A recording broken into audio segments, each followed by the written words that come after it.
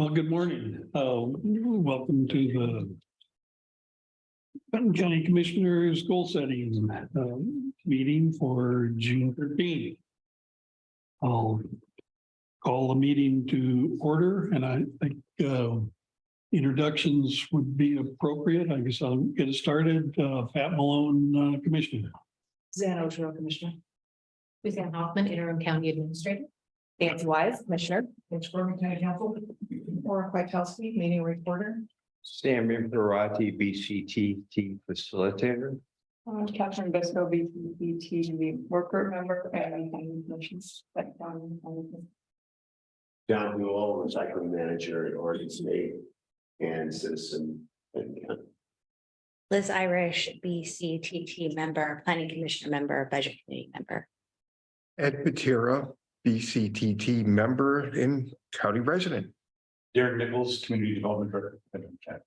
Daniel Reddick, Solid Waste and Water Quality Program Coordinator for Benton County.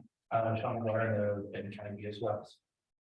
Ginger Richardson Rowe, BCTP alternate voting member and senior manager, public affairs for public services.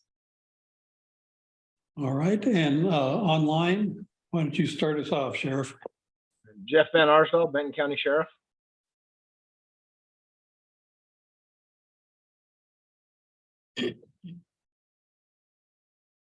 Okay. Well, we have some others joining us online and in the audience this morning. Representatives of Public Services General Manager. Corey Rogan, Benton County Public Information.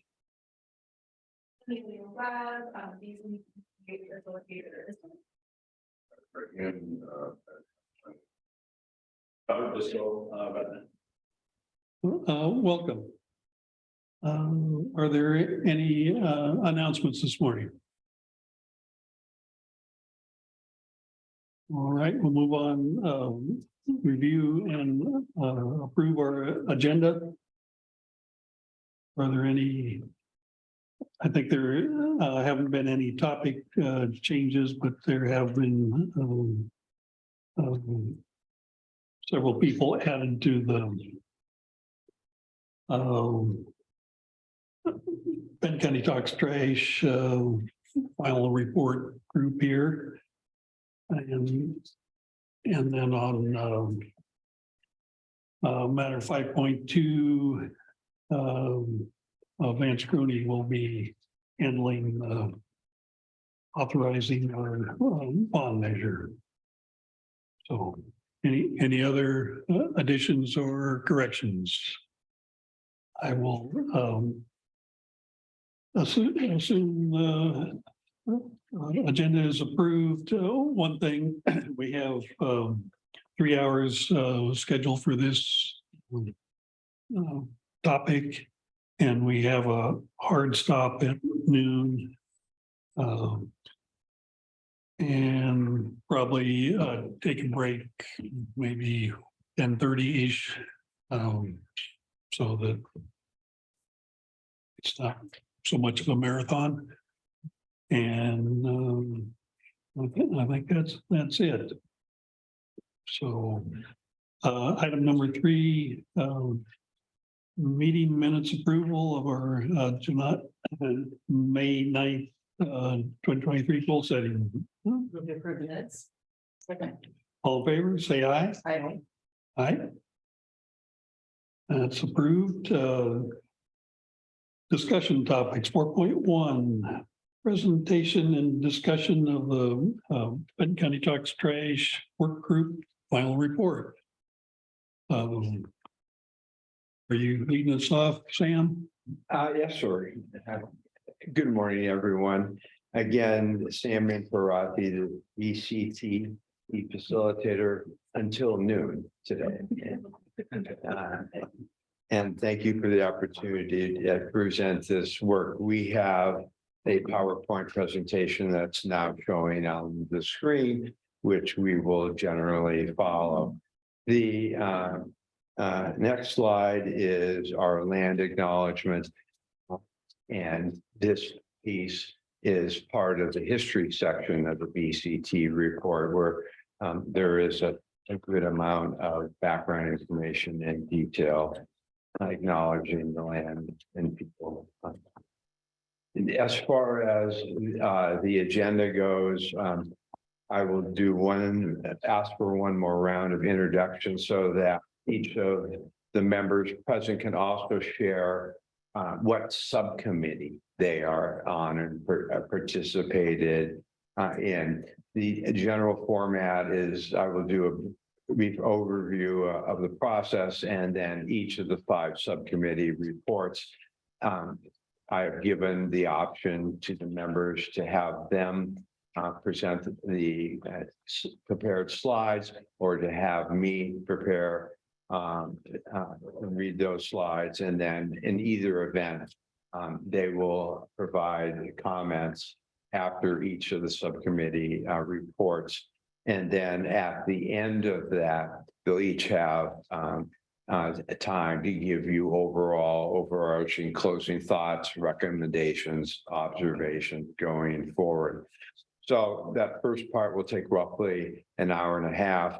We will then take the mid-session break that the chair referred to, and then we will conclude with approximately an hour and a half discussion and back and forth.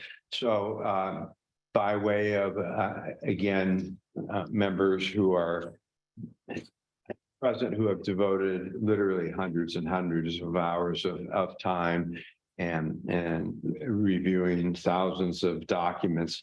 I want to thank them for yet again stepping up to the plate and being present with us this morning so you can hear directly from the members, especially during the back and forth discussion portion.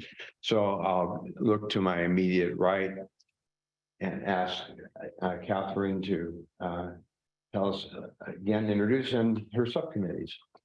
So Catherine Bisco, BCTT member of the work group, and my subcommittee was the past land use application conditions, working largely with Sam, but at Tira, Mark Yeager, we also had Jeff Condit, and there we are. Help me out. No, wait, that's good. Welcome, John. Yeah, so I'm John Duell, and I was most interested and worked on the sustainable materials management plan portion of and subgroup. I worked on developing the priorities and the recommendations and findings for putting out an RFP for consultant or consultants to develop a long-term plan for sustainable materials management in the county. Thank you, John. Liz Irish, I was one of the planning commissioner appointees, and I worked on legal subcommittee. Ed Patiro, resident, worked on the past land use decisions. And I'm not sure you mentioned Inga, who is also on that committee. So I'll pass to Inga. Williams, County planner. And so Louisa, the ask is to A, introduce yourself, and B, mention what subcommittee you were on. And thanks for being here. So, Is it my turn? yes. I'm getting ready. Louisa Shelby. Then county citizen, and I was on the outreach committee. Ginger Richardson. I am, as I said earlier, Senior Manager for Public Affairs, Republic Services. I had the pleasure of serving on the Site Life Subcommittee and also the Community Education Subcommittee with Louisa and Daniel and Ken Eklund and Mark Hankels and Mary Parmigiani and countless other very passionate residents of Benton County. Thank you all again for being here. So as you can see, we have a broad representation of BCT team members. Mara, because I can't see the screen, is there anyone online that has their hand raised that may be wanting to introduce themselves?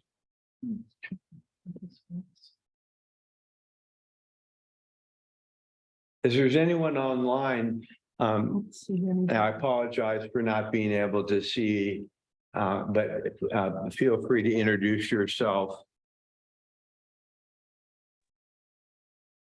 Yeah, this is Jeff.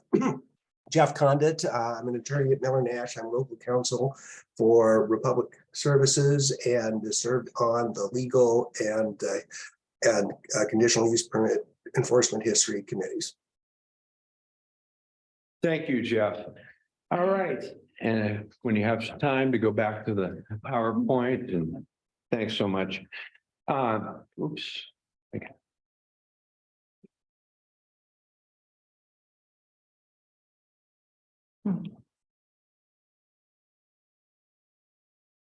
There we go. So an overview of the process. I promised to be brief to get to hearing from the members and for the discussion. So a couple key points that I think are important. This process was designed to be a bridge between the past events and any next steps. As you are aware, you initially contracted with me to do an assessment of the situation that was worked in advance of its submittal by Benton County staff. I had conversations with each of the commissioners, and the people that I interviewed got to see the draft findings for the assessment prior to. They sent the feedback in. I took that and rolled it up into the final assessment, which you all then approved, which led to a charter that laid out the scope of the work. But it was never designed to opine on any future expansion application. Nor was it designed to create an SMMP. It was designed to focus on common understandings to move from where you have been to where you are in this moment. And I believe you will find after this presentation that the county as a whole has a much richer and complete understanding of the underlying dynamics, factually and legally based, from which to make decisions on moving forward. Additional goal was to reset the current dynamics.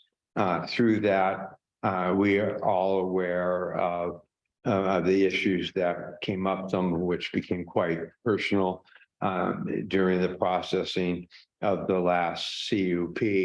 And the goal was, if folks can agree on many things, then they can isolate, and you can isolate what are the core remaining issues that may or may not lead to the best decisions going forward on any future CUP, franchise agreements, and sustainable materials management plan.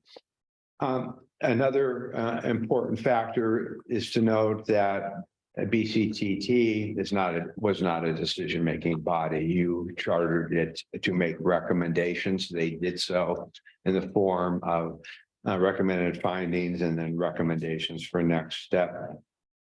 It formally started September 8th and ended on April 10th. There were 11 public workgroup meetings and 86 subcommittee meetings over the course of that time. And I know you each had time to review the findings and recommendations and have an appreciation of why it took so many meetings, given the breadth of the findings and recommendations and the associated details. To refresh us on the core elements of the charge, again, heavy emphasis on common understandings. Also, the charge included clarifying existing review criteria and information requirements for any land use review process for any proposed landfill.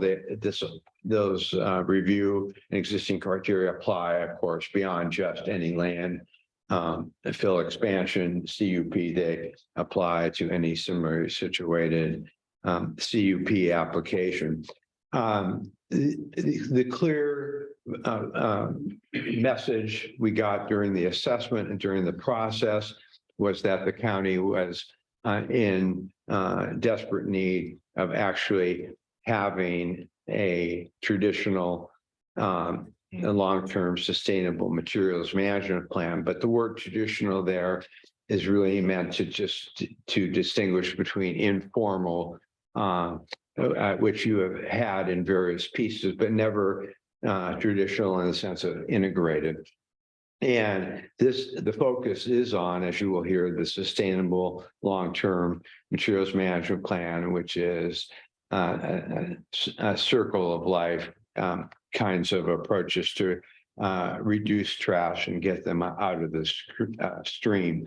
And there was then a lot of work that went into the task to start a RFP type process. And in part of your packet, as you know, there is a first draft of what that RFP would look like.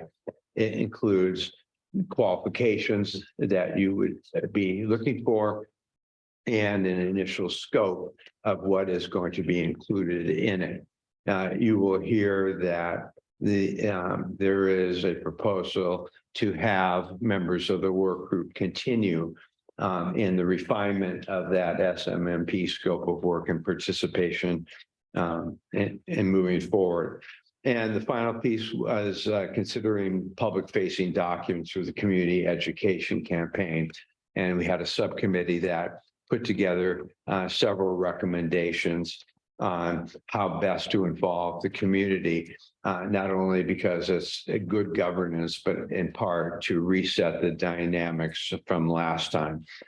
There was an element that dealt with sort of, I call it the potpourri, remaining issues going forward. And those included, oh shoot, let's go here. Yep.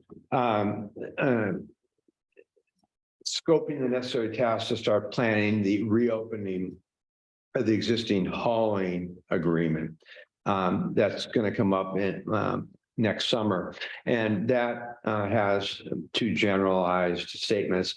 It's looking at what Corvallis and Republic negotiated and looking at the concepts that came from Benton County Talks Trash.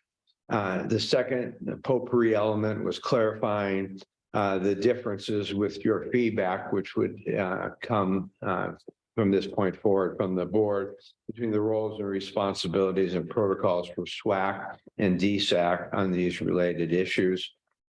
3 would be developing specific recommended review criteria for evaluation of the applications. And as you will see, the majority of that portion of the subcommittee reports talks out about what the law is and isn't, and what can and cannot do. And the punchline for that particular section is there's a lot of discretion available to the Planning Commission and you. And then there was discussion about whether SWAC and DSAC and the Planning Commission and the board should use the same evaluation criteria. Can they modify those and do some or not all, and the various variations therein? And finally, creating a future timeline for any code changes that come out of the work group recommendations. You may decide based on the findings and recommendations that you want to review your existing codes and go through the process to amend those to implement the recommendations should you find them acceptable. With regards to the overall results is really the focus was on producing relevant, verifiable facts, not speculation or opinions framed as facts. As is common in CUP processes and public processes in general, the line between someone's fact and the other team's belief that is actually speculation or opinion is thin and wavery. So the subcommittees did their best job, along with the BCTT work group as a whole, to differentiate those particular differences. You'll find in the report 124 findings and 94 recommendations. So they are broad and they are also detailed. There overall was 94% agreement on the combined 218 findings and recommendations, meaning no one voted a 3, which was a vote that they rejected the particular finding. A vote of a 1 that was that you fully supported. A vote of 2 was that you could support it, but not as wholeheartedly. That you would have some suggestions for improvement, which were discussed. But if the colleagues did not support those refinements, you would support it anyway. Overall, as I mentioned, 94% agreement on those, 6 findings and 6 recommendations. So 12 in total. There was at least 1 member voting a 3 or voting against it, but each received a majority of polling members of BCTT supporting the proposition with a 1 and 2. 3 potential findings on petition were removed at the last meeting. So that's the big overview that gives you a glimpse as to the level of overall consensus achieved. You will see, of course, that the devil is in the details, and each particular finding has specific outlines of who voted a 1, who voted a 2, and who voted a 3. So you can then review those tables with that in mind, and of course, come to your own decision independently of how anyone and everyone voted. So the 5 sections that we're going to discuss here are in the same order of the report. The SMMP, section B is the size, capacity, longevity. C are the legal issues. D are past land use application conditions and compliance or lack thereof. And section E is the community education and public outreach program. With regard to the SMMP, would any member of the work group like to cover this, or would you like me to cover it and then have you comment at the end? I leave it to you. Yeah, I think you can go through it. I have some comments afterwards. Great. Thank you, John. So main theme, SMMP is different than the traditional in the sense that it's really how you process waste as opposed to how you can minimize waste. And the strong emphasis, as you will see by the robustness of the recommendations, that a end-of-life waste management has to be holistic, systematic, a circular approach, and has the benefits of efficiencies of full life cycle, cost savings, and other benefits from waste reduction. Creates opportunities for efficient circular economies, both locally and regionally, better inclusion of equity and shared prosperity and waste considerations, and recognizing and encouraging innovation in the materials stream. So that's the overall main theme that came out of that particular group. Here is a breakdown of the key findings and recommendations. So the bottom row says for purposes of a quick overview of the format of these charts, there were 28 total recommendations. 10 of those, 10, everyone voted a 1 or full support. The number, 28 of those had no 3 votes. So in essence, these recommendations were either everyone voting 1 or some voting 18 voting 1s and particular 2s. So that's sort of the big overview, and I'll turn it over first to John, who is an active member of that group, for comments on the SMMP, and then I'll turn it to the rest of the members for their insights and suggestions to you on the SMMP section. So John, please. Okay, thank you, Sam. First of all, thanks for the opportunity, commissioners, to serve on this working group. As a career professional managing sustainable materials management programs, this project gave me a unique perspective into the dynamics of how materials have been managed in Benton County and a dissection of critical points of conflict among a good number of county citizens. My hope for my participation on this work group was to help prepare the county to develop a long-term perspective of managing materials generated within the county, as well as how the county's landfill resource is utilized.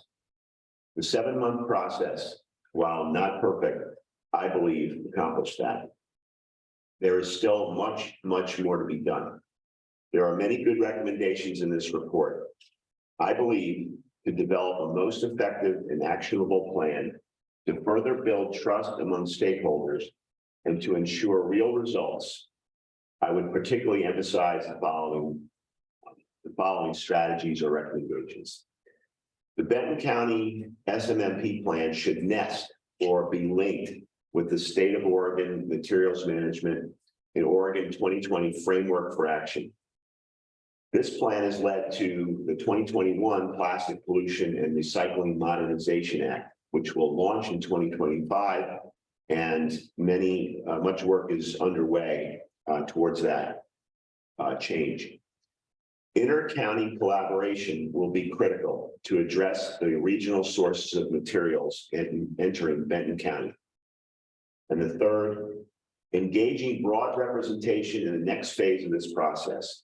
In addition to those that find their way to the decision-making table on issues like this, the voices of traditionally underrepresented groups, including rural entities and interests, must be involved. This may take the most work to accomplish, however, it is probably the most important. I came to Oregon 7 years ago with a perspective that recycling and waste policies and programs are more advanced on the West Coast. What I found was that this is generally true. I have also observed this happens because of the prevailing desire of most citizens to work together to preserve and protect natural resources for the common good and to persevere to find the best ways to do it. I hope this next phase of our work is true to that perspective. As a recycling professional for over 30 years, I have seen recycling change. We've seen the rise of automated processes with the idea and sometimes the result of increasing convenience for material generators. We've also seen the stagnation of waste diversion and confusion, frustration among the consuming public.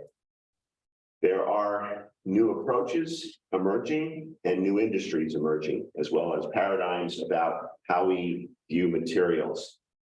I think this plan or this recommendation for the plan is an opportunity for the county to seize on these changes and improve dramatically the diversion and, in fact, the prevention of materials waste in Benton County and beyond. Thank you. Any other member of the work group have comments on the SMMP that they'd like to share? Seeing Ed? Well, you mean the broader work group, Excuse me? the broader? Yeah, yeah, the rest of the people at the table that were BCTT members. I think this is wonderful. The perspective I have though is it's 10% of the material flow that comes into the county. You need to do it. We need to have all the county residents aligned, but we also need to step back and see what the overall impact of hosting a facility of this nature, the landfill, is. Thank you. Thank you. Any other member? All right, thank you very much. Let's give a quick overview of section B. This is the landfill size, capacity, and longevity piece. And we don't have, Daniel and Ginger are the two. And so Ginger, would you like to present this section, or would you like? I'm happy to have you do the overview. And then go with it. Perfect. So really, as you are aware, these topics of size, capacity, and longevity were discussed in depth when the most recent CUP was filed. I remember clearly when I was doing the assessment and talking to various stakeholders and participants about the wide range of numbers when I asked the question, when is the landfill going to close? Just based on a capacity issue. And the range was quite wide and broad. That's not uncommon in these kinds of processes, but the magnitude and the level of disagreement was palpable on this particular topic. A major goal was that the subcommittee did very, very well on is getting verifiable data, putting it on the table and exploring it objectively and thoroughly in an effort to give the best answers they could surrounding those particular topics. We all know there are no facts about the future, that there's multiple variables that go into the issue of capacity and length of time and apps and what have you. But I think you now have, the county now has in one place a set of common understandings surrounding these particular issues. So what you will see by way of the recommendation, there were 42 findings. 26 of them are 61.9%, where everyone voted one. In other words, there was a total agreement. And and as to recommendations, there were 12. There was one recommendation that was unanimous, and then there were 11 where someone voted a 2, and none where someone voted a 3. So again, just to give you a general gauge as to the level of emerging agreement here. So what are the top line takeaways? The current landfill activities are north of Coffin Butte Road. They consist of a total of 194 acres. This includes the quarry. So the 194 acres includes the quarry.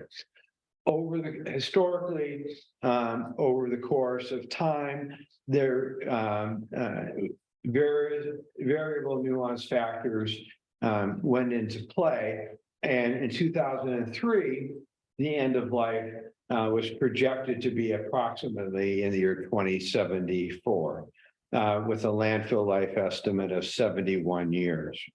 In 2013, the best thought on that was it's projected to be 2053 to 2062, with estimated life of 14 to 16 years.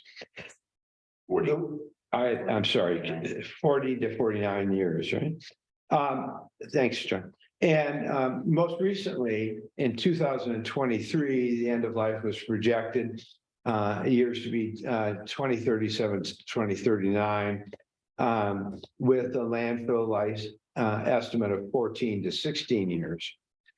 However, it's important to note in the last paragraph that Valley Landfills Republic has indicated that it will no longer be able to place waste in cell 5 by mid 2025. So restated, this cell 5 is full. Republic has to work on a plan to deposit waste in the permitted area, which is called the quarry, also known as our friend cell 6. And so all of that is part of the 194 acres. Excavation of that primary quarry footprint is scheduled to begin now this year, with completion in 2 years.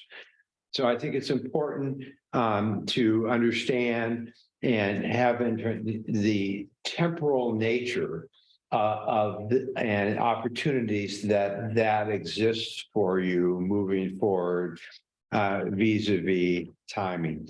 So that's the big picture of the landfill size and capacity. I'll turn it over first to Ginger and then Daniel, who was on that committee, and staffing it. So Ginger, please. Thanks, Sam. Commissioners, just wanted to say it's a pleasure to be here today.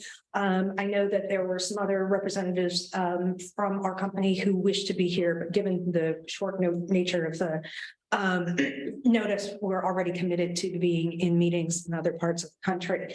As I said before, I sat on this subcommittee. This was a tough one. I will not mince words. We went to battle on this subcommittee, and I'm sure some of the other members were here. They probably have a different perspective of what the finite end date of the landfill is. All that being said, I have nothing but incredible and just tremendous respect for the subcommittee members that I serve with. I spent a lot of time offline with Ken Eklund, with Mark Yeager, Chuck Gilbert, and countless other people trying to come to agreement. And I think through perseverance and their willingness to be open to our data and what we were sharing, we were able to get there. And, I work for the company, so, this is my job. They were unpaid volunteers. And so their hours of work definitely need to be appreciated and recognized. I think that the fact that we were able to achieve consensus on a lot of these issues speaks to the work that the subcommittee did to work through our challenges. I think the important thing to recognize is that, yes, estimates of site life have decreased over the years. They are variable. We had some challenges within the subcommittee in terms of agreeing on how predictive we could be about those variables and how that would impact site life. Ultimately, we agreed to realize that our projections right now are based on very specific scientific data that we use that is recognized by the EPA and in the industry. It does not take into account the unforeseen. So the 2020 wildfires, for example, that was an unforeseen. Population growth can be built into the model to some extent, but not completely. Diversion rates vary, and we can take those into account, but we don't have a firm estimate on how some of those things might impact site life overall. So when we filed our initial CUP, we were estimating probably, I think, 4.5 to 5 years of site life at that time. A significant amount of time has passed. So with that projection is largely accurate. We are now in the middle of 2023. We anticipate that there's probably up to 2 years of site life remaining in cell 5. At this time, the quarry still contains rock. Rock needs to be excavated, and then you can't just deposit waste on the ground that remains. You have to construct an environmentally responsible, safe, and regulatory approved landfill. So that has not taken place yet, which is why there is a rather tight time frame for this community as it relates to site life. Beyond that, I am here to answer any questions that you may have, whether it's now or in the future. If I don't have the answers, I can pledge to respond in writing as soon as I check with our engineering experts, because that's the one thing I'm not real good at is engineering background. So thank you. Daniel. Yeah, I think I can add a little bit of additional information. Thank you, Ginger, for providing that overview. You know, as Ginger said, so many people work together to collaboratively develop this subcommittee section of the work group report, and a ton of information came out. I wanted to put back on Paul Neatfield. I don't think it's in the audience today, but just spent a ton of time and really on the forefront of this process, helped direct our attention to analyzing information that we do have and using that to guide this section of the report. He also helped put together an overview approach of this subsection of the report. So that way we all essentially agreed to work on this outline that Paul had put together. So thank you, Paul, if you're online. But similarly, along with Paul, you know, everyone came together to collaboratively collect information, and also discuss, you know, what do we want to do with this information? How do we want to analyze this for, you know, helpful pieces that we can move forward on? One of the approaches were really to look across the timeline of the landfill and see how things have changed. One of those were the site life estimates that had changed over time, and that was a critical piece of information for many of the subcommittee members.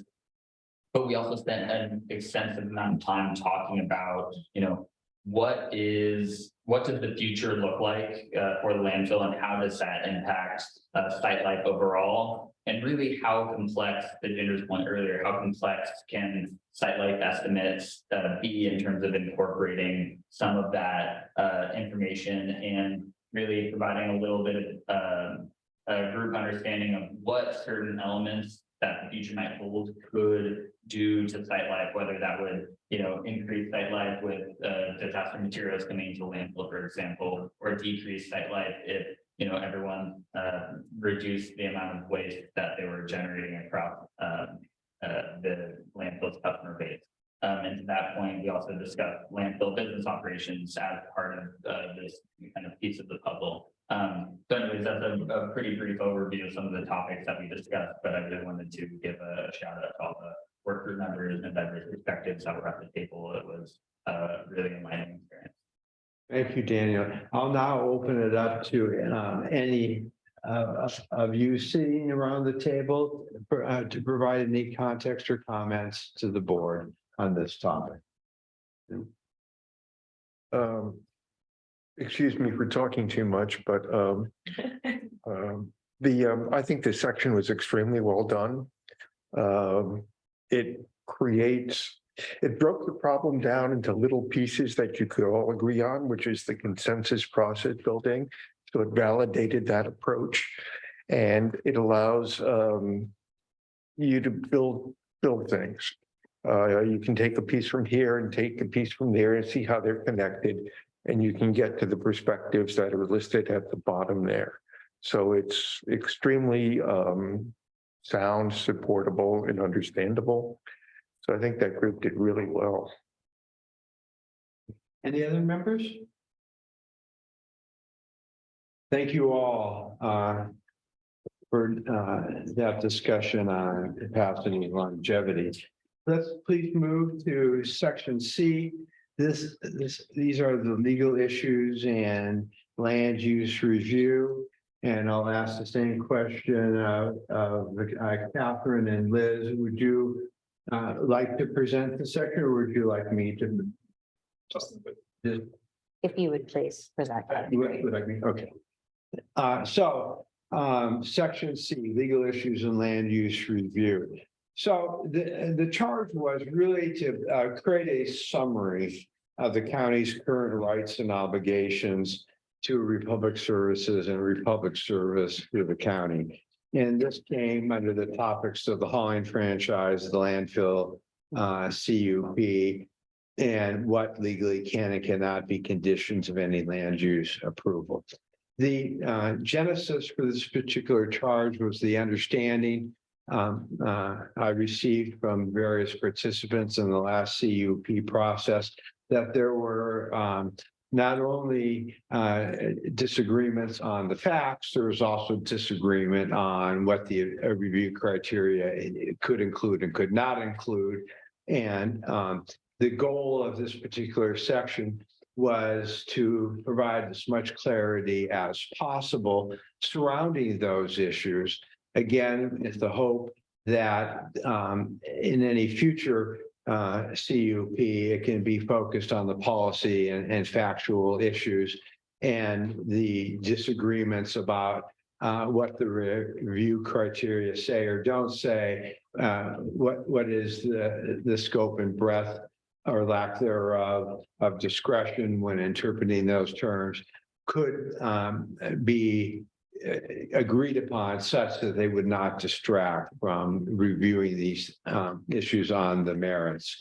There's also a section about rights and obligations of other entities surrounding the landfill hauling sustainability initiatives. So an example of this, again, from the assessment came up surrounding the past CUP, which was who gets to regulate, what governmental entity gets to regulate what? So issues surrounding, for instance, noise. Is that something the county regulates? Is it something DEQ regulates? Light, various issues surrounding who had jurisdiction. And so there is a chart in the report that lays out all of the topics that members had mentioned to me during the assessment and that evolved during the subcommittee process, where the request was, well, just tell us, who has exclusive jurisdiction over these topics? Where may there be joint jurisdiction? Because it is some multi-jurisdictional issues. We also explored a tension point from last time about, should a CUP have DEQ approval first, or should there, but what DEQ wants is to have the land use approval and then they do their issues. And so the sequencing and timing surrounding that were explored. Again, that was a touch point or flash point during the last time. So again, the goal was to identify all the issues that had come up in the past and turn it over to a legal subcommittee to go forward on that. We talked about rights and obligations again on from landfill hauling and sustainability. The other effort was clarifying existing criteria and information requirements for land use review process for any proposed landfill expansion. Of course, this would apply to any CUP. Obviously, BCT's focus was on solid waste. This was a very interesting topic, and it became a topic that received a lot of focus in a lot of different ways going forward. Candidly, I think that what was going on here in reality was the various interest groups' concerns over whether or not the criteria help their position that they're putting forward or hurt their position going forward? And to what extent, if any, did the degree of flexibility given to the planning commission and the board help them or potentially hurt them going forward?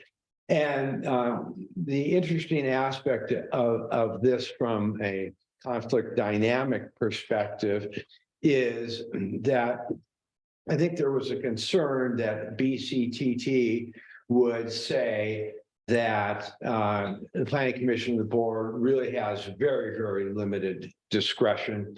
They have very little flexibility involved in this in their interpretation of the review criteria, plus any additional information that was going forward.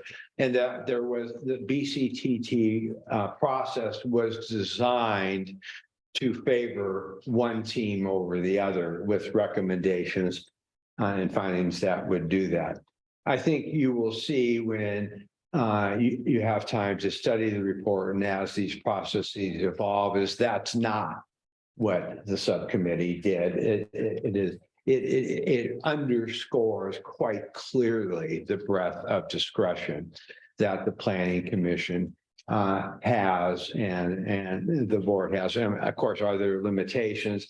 You know, there's a law, every law has to have an exception, apparently, in my worldview. And so all those are laid out there, but there's much more clarity now as to what are the rules of the process going forward. Similarly, with regard to findings and recommendations, there were 35 findings, 65.7% received unanimous agreement on the findings, 38% received unanimous on the recommendations. There were 5 findings with at least one person voting a 3, and 4 recommendations with one person voting a 3. But again, there was a majority of people voting 1 or 2 in support of those findings and recommendations. They are detailed. I think the committee did just an excellent job of trying to take the Latin or the legalese out of the interpretations, but frankly, some of them the interpretations do rise and fall based upon the Latin legalese. So the punchlines, as I mentioned, the county does have the latitude to interpret it. Decisions on conditions of approval must be rooted in applicable criteria in the development code. It can only address the current application, restated, not look back to alter previous land use decisions or conditions. Okay, and subjective terms were discussed with intent not of directing how these terms should be interpreted and applied in the future, but simply to provide you legal context. The high-level roll-up of the specific recommendations involve topics about, what role should SWAC play and how should it play it in future land use, conditional use review processes. What additional information could the deciding official, in this case, Darren, ask from a Republic or others before it deems an application complete. In the assessment, I heard things like, we didn't have all the information we needed, that we didn't have enough access to it in a timely fashion to provide rebuttal information, that there were, if you will, gaps in the record. And so there's a discussion there about what that looks like. One of the major themes in the assessment and during the process was the lack of timely notice to the public, lack of an opportunity to meaningfully participate, and sufficient time and resources to meaningfully participate. So the BCTT report talks about concepts like having a pre-application conference and the visibility of that. And the potential of having a neighborhood meeting where an applicant sits down with members of the community and an opportunity for people to communicate more transparently and candidly ahead of time before you go into that necessary but awkward ex parte window where you can't have the kind of potential conversations that could move things forward. You will see when we get to the CUP conditions from past and their enforcement and compliance, that there are recommendations that when criteria is placed on a CUP, that there be a necessity for review and compliance with the proposed site plan and reclamation plan.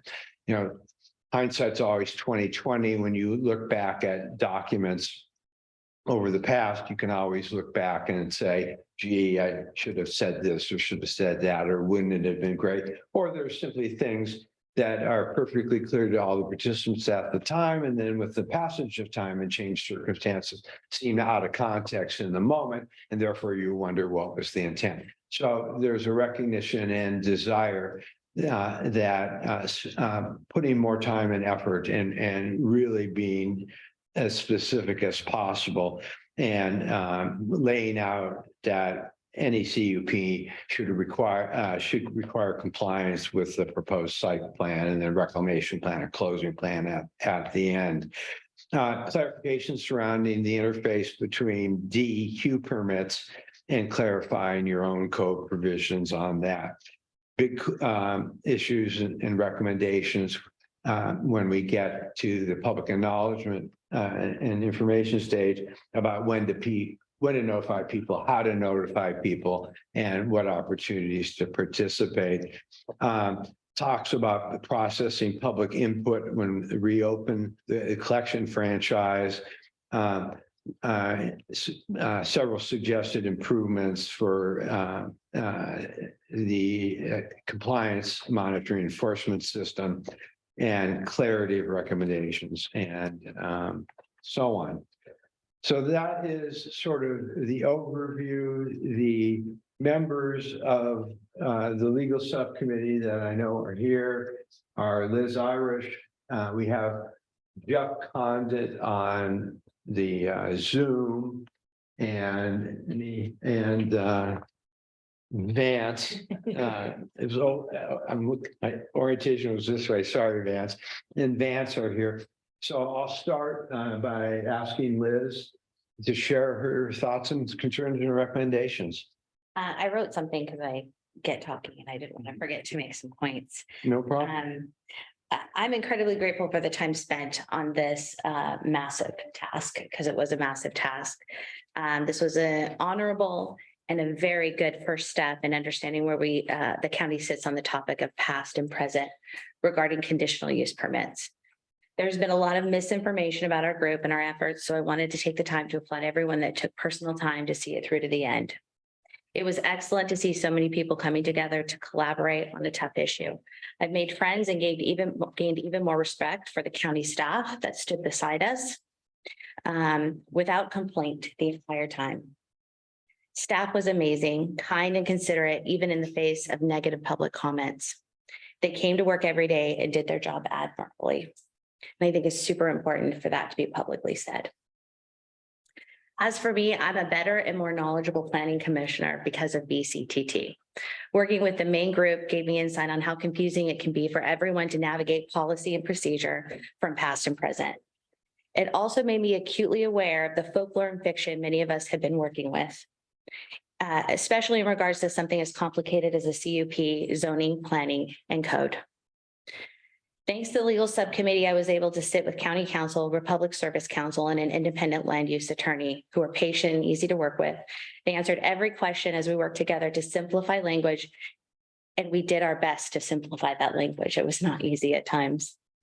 And I hope that if there is any part of the legal subcommittee's work that isn't more clear, that oftentimes the system and the rules are set the way they are. And the answers can be incredibly clear at times, but sometimes we just don't like the answers that we get. That does not make that not the fact standing. So that was the thing I pulled away with, that sometimes as a group, we just didn't like what we heard, but it didn't mean that that wasn't the answer. And we worked together to get to a better place where we can work through this. So I enjoyed it and I had a great time, guys, although it was a very long group meeting. Thanks. I'll turn it over to Jeff Condit.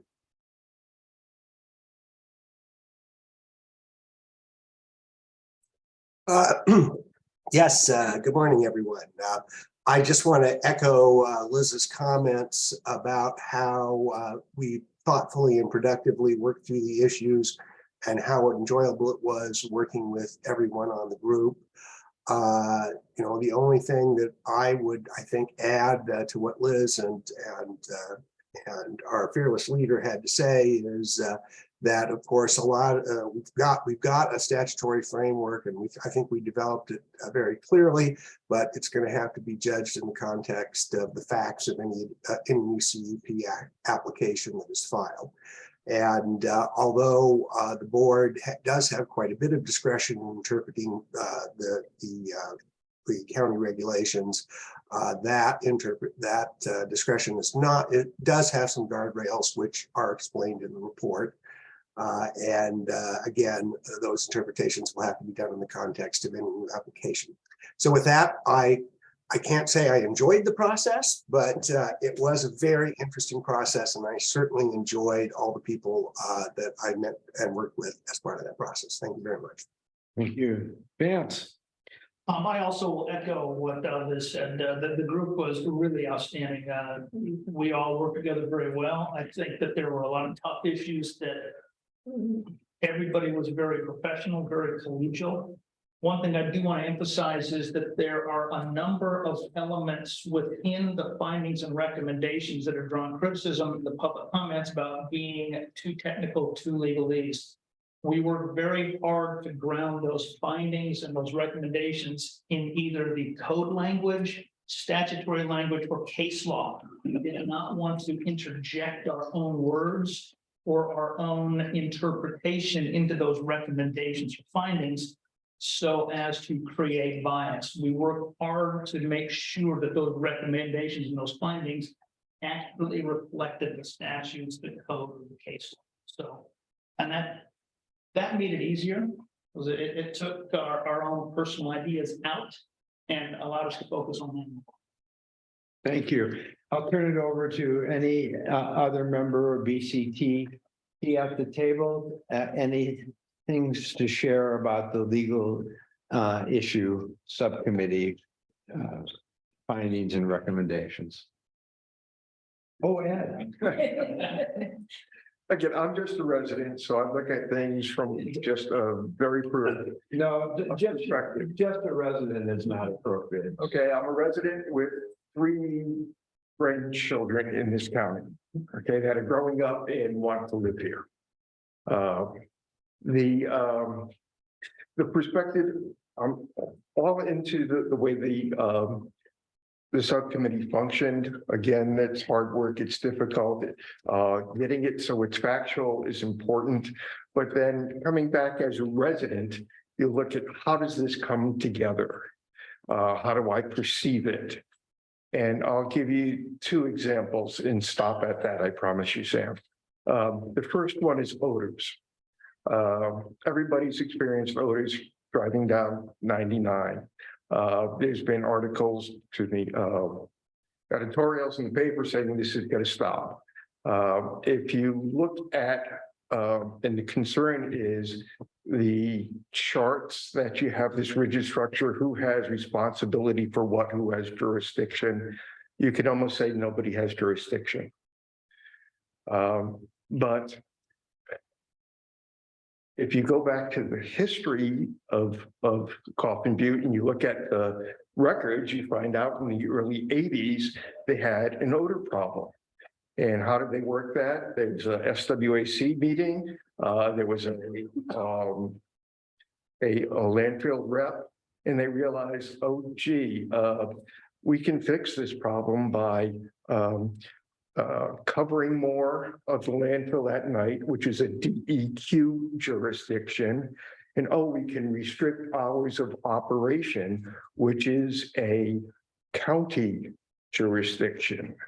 The point I'm trying to make is the two jurisdictions overlap and they have to work together so the silos don't function.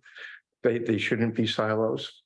A second one is a concept of, oh, it's DEQ's issue. No, it's the county's issue.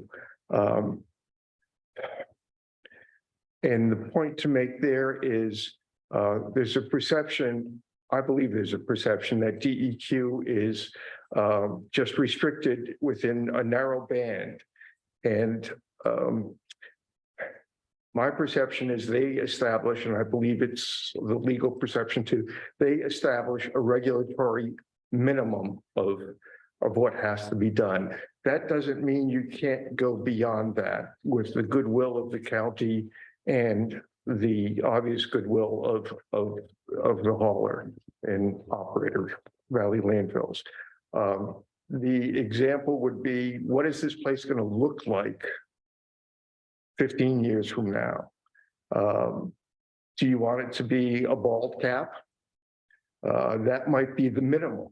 It might be a cap. If you look at the rules, it might say you need 1.5 feet of dirt and you need some grass on it. Then you're done. That's the DEQ minimum. The other part of it would be the DEQ minimum. You can have slopes up to this angle. What's my image of a mountain? Okay, small mountain. The other side of that is DEQ can also approve something that's flatter. So you have options, but if you're doing it just as a silo of, I don't need to worry about how DEQ is working with Valley landfills, you miss opportunities to say, oh, when we're all done with this, we want it to be a flat top. We want it to look like a park. We want to be able to use it for that. So again, coming from a resident perspective, there's two opportunities, odors, and what this thing looks like at the end that are shared my perspective are shared responsibilities, and encourage all parties to just work together with that perspective and not just the silos that they're responsible for. Thank you. Thank you. All right. Anyone else? Any other work group member would like to talk about the legal issues before we move on? Sam, we probably would be remiss if we didn't recognize Liz as the non-lawyer community member. You frankly asked really good questions and pushed the lawyers to do their work. So I just want to throw that in there because it takes a lot to get into the ring with the lions and tigers. It was fun. And It was fun. I enjoyed every second of it. Actually, what Liz said, if there were 5 more lawyers, it would have been a fair fight, but. Good job. Thank you. All right, so tell me when you're ready and no rush.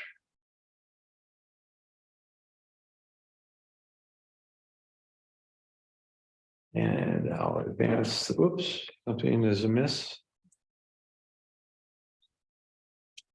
All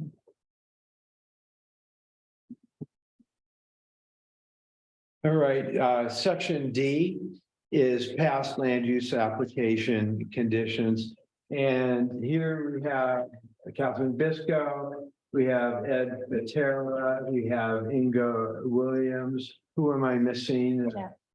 Jeff. And Jeff Condon, and then we had Mark Yeager appearing on it. He was extremely helpful and worked diligently with us. So saying, because to you, would you like to cover these or would you like me to cover them first? I think if we go do the hybrid mode with you leading it so it moves along quickly, and then we'll just chime in. Okay, and I do have to note that it was not uncommon on Saturday evenings and Sunday evenings to get phone calls, text message, or emails from this particular subcommittee, because they had just spent 4 or 5 hours on a Sunday of all things doing their work. And it does not go unnoticed at all. So really, again, taking from the assessment, which took, of course, from the past processes and concerns that were expressed in the community, there was a theme that the past CUP conditions had not been complied with, and that there were things that should have been done, that were required to be done, that were or were not done. Of course, most of the time the allegation was they were not done, and the back and forth surrounding that. Second, in order to explore that, we soon realized that the volume of documents associated with past CUP processes was nothing short of astonishing. Inga and Daniel assisted this particular subcommittee in putting all in one place, all of the relevant documents, which is a first for the county to have ready access in the future. And then this is, to me, is just amazing. Then we had Ed Patera taking field trips to Eugene to the DEQ warehouse and digging through boxes of stored materials and selecting the most relevant ones, getting them transferred to the county, uploaded and stored. I mean, this really was quite something. So they basically had access to historical documents starting in 1974 through November of 15. The 2021 CUP application was not reviewed, given where it left off. That work was designed to provide the needed historical context to better understand how we all got to where we are today. And they put together a summary and plain language evaluation of each of those historical files. Yes, some situations need further information from DEQ. Yes, other situations may have been superseded by subsequent legal interpretations of land use. And new laws have come into place. We've had a Supreme Court case that may have influenced these particular issues. The assessment of land use applications, and this was where an amazing amount of detailed work, 13 historical documents representing 85 conditions of approval or other information that were in the files that we reviewed. There were 85 conditions, including 17 associated with power generation and 12 associated with the quarry. So in other words, in an effort to create common understandings versus the current state of the community understanding, which was, this is true, no, that's true, oh yeah. There was an effort to actually look at the language of the documents and put forward what they said. Because again, not uncommon, but a pretty prevalent theme I got when I was interviewing the people is some would say X is true about a CUP condition. And others would say X is false about that same condition. And both, I believe, sincerely believed that they were accurate in their particular approach. So the process was designed to say, let's step back, let's look at all these individually in context and come up with these recommendations. And I'll turn it over now to you to cover any of the bottom bullets and the takeaways from the next in any order you want. Then I'll clean up to the extent there's something that needs to be said. So which member would like to go first and speak? Catherine. Catherine's right there. I'll go ahead and start then. So first, I really want to thank and express my appreciation for the Benton County Commissioners and being willing to make this investment, both of time and staff resources, but also the financial investment to bring this body of work to fruition. It was, as everyone heard prior or previous to me, it was an extensive and very comprehensive process, and a lot of things were learned in this space. I appreciate having that opportunity to serve with this work group. The subcommittee that I served on was the past land use application conditions, and the one side note I'll say is make sure you never step off at the end of the meeting when they're going to be assigning subcommittee. You say, hey, whichever one you want to put me on, that's fine. It was good work, but it was a lot. As Sam has mentioned, it really was about how we got where we are today. This subcommittee was responsible for the land use review of the now Coffin Butte landfill. So nearly 50 years of landfill activity records in Benton County. The primary focus of the subcommittee was the land use history, and in particular, the compliance with decades of land use actions and decisions. The work of the group included extensive review of past land use applications, conditions of approval, and other agreements, including the EQ permitting that was available in the record. I want to thank also staff and Inga, I apologize, I missed the name. I knew you were there, right, in the room.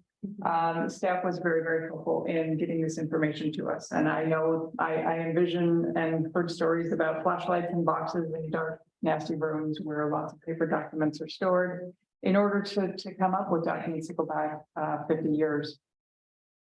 The subcommittee report attempted to balance the historical documents of land use applications, conditions of approval, decades of land use landfill operations, legal interpretations, and of importance, the record of public expectations with a compliance focus regarding land use decisions and subsequent activities. The subcommittee made efforts to present findings and recommendations that were based in fact within the historical land use record. There are certain issues that remain inconclusive or that would benefit from further exploration to determine compliance where needed to advance landfill operations moving forward. The final report of the subcommittee to the Benton County Tox Trash Work Group was not met with consensus in every case, a result, I believe, of differing viewpoints regarding compliance in the absence of records or need for further review. A couple of the things that I felt were important in moving ahead is to explore the county gaps in managing conditions of approval, potential adverse environmental impacts from the landfill activities, and public expectations which were not always upheld from time of application approval, resulting in some of the public concerns voiced throughout this process. The importance of balancing the landfill resource.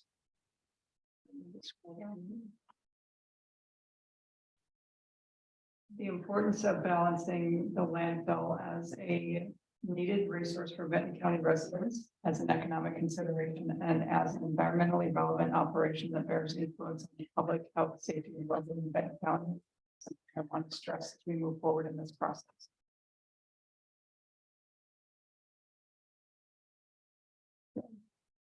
Thank you, Catherine. Ed? The first thing I should have continued to express at least my appreciation for the county opening up the records and the effort they made. There were numerous times. We frustrated each other trying to get these large files moved back and forth. So we tested the IT systems a number of times. But Inga came through, so we were okay. The point on the differing positions, those are perspectives. And again, as public members, we're just relying on ourselves to look at things. Where the county staff, you have an organization to rely on and you have work processes, and clearly the Valley Landfills has work processes, so they can just rely on those work processes being in place to say, we're good. Again, as public citizens, we looked at it as show me. And not in a negative sense, but just let's track things down. And that's where the disconnects came, where we were looking for very specific information. Can we go to the next slide, Sam? Yes. So you'll see in the takeaways, the 56 conditions we looked at, we broke them down from the public perspective and put them in different categories so that we could talk to each other. One thing we also did was before the BCT had subcommittees, there was a lot of public comment.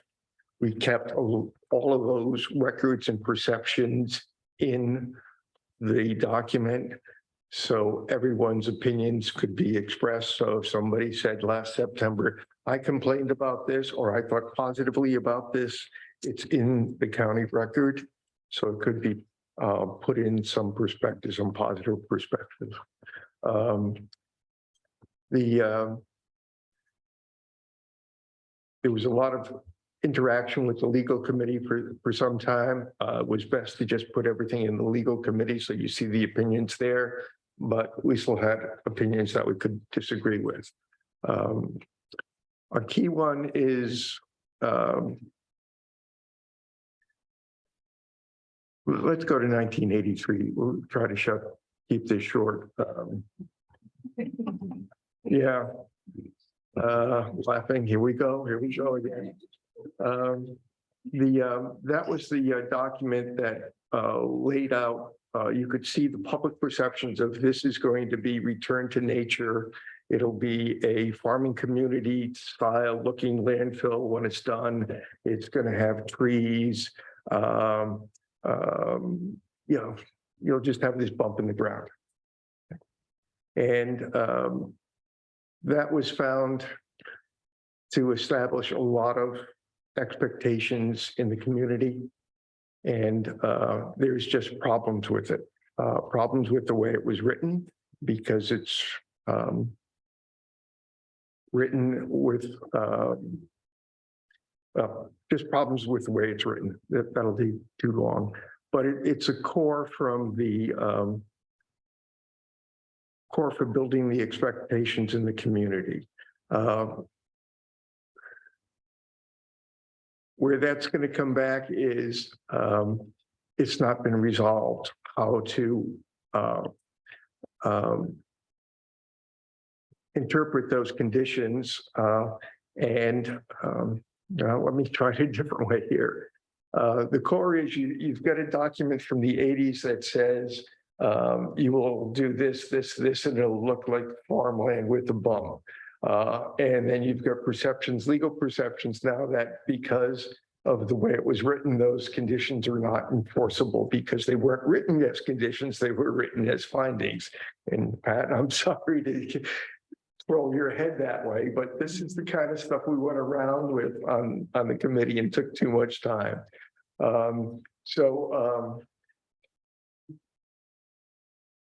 The difficulty comes in with that particular decision was that is also the decision that is used to say there is a cell 6 and you can go fulfill and meet, you can go fill it and the landfill has a life of, I don't know, another 15 years. So when you bring all the document together, you say, okay, we can't tell the community that you can have a good looking facility at the end. But we can rely on this document to say that we can build cell 6, fill the quarry. And it just doesn't feel right. Just urge you to take a close look at it. It's a foundational document. Its interpretation is foundational. It has implications on whether or not I think you really need a CUP going forward. There's some perception or some view of it that you don't need a CUP.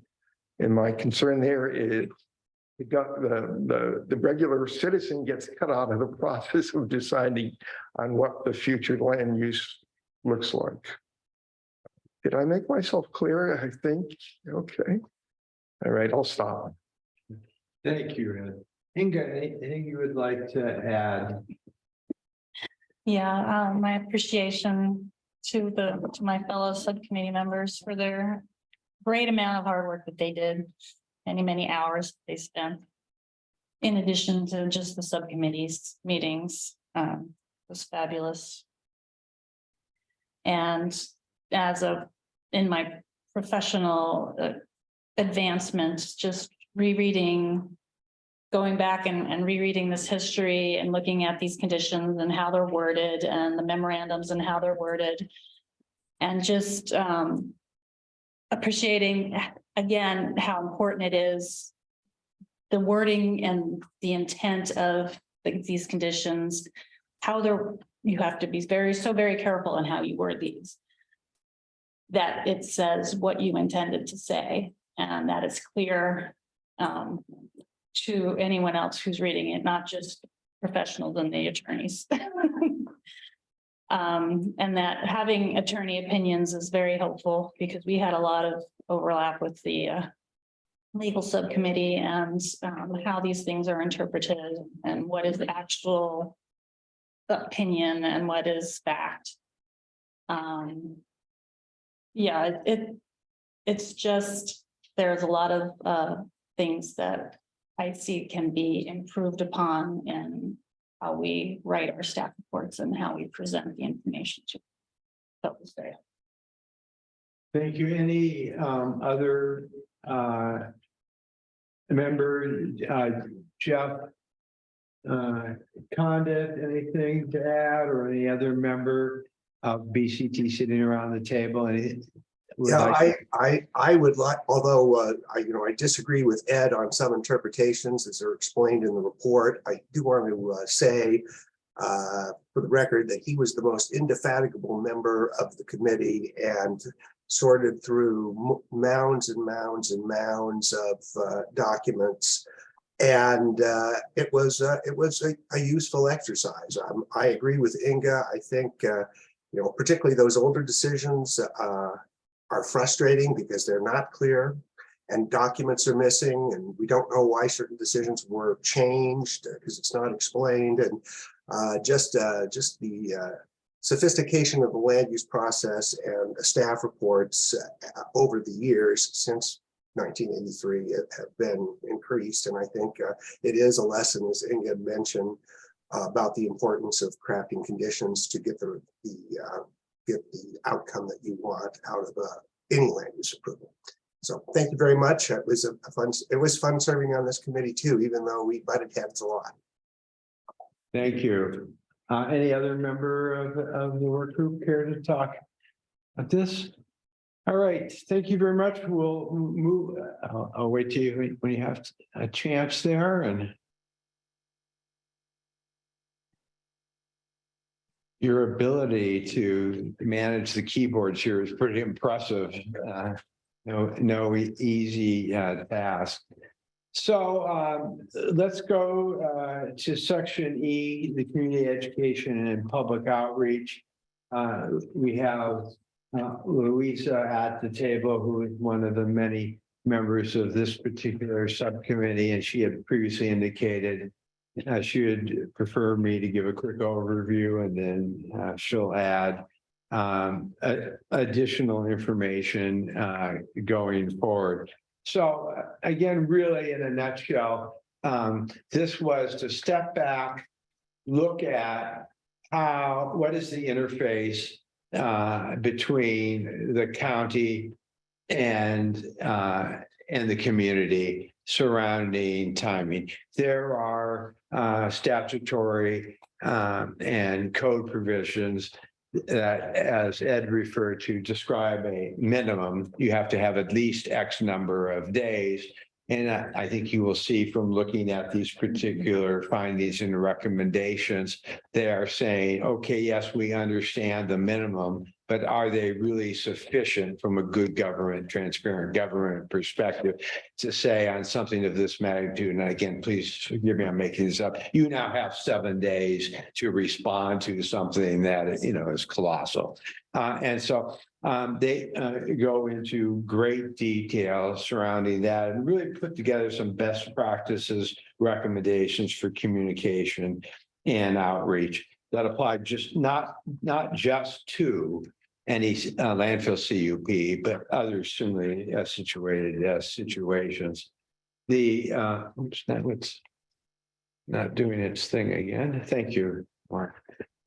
So they basically had 6 findings and 6 recommendations. With regard to the findings, all of them received a votes of 1 or 2. There was one that received 1s, all 1s, and then 5 others that received 1s and 2s. 13 of the 16 recommendations were all unanimous ones, and 16 going forward. So the key takeaways are that community education and extended outreach are vital steps. And I think you will see the recommendations are saying that is going to help clearly put forward what are the facts and what are the perspectives, as opposed to team A saying the facts are this and team B saying, no, they're not, the facts are this, and what have you. So they designed a process to make sure everyone in the community gets the information and do targeting specifically to undeserved groups and multiple outreach methods, and making sure they're succinct and easily understood by the entire process. So Louisa, I will turn it over to you.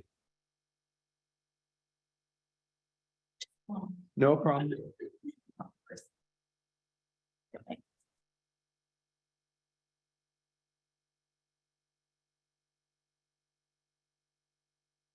Well, as everyone else expressed, it was definitely for me an honor to be on this committee. I am a community member. I've never been on a government committee before.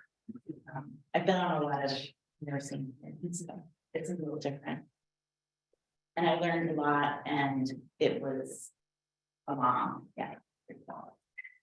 anyway, but it was amazing. I learned a lot. I know more about landfills than I ever knew I could. And my children are very excited to hear all the information. I do presentations, so. Anyway, I got involved with the outreach committee because seeing all the other committees work about legal issues, land capacity, all the data, it's really important. And I was in shock that we didn't have a solid waste management plan since like the 1970s when I learned that. So all that's really important. And I think the committee did a great job of becoming the bridge towards what you guys will be working further with other committees. But in the big picture of everything, as a nurse and just the person that I am caring about the environment, the human health and environmental ecosystems are really important. They're the most important thing, how our community will be affected by all this. So to me, the community is the most important part, and people knowing about what's going on, because Sam's assessment, like he said earlier, people they didn't have the right information. And also a lot of people came and talked at every meeting And the community is worried, concerned, and supportive. So I saw a lot of disagreement, talking, discussions, but I feel like we all respected each other. Came to mostly the common understanding. So that was really important. So as the committee, we were able to do that. So I think further community outreach will help the community come to that agreement also, and maybe not agreement, but understanding and seeing what we are trying to work on. And I mean, that's mostly what I wanted to say, that I hope that we really delve further into the community outreach aspect. Although when the committee was working on that, I really appreciated that the county did listen to us. They looked at what we recommended and even put that into action while we were even in the process of still working out the recommendations. And I think hopefully that helped for community involvement and understanding. But more needs to be looked at because we did this very quickly, kind of at the end. We didn't have the months. Thank you. Committees did, so. Ginger was also. Yes, I think Louisa covered everything very well. I did want to acknowledge Marge in the audience. Part of the Community Education Subcommittee's work also involved creating a comprehensive history of Coffin Butte and the area, and Marge and Mark Pinkles were two of the primary authors on that. And I know at the open house, I heard more positive feedback on that piece of the report than almost anything else. It really, really was just a wonderful overview of this community and how we got where we are today. And I think it will be a critical piece of understanding for residents going forward. So just hats off to my friend Marge over there for helping spearhead that effort too. And I did have that on my notes to mention that also. I feel like the history aspect of our committee maybe wasn't what we thought it would be in the beginning, but it became an amazing document. And I think that is really important for this process for the community to understand where we started with the landfill and to move forward.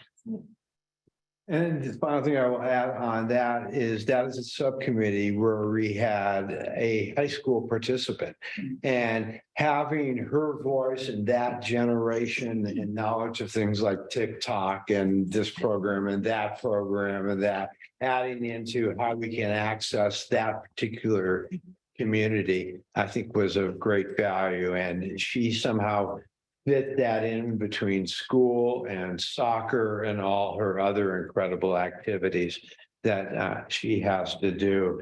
And it was great to have that perspective.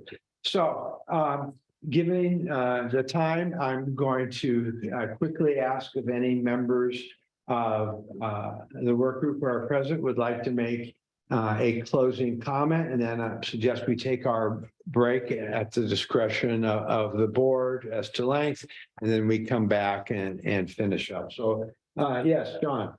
Well, this is kind of an amendment to my comments and relates to what Louisa just talked about in terms of the younger perspective on these issues. I've had the unique opportunity as a staff faculty at OSU to mentor some senior level students and grad students in either thesis or practicums that or internships that they want to work on sustainable material management issues. And on top of that, a theme of our discussions in the SMMP group that Marge helped us stay on track with was the whole resource that OSU is and can be for this going forward. And so I have now a new opportunity in a lot of ways. I will be retiring from OSU in about 5 days. And I want to continue some of that mentorship work. And so Darren, with his help, has helped facilitate with me and with the Department of Agriculture at OSU, who manage the double degree, sustainability double degree program, to invite me to continue to do that in my retirement. On a volunteer basis. Great. Last call? Yes. Comments? Go ahead. In closing, I just wanted to thank you, the Board of Commissioners, for investing, as others have said, both the time and the resources into this process. I'd like to thank my fellow work group members and subcommittee members for their exhaustive time and efforts. I think you are truly lucky and fortunate to have these engaged and passionate citizens. They will and do make your county a better place to live. These are complex issues, the issues that this work group and these members took on over these past 10 months. It would be unrealistic to expect unanimous agreement on all of these topics. But we all collectively worked through the process and were able to reach consensus on a majority of items. And I think that speaks very well for everybody who participated. I can say unequivocally that this process will allow Valley Landfills, Inc., Republic Services, to submit a stronger, better CUP, rooted in the spirit of what we've learned here over the past 10 months. I do want to be clear, it is our position that both the CUP and the use of the quarry is critical to ensuring continuous and safe and environmentally responsible disposal of solid waste in the future. And finally, I want to reiterate that we value our partnership with Benton County very much. And that partnership extends beyond the life of Coppin Butte landfill. I know you've heard here comments about conditions of past CUPs and what the landfill will look like at closure. We have landfill projects that are both open and closed throughout the United States. And we are in the process of doing some very innovative work at those sites once they are remediated and enclosed. That includes solar farms at some locations. It includes public parks. There are an array of opportunities. And I want to assure you and the residents, because I've heard this come up multiple times, that when the landfill closes, we do not leave. We do not abandon the community. We are still here and we will be here in the future. And beyond that, just thank you again for the opportunity to present today and to be part of this process. Thank you all very much, commissioners. Thank you for your patience and assistance in making this process possible. I'll defer to the chair as to timing of break and rest of the meeting. Thank you, Sam. We're slightly behind schedule here. I'm not. Do you have any sense how much time we should dedicate to the question and answer? It is totally to serve your issues. So we have nothing formal left to present.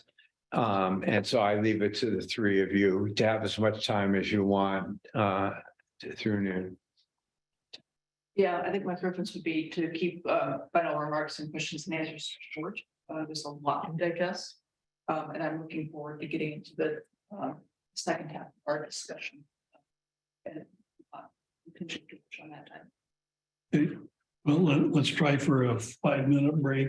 That hopefully is not too much longer than 5 minutes. We're gonna do a 5-minute break before we have any questions and answers and final remarks. It would come after the break is what I believe he's suggesting, and we're all here for you. Any remark to set? 5 minutes. And you might want to turn off your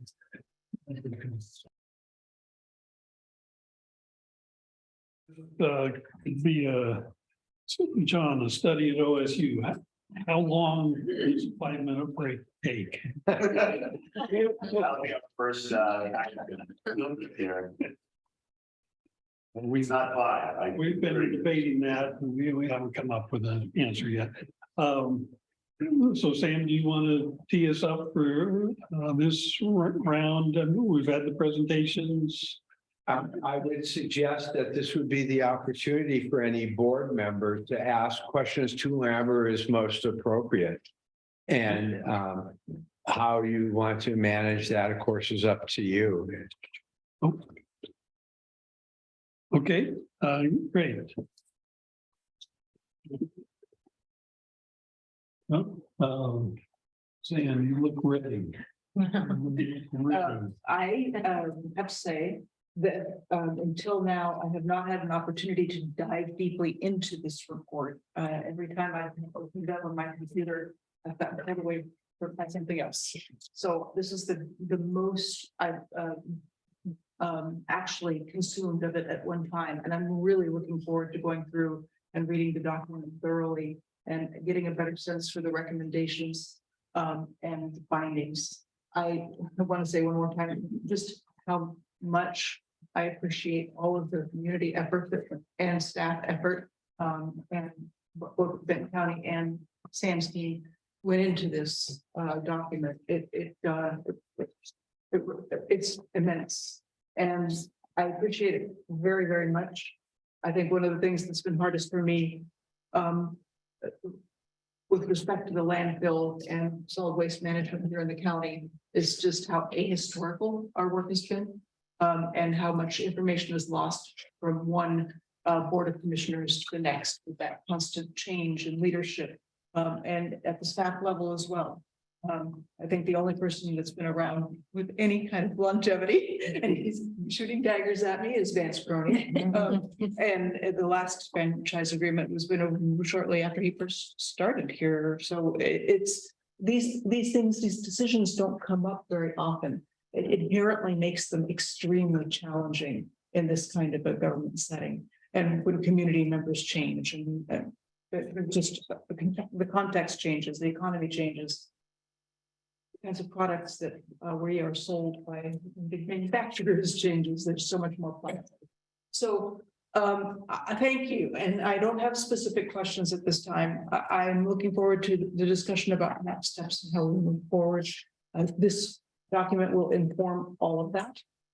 And there's no one piece of it that I'm more grateful for than any other. I think they will all make a big difference in terms of how I think about the decisions we have to make. But I can tell you that I'm really looking forward to the discussion about moving forward with the sustainable materials management plan, asking some questions specifically about that. I'm also looking forward to thinking more about our community engagement and the advisory committee roles and how we structure those so that we can achieve the goals that we've laid out here of being much more transparent and much more and have a much more community engaged process. So with that, I think that I'm going to leave it there and just say thank you again. Thank you. I guess I'll jump in. I have tons and tons of notes and questions and pages and it's all over the place. So I'm just going to kind of dive in and I might come back with other questions and statements. But yeah, first of all, I just want to say that I am just blown away at this report. This has just exceeded my expectations. I'm not surprised necessarily because I know how awesome our community is, how intelligent, how hardworking, how dedicated community members in Benton County are. But I'm still just incredibly pleased and blown away. From the beginning, I have said, you know, in order for me to be good at my job, I need to have a comprehensive understanding of the issues, you know, not just as was mentioned, one group saying this, another group saying that, like we all needed this, this touchstone, this, I I'm so excited. I can't find my words. I don't even have notes here. But just, you know, a common foundation for us to all look back on. And I plan to reference this many, many times in the future. I am so glad that the history was laid out. I think it's important, critical for us to know and understand and respect our history, whatever that history is. And comments like Ed, you shared perspective that is very helpful, very insightful for me. I really appreciate it. All of the comments today along the way have been very helpful. So I appreciate that. You know, when it gets down to the community is the center of any project. And I think this calls that out many, many times. So for that, I'm thankful. Let me just look through. I think I might have had Vance, your comments about how I did read in the survey about some concerns that in the legal subcommittee report that it was difficult to read the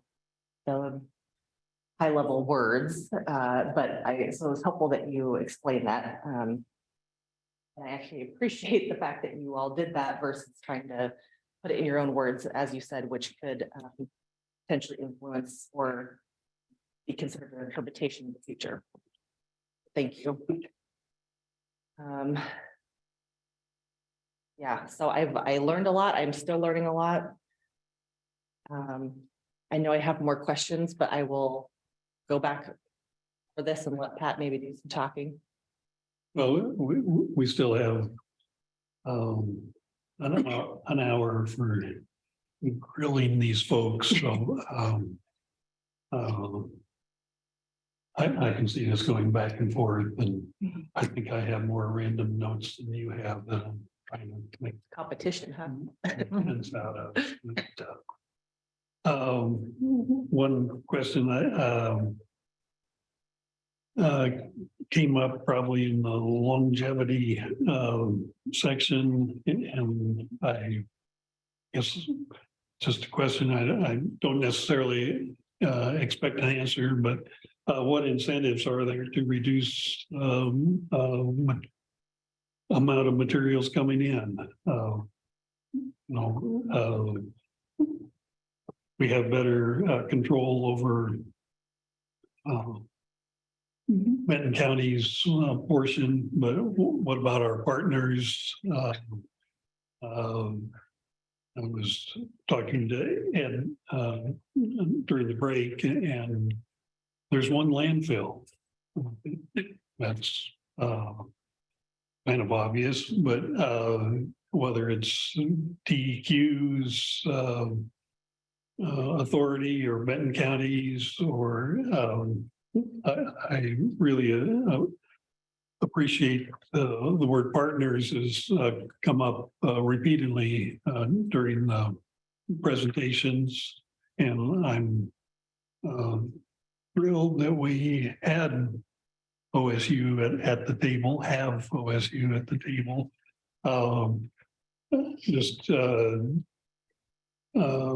Our partnerships or our working relationships with OSU are a little bit hit and miss. Sometimes there's great cooperation, collaboration, like with the health department, and maybe other areas not so great. So wonderful to see OSU well represented at the table. That they even if they weren't at the table, they would be a partner, and here they're a active partner. And obviously I consider Republic a partner in this effort, and it's really helpful to have everybody sitting around the same table. And I remember the original charge was to answer 3 simple questions, which I won't try to remember right now, but one of them was longevity. And to come to after lengthy discussions, come to some agreement on those questions. This is the effort that we're talking about today is obviously the first phase. I think Sam, you used the term bridge to figure out where we are currently and have some hints where we should be headed in the future, kind of like a roadmap. And that we didn't have a very good one before this process started. And so many thanks to the work group and all the hard efforts to get us to this point.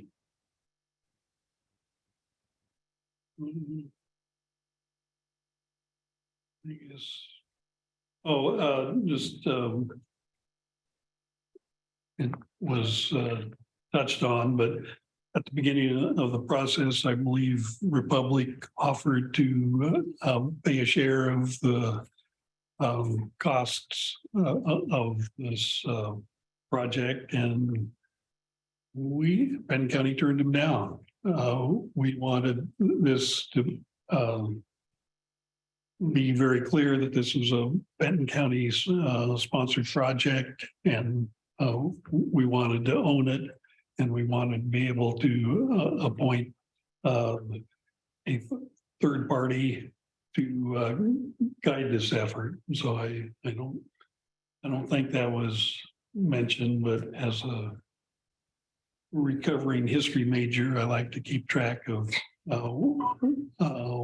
where we started. And that was, and to make very clear that this was a Benton County government effort. So ready for round two? Yeah, and I guess I'm a little bit confused about the structure of our process this morning, because I know that there are other documents like the draft RFP for the Sustainable Materials Management Plan in our packet. I'm unclear about whether we're addressing that now in this session or whether there's going to be more structured conversation. So I would like to ask a couple more questions, but I need that answer first. For sure. That really is a discretion of the board, so we did not take liberties to suggest what you might do this morning. We wanted to make sure you had time to hear from the work group and get a good sense for the report, ask questions, and then if and when you're ready to talk about next steps, we have. There are a list of recommendations in the board checklist Yes. as well to be addressed before we complete this agenda. It might address some of what you.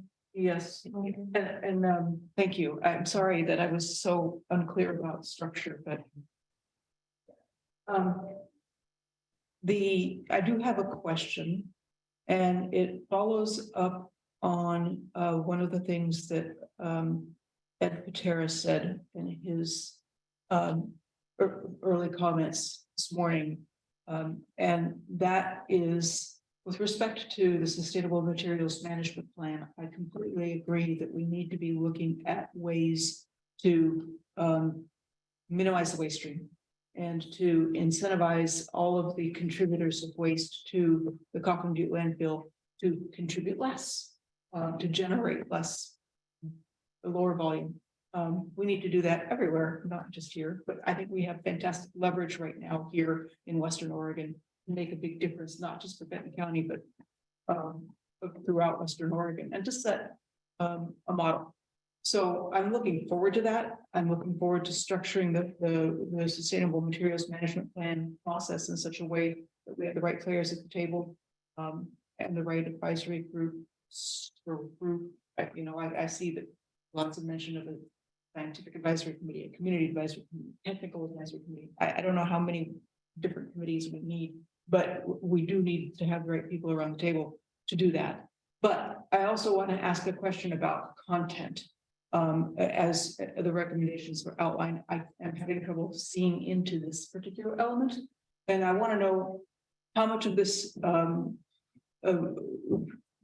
plan is envisioned as being, and the consulting work as being, a kind of a desk analysis, all the cost benefit analyses and looking at life cycle of this and that major component of the cash flow. And how much of it is also kind of field analysis? And whether there's any field analysis envisioned in terms of really doing a kind of a third-party review of water quality issues and the methane discharge issues, for instance, so that we have a better understanding of some of those dynamics.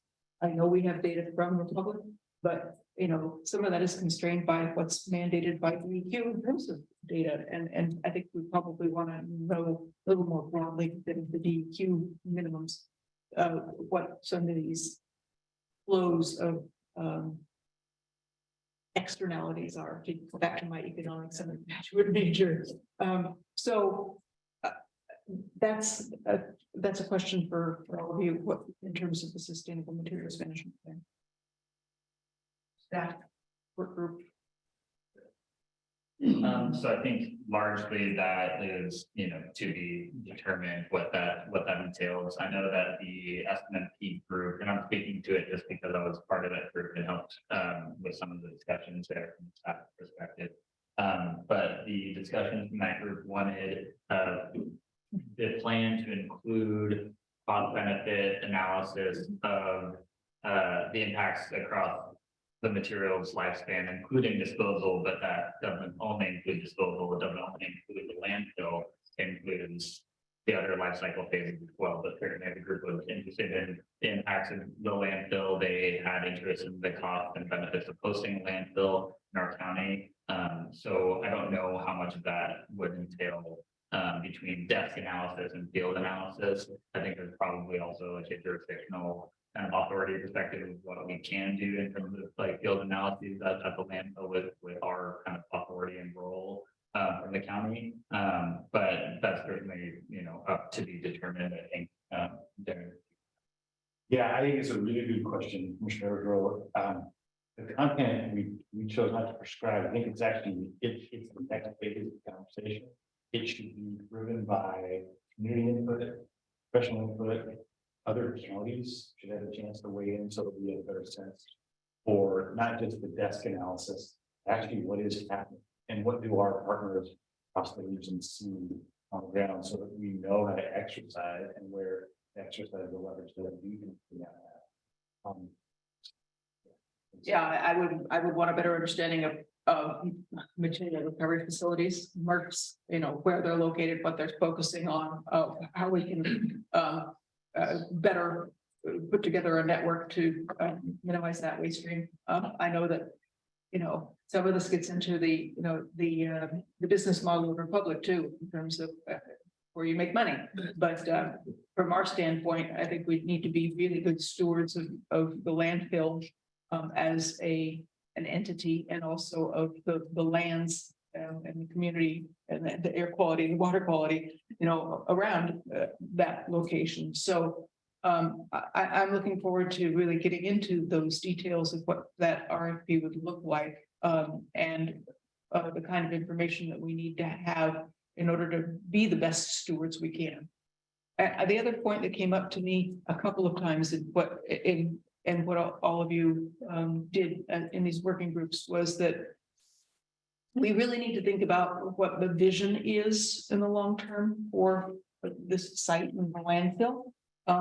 And then be ready to write conditions or code or plans that get us to that vision. And I think that so that visioning piece is something that this group obviously at times really wanted to do, but it wasn't the right place to do it.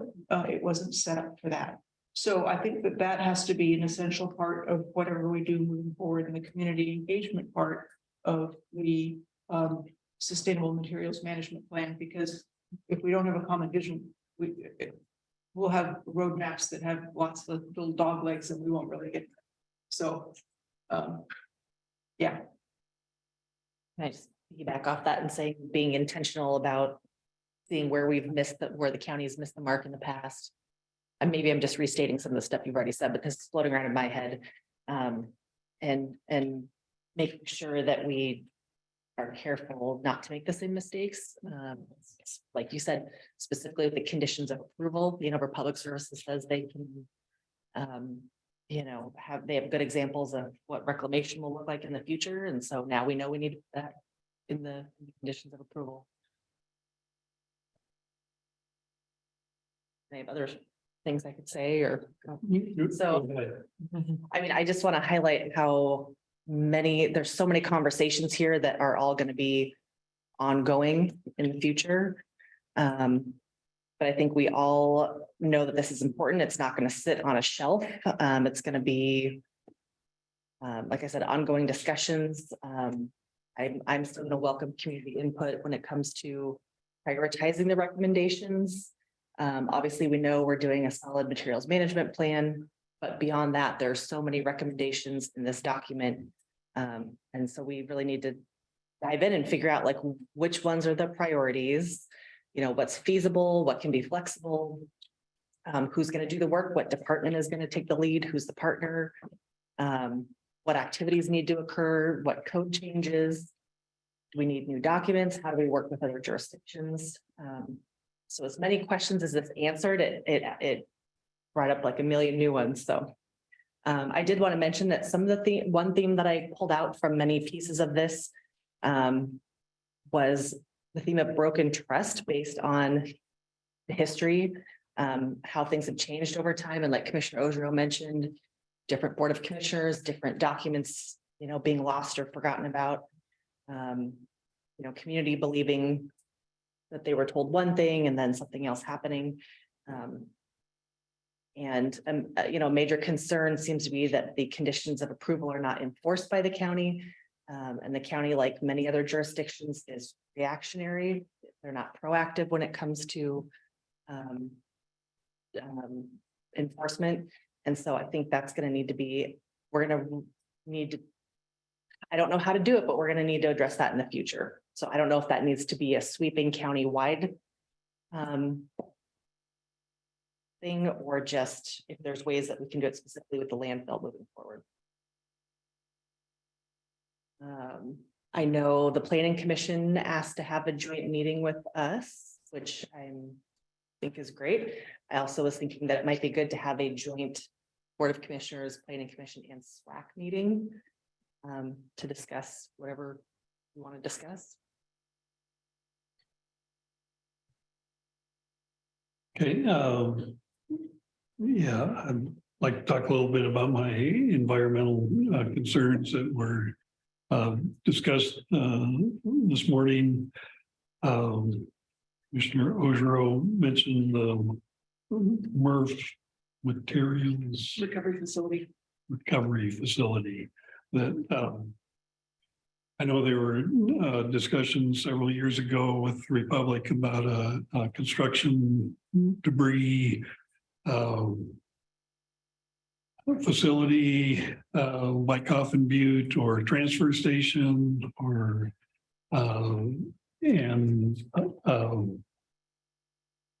I think I heard that 15 to 20% of what goes into the landfill would be in that category, and that we could keep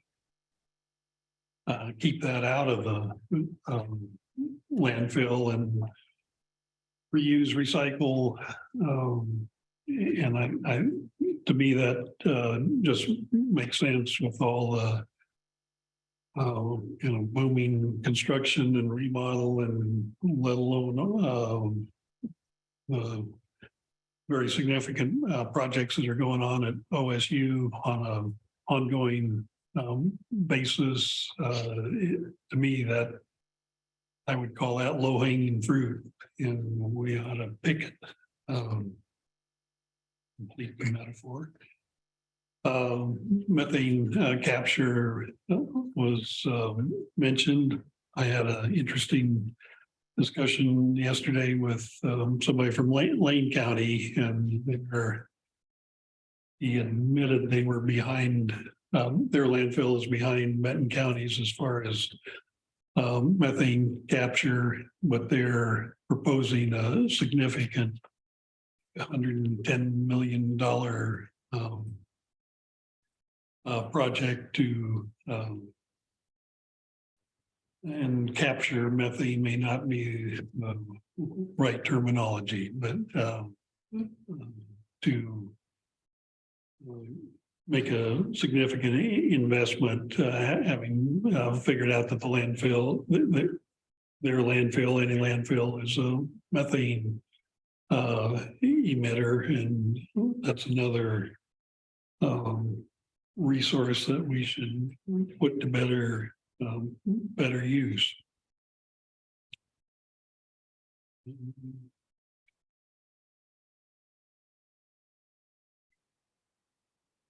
think that's what I had. Are we taking turns here? Be glad to go back and just make a couple suggestions. I'm at this point looking at the memo that's in our packet about possible directions. And I would like to move that we formally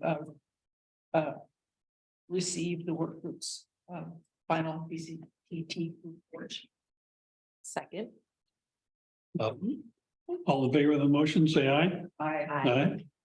Aye. And one of the other things I would very much like to do is to direct staff to for recommendations on a process to put out the RFP and to consider what kind of an advisory body we need to have to help us to both bring that request for proposals as well as to engage in the process or oversee, advise the process. I recognize that we probably need multiple different community forums or groups as part of the process, and then some of that would probably be developed in tandem with whatever consulting firm that we chose to do the work. But I think that we need to be, as I've learned very clearly in the last couple of years, we need to be really clear about what we want in terms of community engagement before we ask any consultants to tell us how we should do it, because we know our community best and don't want to make that mistake over and over. So I would like to direct staff to proceed with that element of the plan as well. I would move that we direct staff to develop and release to develop the RFP and the advisory group proposal to go along with that for sustainable materials management plan. I'm not ready to have it released. I want that to come back to us before it goes out. So I will second that, but I would like to have more conversation about it. Discussion, vote on it. Yes, discussion. So, going through the draft, which is a great starting place. I'm glad that we have something that we can look at, and then going through all of the recommendations. I acknowledge that this says that we can hear about, there's room to add other stuff as we go along, or with whichever group that we choose.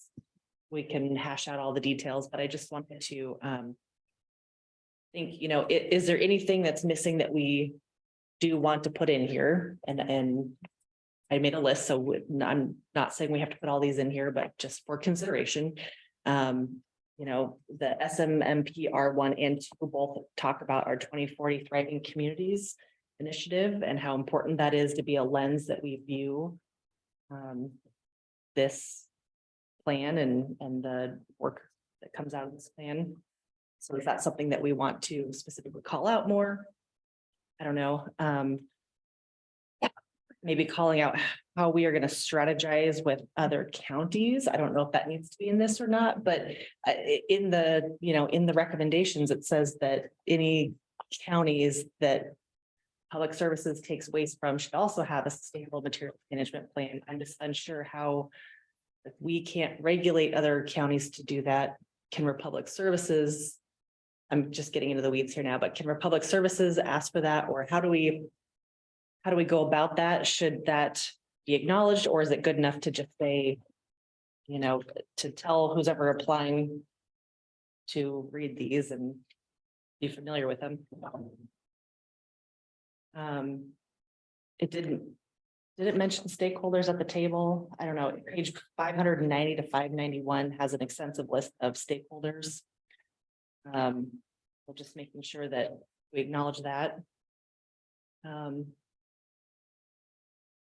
I know there's a link to the work group process and findings, but maybe calling it out a little bit more specifically in the RFP might be helpful.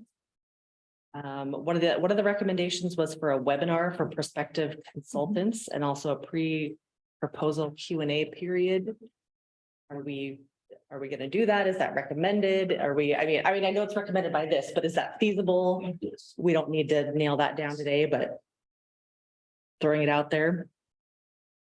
I want to acknowledge too, that I agree with the statement that we should partner with someone that has similar core values and vision.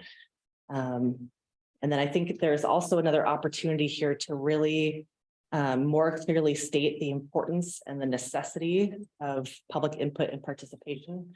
I know it mentions that in here, but to really like hammer it in, let them know how important it is to us.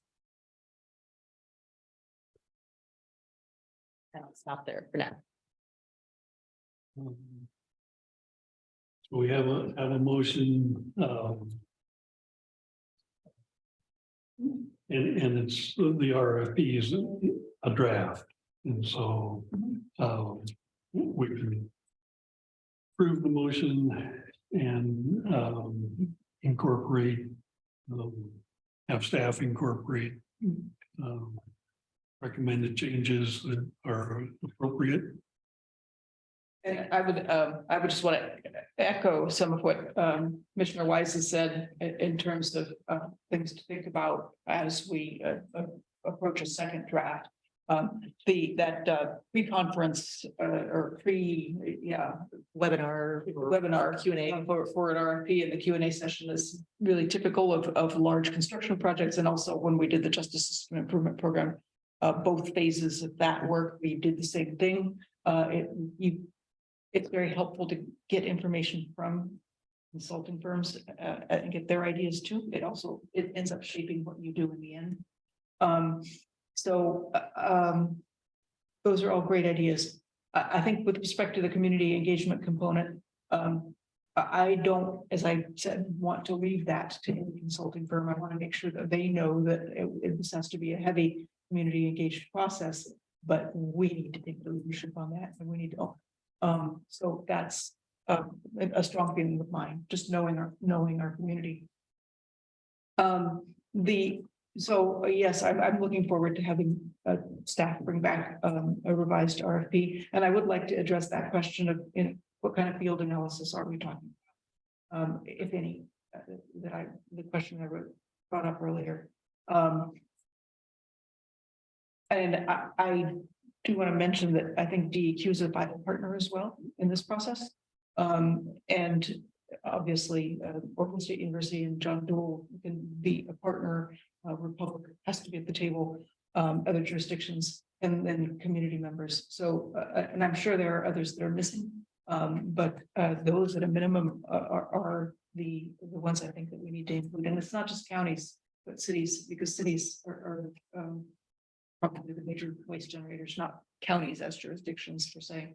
So that's messy. And we need to think about how to do that in a way that is effective, but not too burdensome to getting the work done. Because I also am interested in seeing outcome rather than just a long, drawn out analytical process. So, Commissioners, I'm sorry if this is a breach of protocol, but one piece I think you could consider clarifying is I believe there is a BCTT expectation that the community or members would be invited in helping create the next draft. Yep. of the RFP in addition to the Yes. execution. I want to make sure Yes. that was part of your motion, should you desire. Yes, I think I tried to indicate that, it's not part of the motion per se, but, I think that. We need to make sure that, community members are engaged in that. RFP. Mr. Chair, if I may, my understanding is you would like us to bring back a recommendation for how to proceed with the process plans, community engagement, board input. So I think we envision this as an iterative Yeah. development process before the RFP gets released. We debated whether to even put together based on the validation, the criteria that we call that a starting process. This is very much just. That was a useful story. Yes. Add a couple things. It was useful just to kind of give me an idea of. Yeah. If it was helpful, please give Daniel. Thank you so much. Thank you. If there's anything missing, I apologize. Very good for leadership. I just wanted to ask Commissioner Rizzo if you could clarify or speak to when you say that it's important for us to take ownership of the public input, just can you speak more to that? I don't want to contract out to a consulting firm, the way that we do community input on this. Okay, so you want the community input to be run by the county? I that would piece. prefer that. Okay, That's a capacity issue. I recognize that. So we have to think about it, but if we do contract with an outside firm, I want to be really, really clear that it is the county that is in the lead and not someone else that's recommending how we do it. Okay. There are a lot of resources even within the community, whether it's at Oregon State University or other community members that have experience in these kinds of processes. And I would rather hire local expertise, a consulting firm to do that work. That's my 2 cents. my next question has to do with, I'm trying to understand how the sustainable materials management plan, how do the cities fit in, and if it's the county's plan, how do the cities fit into that? Is there waste? And but So I think that they just have to recognize that if, depending on the direction that we go with this landfill and our approvals here, they could be in a very different situation with how to deal with their waste, and so will the public. So they have to have a seat at the table in terms of helping to recognize the severity of the issues, because landfill space is not infinite. They also have to have a seat at the table in order to know what those levers might be that they could operate in order to reduce their waste streams. Just to provide a voice about future vision. We're the hosts as the hosting community, back to what Ed was saying. We have a lot of say, but it's also a business, and it is a vital service that is relied upon by millions of people. yeah, and obviously it's very important to include all of the city's governments. Not all of it, representative. Yeah. Yes, well, and of course, we would take public feedback from anyone. But in particular, the city of Corvallis is responsible for the majority of the waste in Benton County.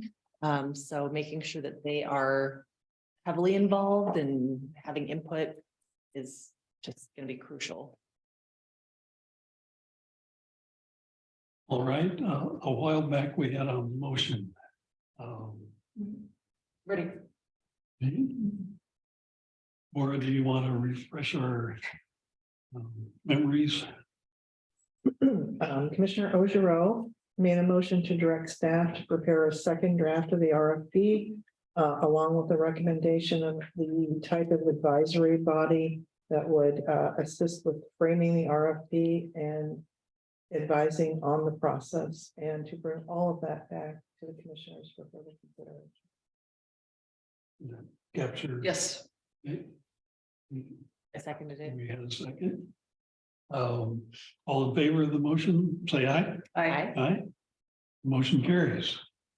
Good. Good discussion. Yeah. One of the other recommendations is to direct staff to schedule a meeting with the planning commission consistent with the request from the planning commission chair, and I believe that we have a hold on a date, but. Thanks. We have a hold on June 27th. Mhm. Yeah, that seems like very good.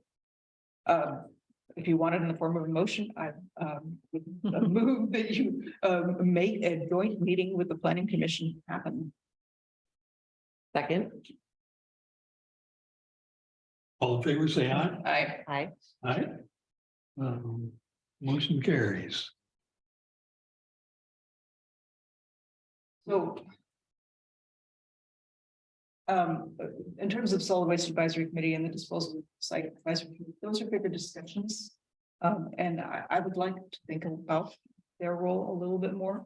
But you know, the disposal site advisory committee is a statutory committee, it's prescribed in state statute.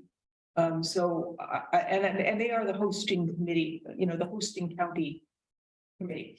And I think the way we've treated them, those two committees, they're the same group of people, and it's just opening and closing a different meeting. Perhaps we need to decouple that. That's about as far as I've thought so today, but we definitely need the disposal site advisory committee to be that hosting community committee. And perhaps the solid waste advisory committee could be broader, because of the fact that we only contribute what, 12% of the waste stream. So that's kind of where my ideas are floating around, but I'm not ready to make any kind of a motion or direction on that. I think we need to think a lot more about what that might look like. Well, I mentioned before that I think it might be good to have a joint planning commission, board of commissioners, SWAC, DSAC meeting. You know, there's some questions in the document that talk about what's the criteria for SWAC or DSAC if they're going to review a CUP before the planning commission. And then also mentioned was the fact that at some point in somewhat recent history, they were left out of a role that they were supposed to have at a previous CUP.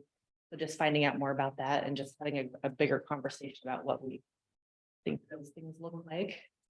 But I'm open to hear what my fellow commissioners think. I'm trying to summarize. It sounds like we're directing staff to take a look at the committee structure and come back to us with recommendations. My question was, should we have a joint meeting with the three of us? But if you'd prefer to have staff's recommendation on that first, is that what you're saying? I think so.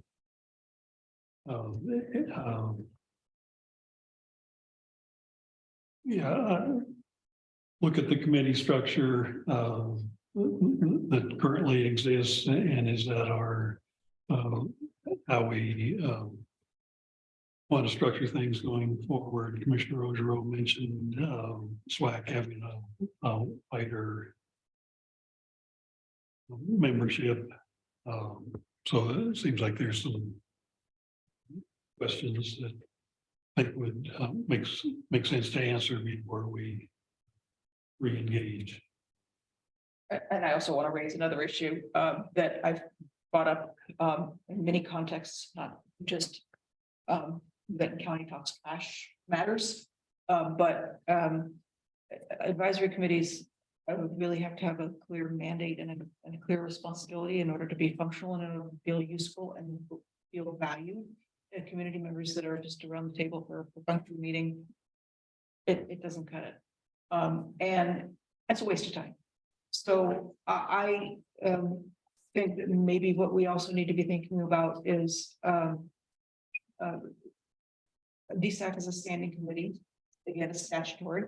But the SWAC maybe, or whatever version of SWAC we come up with might be somewhat time bound and focused on specific next steps in this process, rather than everything all the time forever.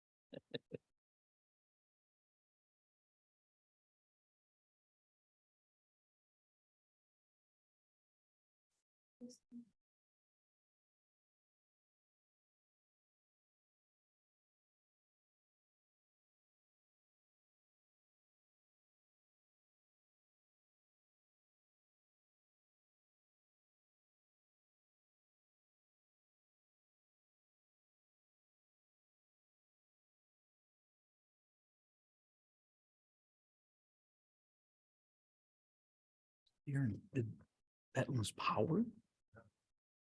I'm plugged in over here and I have power, so maybe it was too much draw. Works in the streets. Too much juice. Too much, there's a lot of plugins over there. Yeah. Yeah.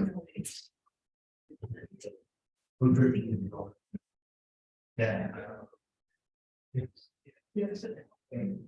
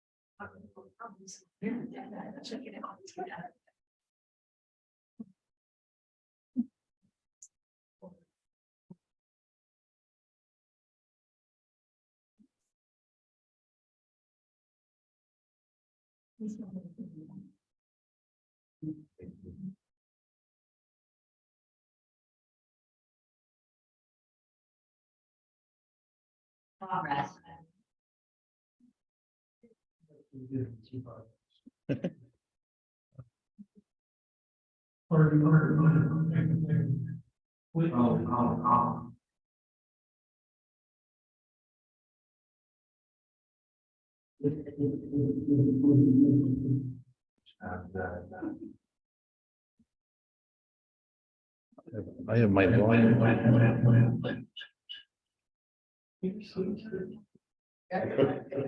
Could be somebody else. Have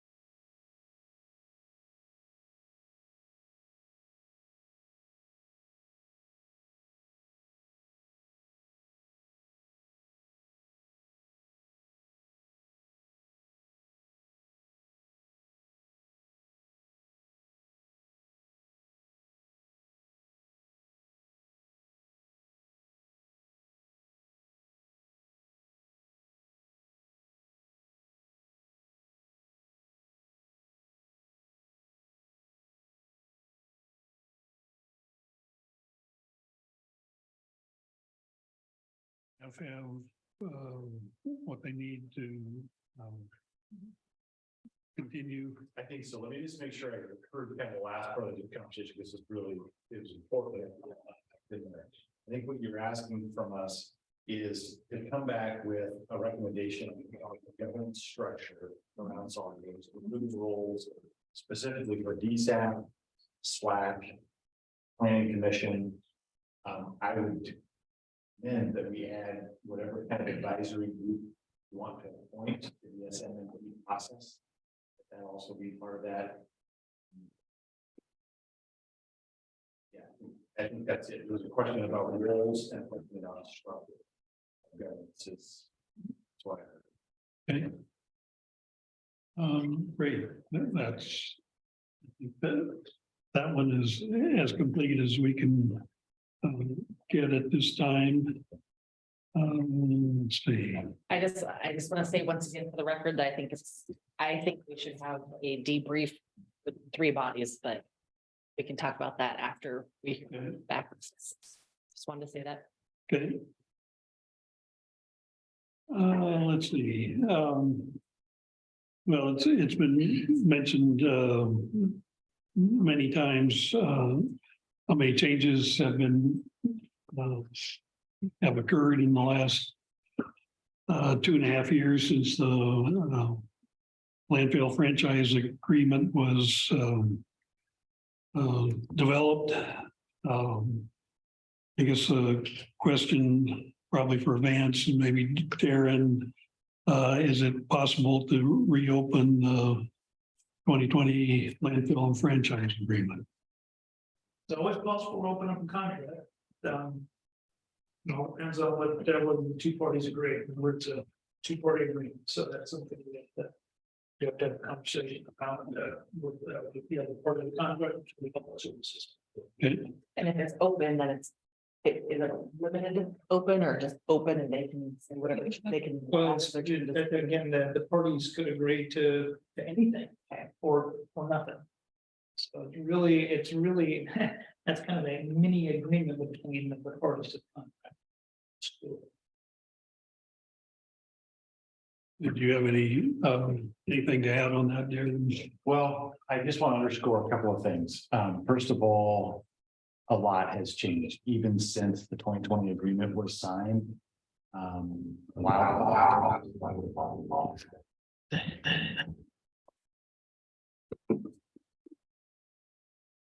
statewide discussion around Senate Bill 582 and the responsibility of producers to be more responsible. Obviously, the effort of the Benton County Tax Credit Group. And as we move into the Sustainable Materials Management Plan, all of those are really important changeover factors that could influence how we think about all of our partnerships. Which leads to the second thing, which is that Republic Services has been a good partner. And I think their participation in this process with members of the community, the willingness to listen to each other and get to common understandings, I feel like has changed the dynamic around the way we think about the entire waste shed, including Coffin Butte landfill, and could inform an important dialogue about how we agree to work together going forward, whether that involves reopening the contract or not. I think is probably for discussion, that certainly if we were to capture the level of agreement and the level of effort that we've just put in over the last 10 months, I think I think our agreement partner could look different. It could be more intentional. It could be more. It could just be more. It could be better. No, thank you. Are we going to talk about the public input, the survey? Or are we gonna talking about it? Are we gonna do it at a future meeting? Are we, at some point, I think we need to have the ability for people to come talk to us in person on it, give public comment or testimony. And then, yes, we did receive several comments on the survey. I think common theme was the survey. Maybe we could do better next time with that format. Well, is that following up on the franchise agreement opening? No, it's sorry if I'm jumping. Well, too quick. let's, we have limited time here. Let's clarify what the board wants as far as the existing franchise agreement.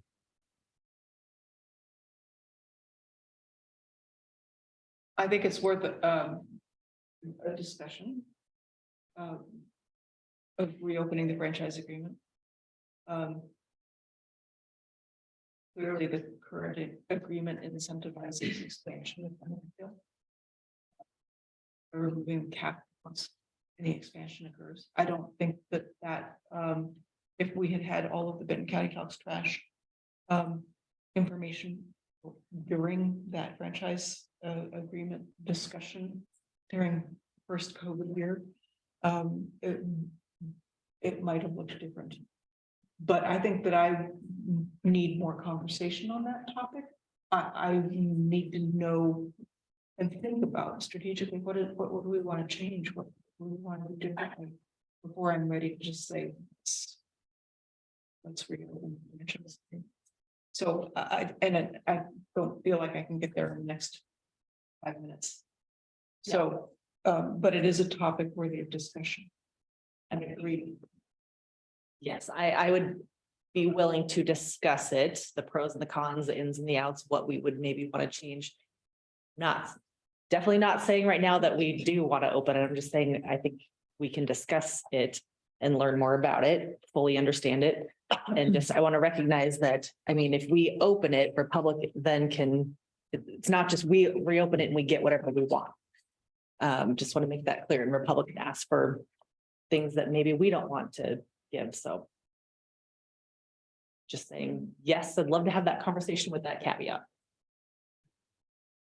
And I would like to go back to Nancy's question about the public comment. I have not had an opportunity to engage with that part of the document and would like to be able to do so.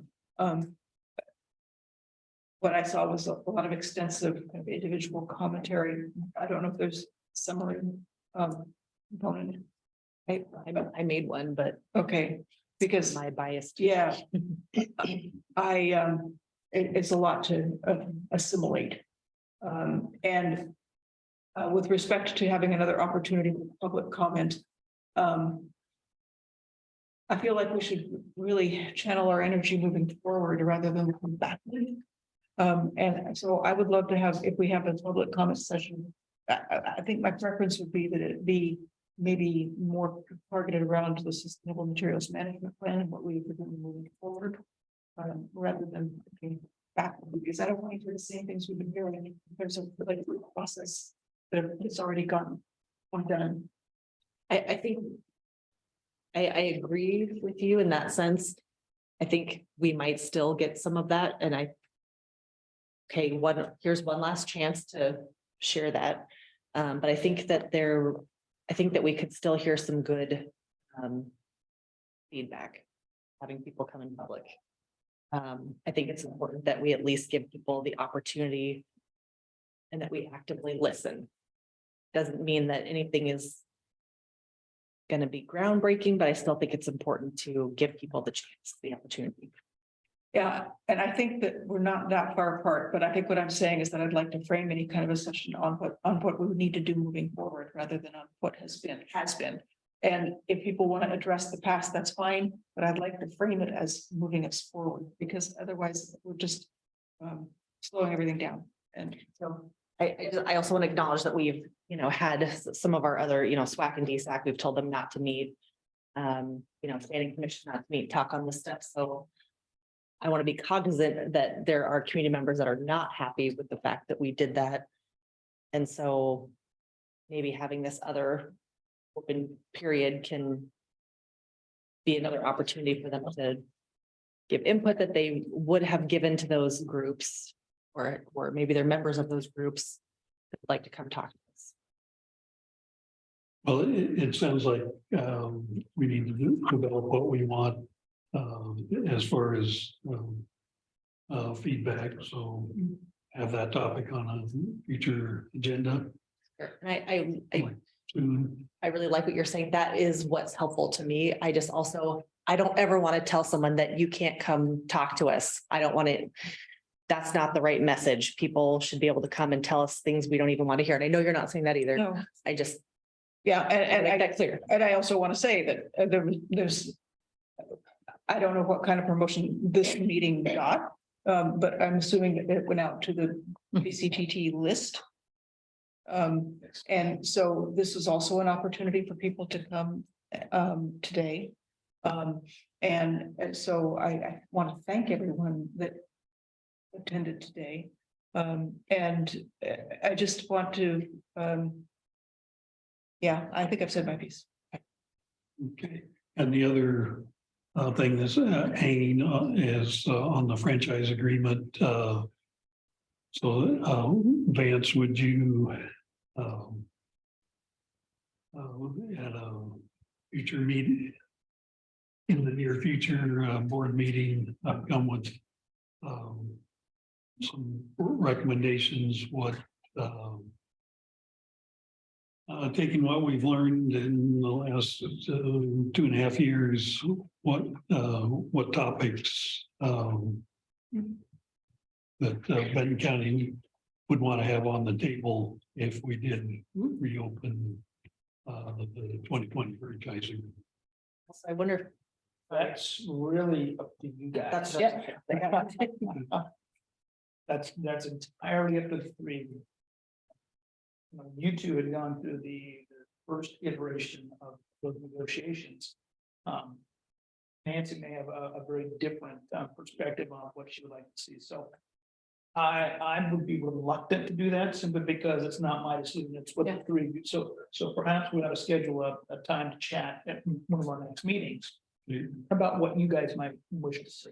And then you can give us feedback maybe on feasibility. Sure, we could talk, yeah, we could talk about viability, practicality, you know, whether, it's something that might be better included in the SMMP, who knows? Okay. Good. Well, we have a couple minutes here to wrap up. I would say, once again, thank you for this heroic effort to get us to this point. We have a lot of information that has been mentioned. The board will continue to digest what we have in front of us. We have the RFP process coming, maybe some discussion on the franchise agreement, community, further community engagement. So, any last comments from my colleagues? Just to clarify, are we going to schedule that public input time, like on a future agenda? Do we say we're going to do that? Like public comment?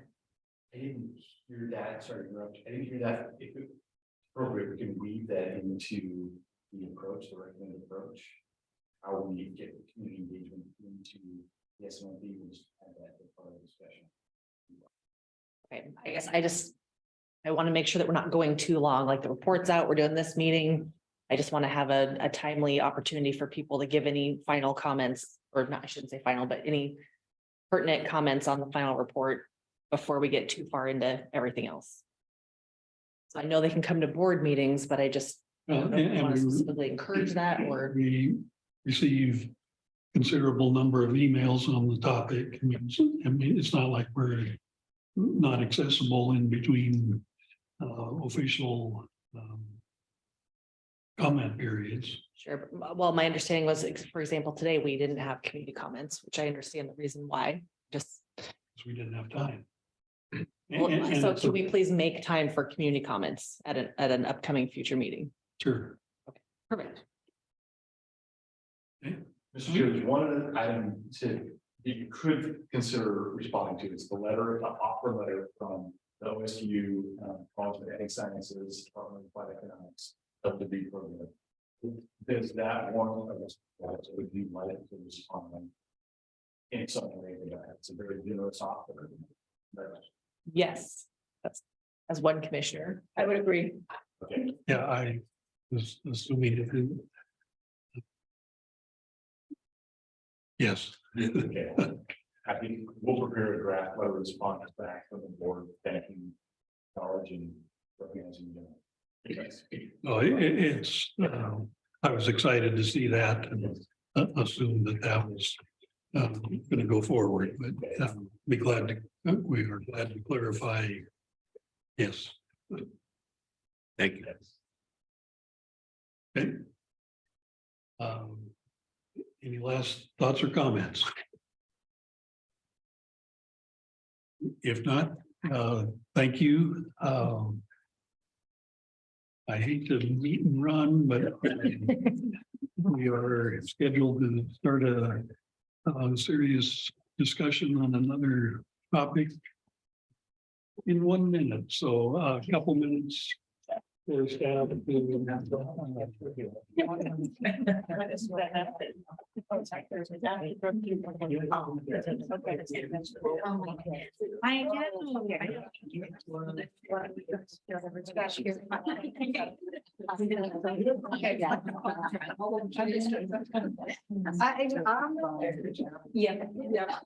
Absolutely.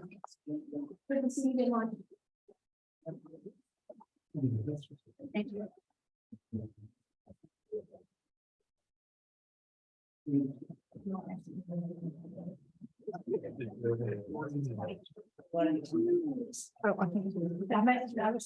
Have a good day. Rest of your week.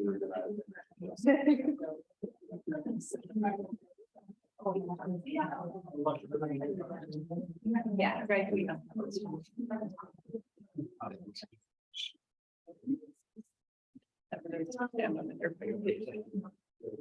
So much.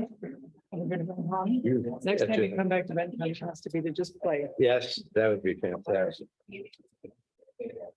You want me to go under there and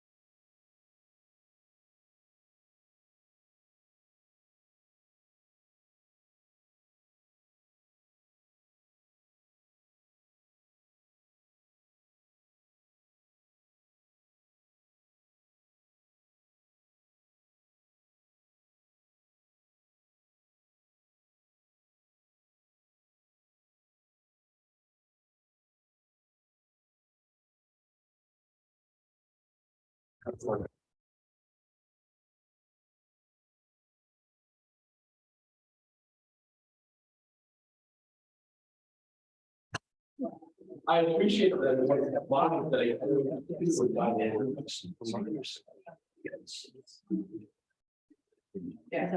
This one's not on anymore.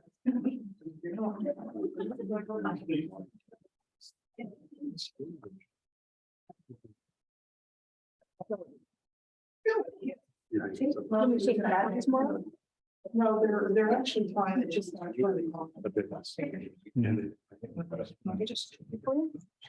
No, I think, I mean, if you want to just have a seat and make it swing. And so I'm prepared to this side.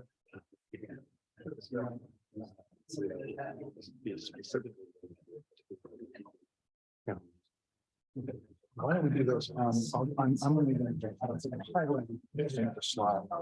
I'm going to focus on. A lot of them I'm just going to see relatively quickly. Because there are things that I think really do us, everybody that you do.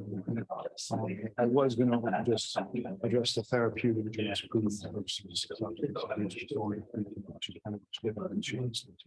Right now, I'll give you an opportunity. So we'll do that after this. What do you want? Do we want to do that? To start off? This is kind of an introduction.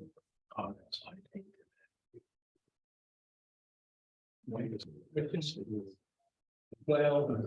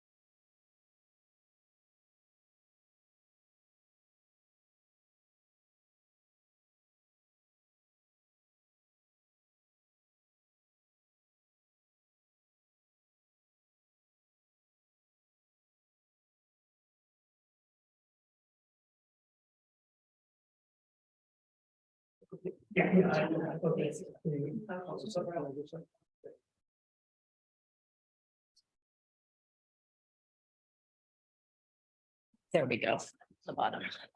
They keep going off on their. No, they already turned this once and once. Did it go off? It's on again. I turned it off. Oh, okay. I'm just- All you have to do is mute it, you know. Thank you. Yeah, you took care of that for me. I think they're going off on their Yeah. own more, because I didn't touch it. It went off. We took a while.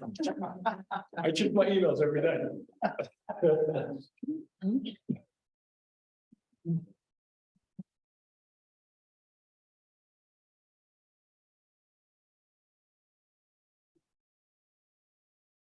Ready? Ready to go? Good, thank you. Great. Just Sure, take your time.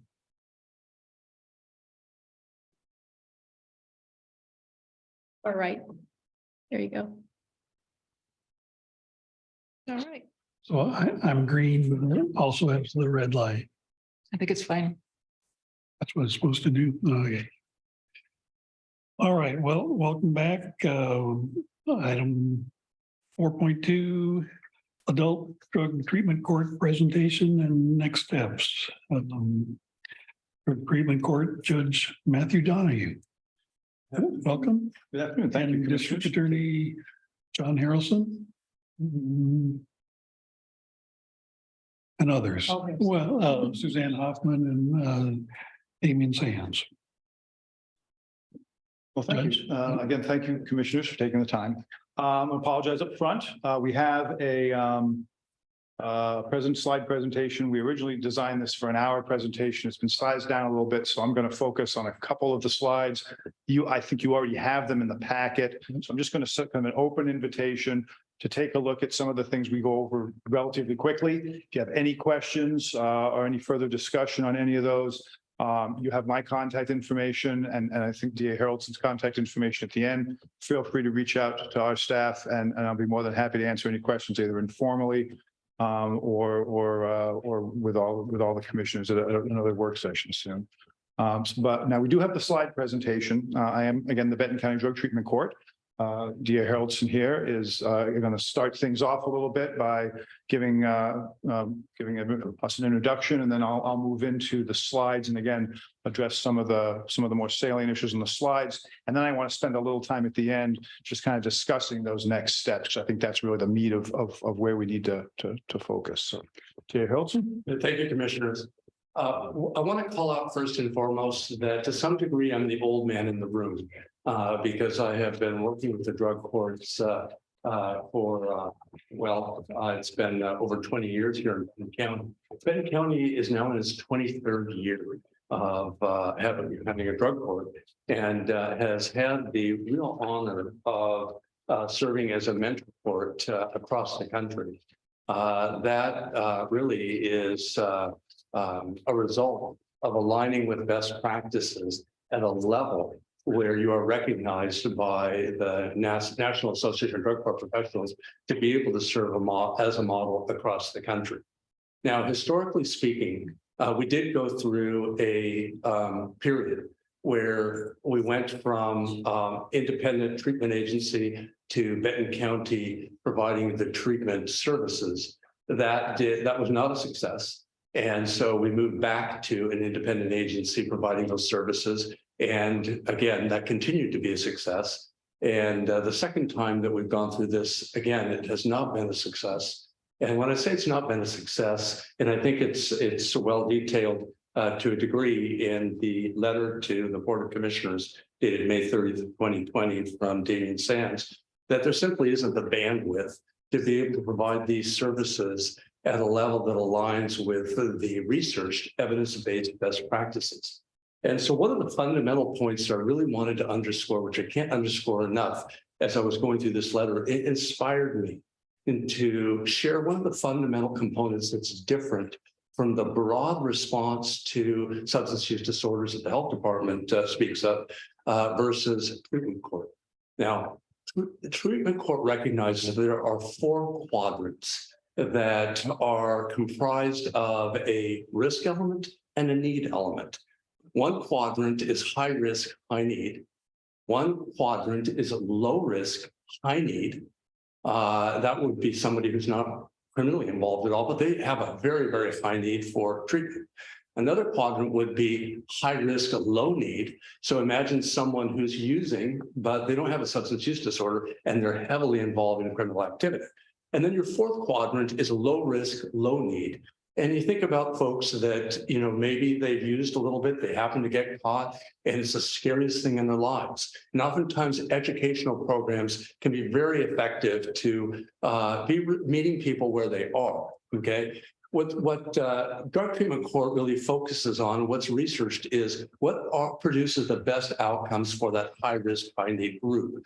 Because when we're talking about high risk, high need, we're really talking about not just a matter of responding to the treatment need from a therapeutic standpoint, but also to an accountability component, which is essential to producing the best outcomes. And that's where fidelity to the treatment court model aligns with evidence-based best practices that have been researched and showed to have the best outcomes. So if you're missing the component of accountability, I know that there's some reference here to sort of stigma, being a concern. I agree with that with respect to some of the other quadrants, but with respect to the high risk, high need quadrant, the research has shown that there are accountability components that need to be addressed. The other thing that I would address as well is the memo talks about the outpatient substance use treatment that utilizes evidence-based best practices should be the preferential choice for several reasons. And there's, I would say, some truth to this, but it does miss that high risk, high need component piece, because at the end of the day, we're responding therapeutically to the need that exists. And if that need happens to be for inpatient treatment, that is not a sanction. That's not a punishment. It's just a matter of, if somebody is extremely ill and they need to be in the intensive care unit, we may prefer that they can just be cared for at home. But the reality is that their need level is what's going to define that component. And so I can't emphasize enough as an introductory point to the fact that we're talking about a quadrant that has distinct features that is a narrower focus than what is addressed in the memo. That said, I concur with the conclusion in the memo, which frankly I have to applaud the recognition that the bandwidth simply isn't there. Thank you, Mr. Harrelson. And that's an excellent segue to the slide presentation. Again, I'm going to jump over some of these. I'll try and give you as much information as I can, kind of relevant to our discussion today. So the first, and I think this goes to what DA Harrelson kind of builds on what he was talking about. What is a drug treatment court? Well, it's basically, focusing on either the treatment on the treatment side, I think kind of misses the point of what a drug treatment court is. A drug treatment court's focus is designed to address high risk, high need individuals who have had persistent contact with the criminal justice system, and to marry up treatment resources with the court system in order to help provide them the treatment, wrap resources, peer support, general life skills and things like that, housing, education necessary to break the cycle of recidivism. So that, I think, is where the drug treatment court model is substantially different than a substance use disorder treatment model. Generally, as a practical matter, substance use disorder treatment programs cannot and historically have not addressed this section of the individuals in our community. High risk, high need drug addicted individuals, potentially with mental health issues, who have persistent involvement with the criminal justice system. And the reduction of recidivism is one of the primary goals of the treatment court program. So I think to a great extent, when you're talking about a drug treatment court and you're talking about a substance use disorder program, you have an apple and an orange. Because a drug treatment court is it has a much different goal, much different outcome, much different best practices. And so that's, I think, one thing to focus on. I just want to, another thing that it involves, and it is a court. So it's using the court's ability to provide oversight and accountability in order to give these folks an incentive to move forward in the treatment process, utilize the program services, develop a plan for success at graduation, and then go out into the community with the resources necessary to continue to build on what's developed as far as sobriety, education, stable housing, employment, improved family relationships. Those are all the things that a drug treatment court program is providing kind of within the court's ability to maintain that person's focus. Because again, these are high-risk, high-need individuals with persistent criminal behavior. They're not going to participate voluntarily in anything as a general, especially when they're in pre-contemplative mode, which is generally how folks come into the program. So there is a necessary oversight and accountability piece that a court can provide that just is the only place that's why we have drug treatment courts, that therapeutic jurisprudence. Now, as far as and drug treatment courts, the memo does talk about costs. And I think that is another issue that we need to look at when we're talking about a drug treatment court versus a substance use disorder program. A drug treatment court is designed, again, to address those issues of reoffense and recidivism. So it's a criminal justice program. It's not primarily it's not primarily a treatment program. It's primarily a criminal justice program designed to do a lot of other things, such as probation, which is to try and reduce recidivism in individuals. And drug treatment courts, if done to fidelity, have been very successful. And the studies that were provided in the slideshow, I think, point that out. Now, again, our drug treatment court program here addresses high-risk, high-need individuals only at this point. And if you look at the statistics, every dollar invested in a drug treatment court program for high-risk, high-need offenders basically that's a $3.36 savings in the criminal justice system program. So so treatment courts, yes, and I will completely agree with the memo that Mr. Sands provided. They do have a whole lot more in the way of startup costs. They have more in the way of administrative costs because they do much more than a substance use disorder program. But again, you have to look at it in the terms of, for every dollar you spend in a treatment court, what is happening? Well, what is happening is you're reducing recidivism, you're increasing the individual's ability to maintain themselves in the community in a law-abiding fashion and sober. And so as a result, you are having a reduction over here in your criminal justice costs. And so that's, I think, another thing that's very important about these treatment court programs. Now, we have the 10 key components here. And I'm not going to spend a lot of time on those because we are kind of strapped for time, but I just want to point out this is a multidisciplinary team. Everyone has to participate. You have to have the court there. You have to have the district attorney's office there. You have to have the public defense office there. You have to have a treatment court coordinator there. You have to have treatment there. You have to have your case management there. You have to have law enforcement there. This is a collaborative program that works across these disciplines to provide a 360-degree wrap type approach to providing services, incentives, sanctions, and treatment responses to individuals as they progress through the phases of the program. It's very intensive as far as monitoring, frequent returns to court, UAs, and these UAs are being provided and analyzed in terms of imposing sanctions. So the UAs have to be basically they have to be something that is provides the ability to provide oversight and sanction if necessary. Best practices and just general plain old due process requires that needs to be a forensic UA program, which requires some sort of GCMS, gas chromatograph, mass spectrometry, backup as far as testing for confirming positive results. So that's another thing that makes it different than a substance use disorder program. Substance use disorder programs are therapeutic. As far as monitoring for UAs, that's just to monitor essentially for treatment response. So you can see drug treatment court programs are much different on a variety of different levels. We have the best practice standards. I'm going to go through those relatively quickly. In fact, that just kind of describes where the best practice standards are. We can get a copy of Volume 1 or Volume 2 of the ADTC best practices on request to anybody. So if that's something you want, just let us know. You may, go ahead. One of the best practices, as you look at this list, it's so grossly simplified that you don't get to see how this breaks down in detail. For instance, you see a title, equity and inclusion. Well, what does that mean? Well, for drug courts, you actually have a responsibility to actively gather data and to study what the impacts are with respect to underrepresented and underserved communities. This is an ongoing effort that is really focused at examining to what extent do our existing systems that we've inherited contribute to disproportionality either because of implicit bias or otherwise. That's a fantastic component and just one example of what we see in the best practice standards.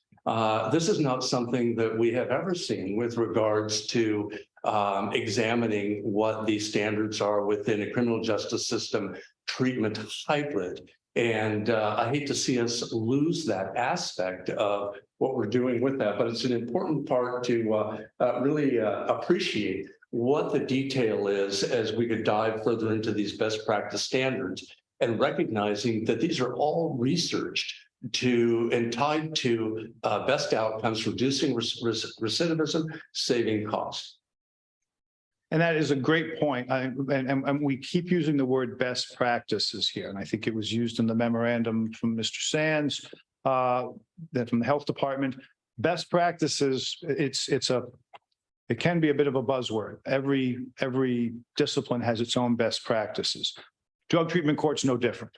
It does have a set of best practices. Those best practices are very well researched. There's, I think at this point, is it 2 decades? Going on to 2 decades worth of research onto the efficacy and the necessity of these best practices. Because the numbers that I gave you as far as the cost savings and things like this is all assuming that your court is complying with the best practices. If not, not only will the cost savings not be realized, but there's a very real potential to you to actually make the situation worse.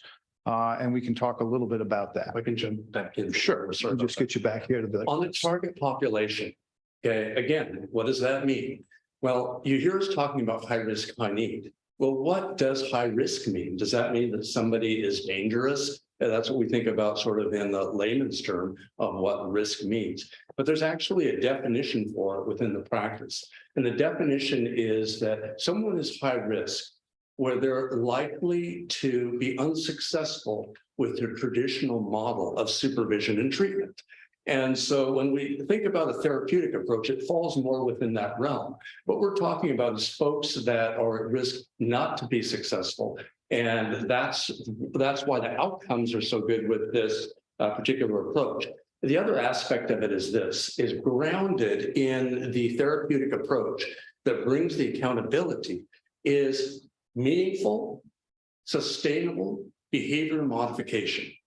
And so this goes back to, Watson and other,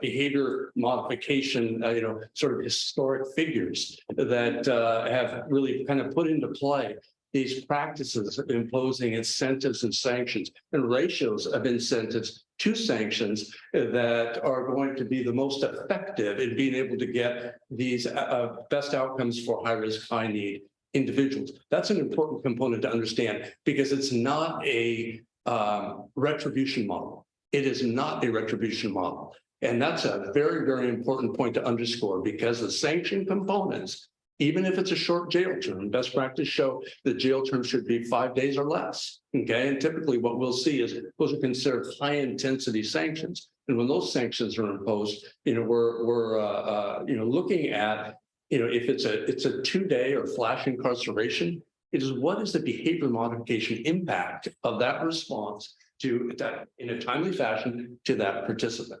Okay, so these are, we're touching on this quickly, but my hope is that we give you enough of a context of why it's different and why it has been so effective across the country. Okay, and so I'm going to move along a little bit quicker now. Just that's I think hopefully a good background. If you have any questions, please let us know. What I want to focus now on, the mission statement we have. Again, you can see this is not just providing treatment to folks. It's addressing the root causes of not only substance use, but of the recidivism. Education, employment, housing. Those are things that if these individuals don't get as part of the program, then that isn't going to reduce, the recidivism rate is not going to decrease because you're not sending them back out into the world sober with an education, the ability to find a job, to maintain stable housing. So this is all, again, part of the program's focus, which again is reducing recidivism. Now, again, I mentioned the multidisciplinary team. This is our current team. Myself, Deputy District Attorney Ryan Jocelyn, Clark Willis is our defense attorney on the team, Josh Russell, who's our case manager, Joel Pickard, who's the probation officer, Kate Johnson, who's our program coordinator, and Ben Harvey, who's our law enforcement. You can't really see it because the bar is kind of blocking it. And I'm not, but you'll see there is no treatment court provider that's currently on our drug treatment court staffing team. That is not in compliance with best practices. There should be a treatment provider there to provide the staffing team with an update on individuals as far as where the person are in their treatment. I think we're kind of stopped here for some reason. Doesn't appear the slides are advancing. Is that the next one? I believe that is. So let me see if it's, yeah, now it's moving. Okay. So I'm going to move past that. I just gave you a little bit of an explanation of the team members. So what I want to go to next is kind of identify where we are. This is a 5-phase program. Phase 1 is acute stabilization. Again, I think as DA Harrelson mentioned, many of the people who come in get assessed as far as treatment needs far above intensive outpatient treatment. A lot of folks come in at inpatient residential, which is, and that's, and the program, the way it's structured, has the ability to provide the incentives and the sanctions and the guidance and the oversight necessary to get that person into that level of treatment. Because a high-risk, high-need individual is not going to engage, and who's particularly involved in the criminal justice system, is not going to engage voluntarily in residential treatment. That's the program's oversight and accountability piece that can do that. Then you have the clinical stabilization, and that's generally bringing folks back, getting them stabilized regarding treatment needs, then moving into that pro-social habilitation, adaptive habilitation. That's the point where you're talking about developing pro-social activities, addressing education such as GED, stable housing, getting a job, and then the continuing care phase, which is basically developing a plan to be successful after graduation. Now, this as DA Harrelson mentioned, I think we're stuck again There's a here. delay is what's happening, and then it's moving forward quickly. So I think the minimum program length is 12 months. The maximum is 18 months. We have had success in the past. This has been a mentor court in the past. Our drug treatment court program has been a mentor court back in 2010. So we, the people here and some of our DA Harrelson, he mentioned he's been involved in the program for a while. So is our probation officer, our defense attorney is very familiar with the program. Our drug treatment court coordinator has actually set up a co-occurring disorder strand in the court. So we are familiar with the best practices and what it takes to implement it. And we have been able to implement that in the past with the resources that we need to do it. So, and I think right now our participant census, you can see that's been going down. If you look at the next slide, our current referrals are way down. There's a variety of reasons for that. One of them is that we currently have the Measure 110 effect that has created some problems. However, if you look at Measure 110, I think at Measure 110, based on what I'm seeing, a very small percentage of individuals who are cited under Measure 110 seek treatment. I think it's somewhere around 1% actually seek substance use disorder treatment. So I think the sum total of what we're going to see from Measure 110 is maybe as a delayed response of moving people further down their addiction. And generally, the further down the addiction they go, the more prevalent is the criminal behavior to support the addiction. So I see Measure 110 as maybe creating a bit of a time gap, but I do not see Measure 110 as obviating the need for drug treatment courts. We will find these folks, and I would point out that the majority of people who are coming into our drug treatment court program are coming in on downward dispositional departures to prison based on repeat property offenses, which are the property offenses are a very common offense for individuals who are, in a severe drug addicted state, particularly if they have some mental health issues. So the other issue we have right now is the pandemic has stopped up our docket. We had a lot of issues with trial docketing, with just being able to find people, attorney-client control to get people into court. That is still an effect that we're having on the court right now. We have another confounding variable, which is we do not have under the Oregon Public Defense Services. Does not have at this point, we don't have any attorneys for public defenders to appoint individuals. Haven't really since I want to say the middle of May. So at this point, we can't even move cases forward on arraignment until the contract, the new contract starts up on July 1st. Now, add on top of that, the fact that our jail is small, and we can't hold people who are in failure to appear status. Well, individuals who are with high risk, high need, they're going to fail to appear to court. So the length of time it's taken to try and get them into the program by getting their cases resolved has also been an issue. But what you will see is once people do get into the program, we have almost 100, as far as our graduates, we have almost 100% of them are housed when they graduate and are employed. And those who don't have a GED when they come in do have a GED when they come out of the program. So again, I'm going to move forward because we are kind of getting short on time. And I want to go to what are our current compliance issues? Well, the county has been able to uphold the MOU commitments that we've had, the memorandum of understanding commitments. We have treatment provider non-attendance at our ADTC staffing, the non-forensic drug testing I mentioned. Right now, what we have had is the immunoassay confirmation. That is not an appropriate confirmation testing system for a drug treatment court. Again, based on the due process issues and best practices, we would need a forensic confirmation backup. That's GC, the GCMS or some other type. So we would need a contract similar to, I believe, the type of contract that probation has for their UA analysis. Because again, we have due process issues because this is a court. So there does need to be some way of ascertaining some level of certainty to the information that the court has when imposing those sanctions. We also have co-gendered mixed race level treatment groups. That is particularly concerning given that the drug treatment court research demonstrates that that creating a mixed risk levels in treatment, generally what that does is it doesn't make the high risk, high need folks lower risk. It makes the lower risk folks higher risk. So mixed risk level treatment groups with high risk, high needs individuals is contraindicated, is causing more harm than good. Co-gendered treatment groups are also contraindicated in drug treatment court because the majority of people coming into drug treatment court, again, are high risk, high need. They've had negative life experiences. They've had significant trauma. So much of that trauma may have involved domestic violence, sexual assault. It may have involved a bunch of different triggers that having the co-gendered groups basically re-triggers. So having those separated out by gender, that's another best practice that's required. There's been a reduction in evidence-based programming and the removal of core criminal thinking treatment curriculum. Now, you can't have a treatment court program without core criminal thinking treatment curriculum. It just doesn't work. You're looking at recidivism. You're looking at breaking the cycle of the criminal thinking and the criminal conduct, and you're not going to do that with straight substance use disorder treatment alone. Without that core criminal thinking treatment component, you just don't have a chance of breaking that recidivism cycle.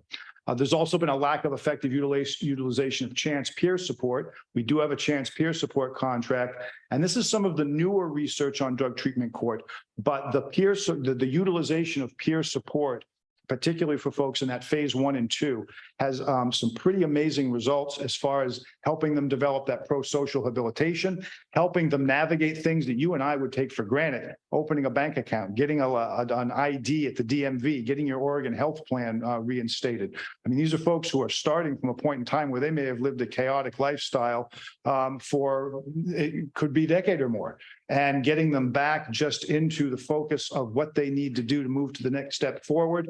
Peer support is an invaluable part of that, and its utilization has not been as effective as it needs to be. And so these are basically some of our outcomes that we can show you that the best practices will show improvement. The participants receive cognitive behavioral interventions that they're documented. There's fidelity to the treatment model, the treatment between 9 and 12 months, 6 to 10 hours of counseling weekly, and 200 hours of counseling over the course of treatment. And the treatment participates in staffing, and we're having several gaps there right now. So at this point, this is just kind of letting, I know you folks are all familiar with the sequential intercept model. I would point out that the drug treatment court program now is pretty much, along with the Corvallis Municipal Court, we are the post-conviction sequential intercept model for diverting individuals out of the criminal justice program. And that is important because Oregon prison statistics demonstrate that if they do go to prison, it's going to cost $50,000 a year, generally. That's the average person, $50,000. Now, 90% of those folks who go into prison are coming back into the community. So we're going to see these folks again. Now, 2/3 of the individuals going into the prison system have substance abuse disorder treatment needs. 80% of them will be released without getting it. So these folks are just going to cycle through our criminal justice system. They're going to go to prison. If they have substance use disorder issues, they're not going to get the treatment. They are going to get a bunch of time with a bunch of other high-risk, high-need individuals, and then they're coming back to our community. So you can see how the treatment court program does break that cycle of recidivism by off-ramping them into treatment as opposed to into an incarcerative system that doesn't have the treatment resources necessary. Now, this is what we're asking for as far as from the counties. And again, going to what D.A. Haraldson said, we've tried this twice. It's just not going to work. The counties, the health department, they have their fidelity. They have the fidelity to their best practices. We've tried twice. We've tried the second time. This has been for 2.5 years. We are not going to be able to work the drug treatment court model in its best practices fidelity into the Benton County Substance Use Disorder Treatment Program. So we need to go a different direction. Now, this is roughly the cost at what we're looking at total. Now, what I want to point out is that's, these are ballpark estimates. But again, I also want to point out that there are quite a few grants that we can potentially get for things like wrap services and housing. We have a CJC grant. We have insurance reimbursements. So that number you're seeing, that total, is not what we're asking the county to shoulder. What we're asking the county to do is agree to fill the gaps that would be created through any grants that we're able to get, through any insurance reimbursements, in order to maintain the program in fidelity with best practices. And I think the one thing I just want to kind of raise in relief here with all this is that this is a criminal justice program. So, we moved it into, by necessity. I think most of you are familiar with the history. The drug treatment court program was very successful here for quite a few years. We were working under grants essentially from the BJA or SAMHSA. Those grants expired. They were implementation grants, not sustainability grants. The CJC grant is not sufficient for complete sustainability of the program. So we needed to look for another place for the program to move for treatment resources. We tried to move it to Benton County. That didn't work for the reasons that we've just described. So what we need to do now is to look at going with a third-party provider and figure out who that provider is going to be and what they're going to look like. What I would propose is kind of a three-part recommendation here. One is, I think moving the drug treatment court, it's currently in the Benton County Health Department budget. I think that's a mistake. And the reason is because it's a criminal justice program.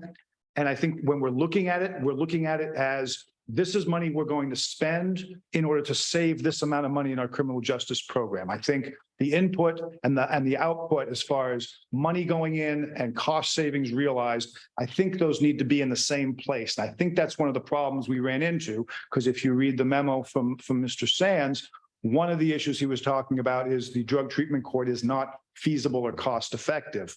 But again, that's looking at it in the isolation of what are the treatment court costs in relation to the Benton County Substance Use Disorder Program costs. Well, those are doing two different things. And what we're not looking at is the cost recovery that you're getting dollar for dollar in a treatment court in relation to your criminal justice program savings. So one, I would move this back over into the criminal justice side of the county budget. The second would be, we would need a commitment to work with our treatment court program here in order to find a third party treatment provider, and also work with our treatment court program to aggressively and aggressively with a capital A and a capital double G, look for treatment court grants and apply for them because they are out there. As you mentioned, the CJC grant, that's the one sustainability grant we have. That's a statewide grant. There are other grants for housing, wrap services, I think peer support. There are other grants coming out all the time. So essentially kind of making a commitment. And again, the way these are set up, the county would be the grant, would have to be the grant applicant, but the treatment court team can provide can provide research as far as finding bringing those to the county's attention, providing the county with the information, and then the county would be, developing and submitting the grants. So that's what we're looking for. And at this point, I'll turn it over to DA Haraldson for his perspective, but we need to move quickly because right now where we are, we have kind of cobbled together some criminal justice curricula through the probation department, but we have mixed risk people in at least some mixed gender groups. And my concern is, given our target population and given the population of the substance use disorder program at Benton County, we may be doing more harm than good as far as long-term criminal risk for those individuals and other individuals in the substance use disorder program. So to that end, what we need to see. The other thing is at this point, it doesn't look like we're going to get a CJC grant this year. In order to have a CJC grant this year to keep things just moving forward, we would need to have that third-party treatment provider up and running by July 19th. And we would need to be accepting new referrals. Currently, we're not accepting new referrals, given the concerns I just raised. And we don't even have the treatment provider identified yet. We do, however, have a possibility of getting the CJC has a second level grant. It's called an implementation grant. And that's a grant for implementing a program or a new program or helping a program that's making some kind of major changes. And I think we have the potential to fall in line with that. But I believe September, I want to say 19th is the number, but don't hold me to that. We have to get basically our ducks in a row by then. So what I want to do is you folks, I apologize for giving you a fire hose instead of a water fountain here regarding information. So if you need any follow-up information, what I do is just, emails, informal emails. If you want me or DA Haraldson to come back for another informational presentation, question and answer session, I'd be more than happy. I can't speak for him, but I'm sure he can answer that question his own. But I think we would need an answer in order to figure out whether we're moving forward with a program by July 21st.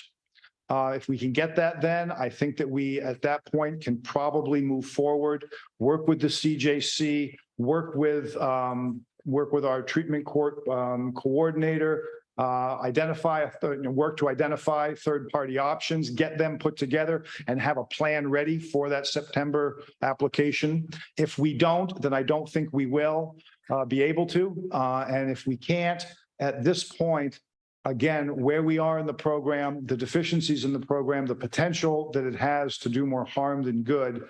At this point, I think if we can't get the funding through the county for that third-party treatment provider and the commitment to the grant writing services, at this point, it looks like winding down our drug treatment court program is our only option, because without that fidelity to best practices, I can't tell you folks that we're getting that cost savings. I can't tell you we're doing more harm than good. And the people who are coming into our program are coming in on downward dispositional departures. These people are looking anywhere from 3 to 5 years in prison. They're coming in on the faith that we're giving them a program that's going to give them the ability to turn their life around. And I'm not going to give them false hope. Not when they put that kind of bet on the table. So that's where we are. And I know it's late. DA Haraldson, I don't know if there's anything I missed that you wanted to provide. How are we doing on them? I think the judge has a I am gonna have to, I have a few more minutes. I think if I'm out of here in about 5 or 10 minutes, I can get back to the court in time. So, We need to allow for questions before we have to. sure. And again, I apologize. Yeah, I tried to work this out, but I'm in the middle of a 14-day trial. So there's just no getting around it. But any questions you have, let me know. Sure, I have a couple questions. Sure. So just to clarify, so the ask is for money from the county Mhm. and then managing the grants. Mhm. And then trying to find the provider or you. Well, what we can do is we can't, the contract would have to be with the county. The Oregon Judicial Department can't contract for treatment providers. What we can do is we do have our drug treatment court coordinator. She's here in the gallery. And she can work with you folks to help locate a treatment court provider. It's mostly county responsibility. It would. What do you see as the court's responsibility in this? Well, the court's responsibility, unfortunately, is kind of, it's cabined because of the way that the treatment court program has been set up at the state level. The court cannot contract for treatment services. In fact, we can't contract for any of those therapeutic services. So that's the problem we have. That's why we're here. Is this a typical model and you do other counties pay for the adult drug treatment courts? Well, it's the courts do not pay and they do not contract anywhere in the state. So every other county is going to have something that's going to be a little bit different. Generally, I think the counties, you're going to have maybe a county that's doing it. There's maybe a CCO, but there is some third party out there that does the contracting. Right. Okay, so yeah, Suzanne or David, are there other counties that pay? There this have ask? been, yes, and obviously because of the change in the landscape, that in itself is changing. After you've seen county funds or whether or not they pay for other grants. It's different. But other counties are also struggling with census. Either continuing on despite those challenges or potentially contracting to providers such as. So historically, has the county used this amount of money in the past? Historically, no, because we, again, because we have been pretty aggressive on The grants. the grant, and well, the grants, and not just the grant, but the type of grant. We had a couple of implementation grants. I think, Kate, correct me if I'm wrong, did we have a BJA grant, then the SAMHSA grant? So I think we had like a 6 to 7 year period there where the county applied for the grants because we couldn't. But then we had an implementation grants from the federal government are, well, let's just say they're generous. Okay, which I think is a great thing for starting up a program. It's a very bad thing for developing a sustainability plan. So that's where we are now, is looking at that sustainability plan. And under that sustainability plan, the grants that we've had that have kind of supported the program are out of the picture. I think this is my last question. So Sure. just from my understanding, No. an individual is put into this treatment court Mm-hmm. after getting a criminal drug charge. Or It is it any? could be, there's a variety of different charges. The majority of people who come into our program now come in on property offenses. Okay. I was- Right. So it's basically the decision as to what charges are allowed. That's a function of that collaborative discussion. So even with measure 110, reducing the amount of criminal drug charges, people with other criminal charges might also have citations for drugs could still end up in the treatment court. Okay, Right. thank you. Yeah, and also I think, again, what I said, measure 110, what that eliminated was the individuals who are coming into our program on the possession charges, like possession of methamphetamine. Again, what I think is happening, and I think what I think we're going to start seeing is what that did is by eliminating that, it essentially just created a time gap where we're going to see those folks further down their addiction. And potentially individuals who maybe wouldn't have been in the criminal justice system, entering the criminal justice system on those property offense Maybe more crimes. high risk. Being high, a much higher risk, much further down their addiction, and if they have mental health issues, much further down in their mental health treatment needs. I guess my biggest question is that with the census issues, which I frankly don't see turning around in the near term. It's a $1.8 million program for you know, 6 to 8 people per year. That, you know, even with the savings at the state prison level, that's a savings, maybe $300,000 to the state system, but for 1.8 million investment. I'm a firm believer in the concept of the program overall, but I don't know that we can sustain that right now. Especially when we have, in terms of our own treatment of folks, waiting lists, you know, for people that are in need of mental health counseling and substance use disorder treatment. So it's a very tough ask at this point in time. Especially on this rapid time frame. Oh, no, I understand. And I sympathize with the decision you have to make. But what I would point out is I think one of the problems we've had with referrals, and this might be the fifth element, is at this point, referrals come through defense attorneys and from the DA's office. There's been some significant concerns about the soundness of the program that I think have undermined our referral rate. I also think we're coming out of a couple of those windows. We are going to start getting attorneys here starting July 1st, not for an entire year. We are, I think, coming out of the docketing issues regarding the pandemic dockets, the docket crunch. I think that is going to start to loosen up and we're going to see more of those cases. And if we saw a treatment court that was being practiced at Fidelity, I think we'd see a lot more confidence in it with because essentially, you know, you're not going to have a criminal defense attorney telling their client, roll a dice on 4 years in prison on a program that I don't even think is in compliance with best practices. They're just not going to do that. So I think we get this program into compliance with best practices. We get it up to fidelity with the treatment court model. I think we are going to see the referrals increase. Can I guarantee that? No. Can I say that it's a good probability? And again, I would point out that the substance use disorder need with the county is great. The criminal justice and some public safety need in the county is great too. And what treatment courts do address is the hardest cases, the high risk, high need people who are out there repeatedly victimizing the community, have drug and alcohol and potentially mental health issues that are intractable. They're not going to get treatment from the county. They're not going to get treatment from anybody else. They've generally washed out of probation multiple times. This is the only program that has any chance of not only getting these folks back into productive members of the community, but to increase public safety and to decrease the cost, the overall cost for the criminal justice system. So I understand the ask. But again, I would point back to that every dollar you're spending, that's not just prison money, that's police department, that's public defense, that's probation, that's the person who doesn't get their home broken into. So those are the things that we need to look at when we're talking about whether or not to fund this program. And there is no other program similar to this here in the county.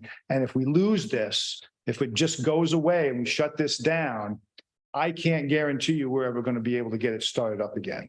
And if you lose this program, you lose the one shot really that we have to put in a demonstrated best practices, proven diversion for these individuals to get them out of the criminal justice system and back into our community as productive citizens. So I understand the timeline. I understand the ask.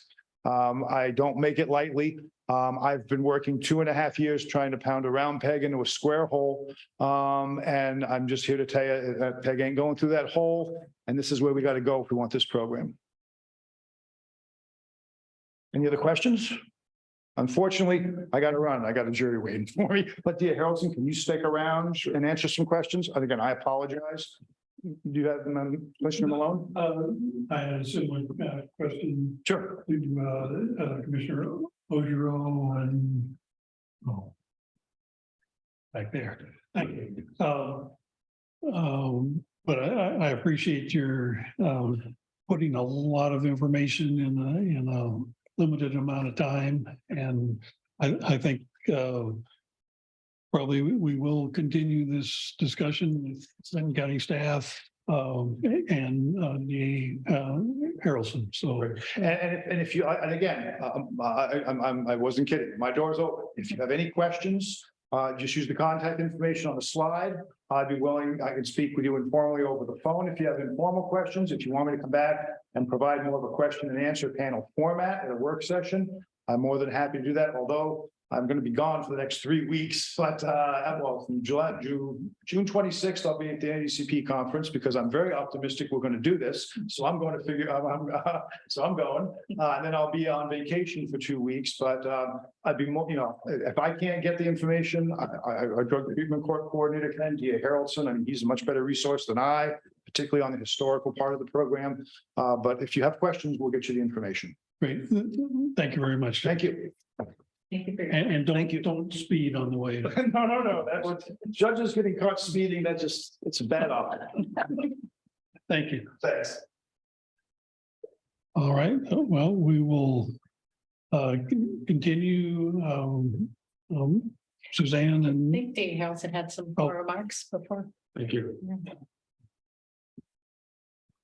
I think it's important to recognize that we have already engaged in an effort to preserve our drug treatment court. And I want to acknowledge the efforts that have been made to date by the health department. This is not an easy undertaking, and it is, in a way, a bit of a learning experience when you come into such a complex system and program. And suddenly you're having to realign and change the way you do things. And only then can you fully appreciate what that means on the bandwidth of your organization.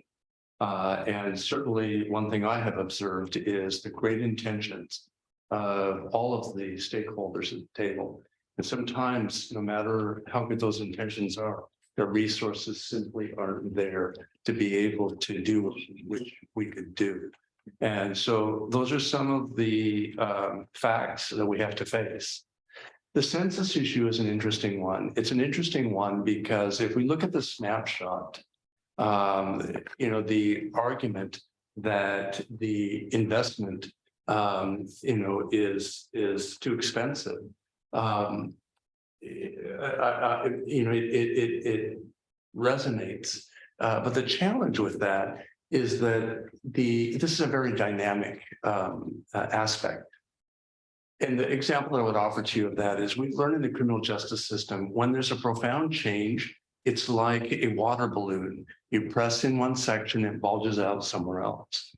And so what we wind up seeing is an increase in the number of drug-fueled crimes.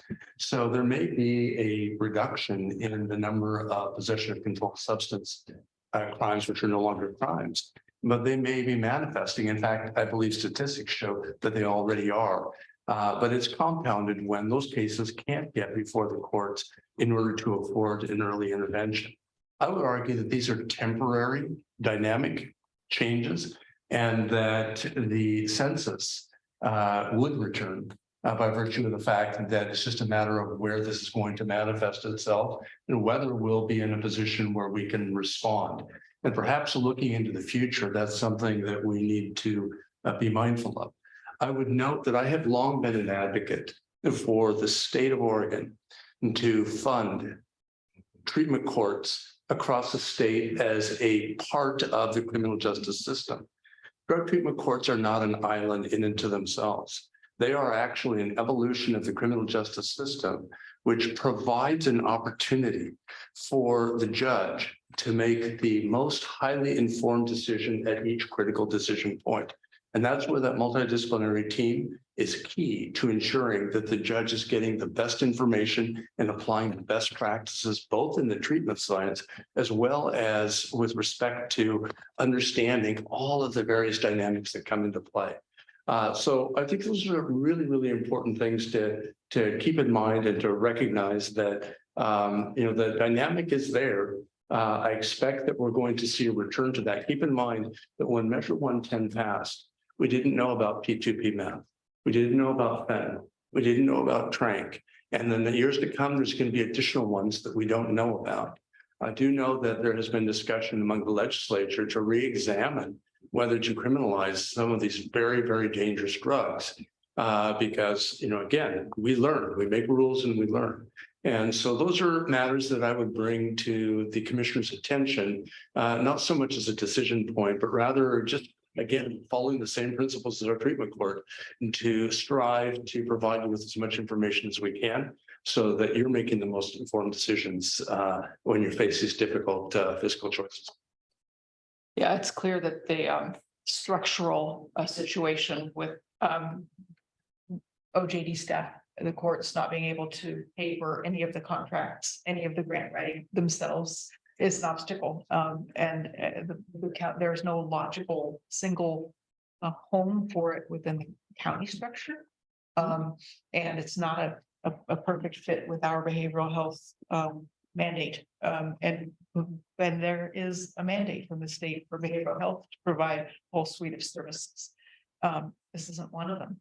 So it's just a clashing of different structural constraints. And it's frustrating to see. I've been an advocate for the drug treatment courts. I took office and learned about its role in the system and that model of sequential intercepts. But I don't see one right now.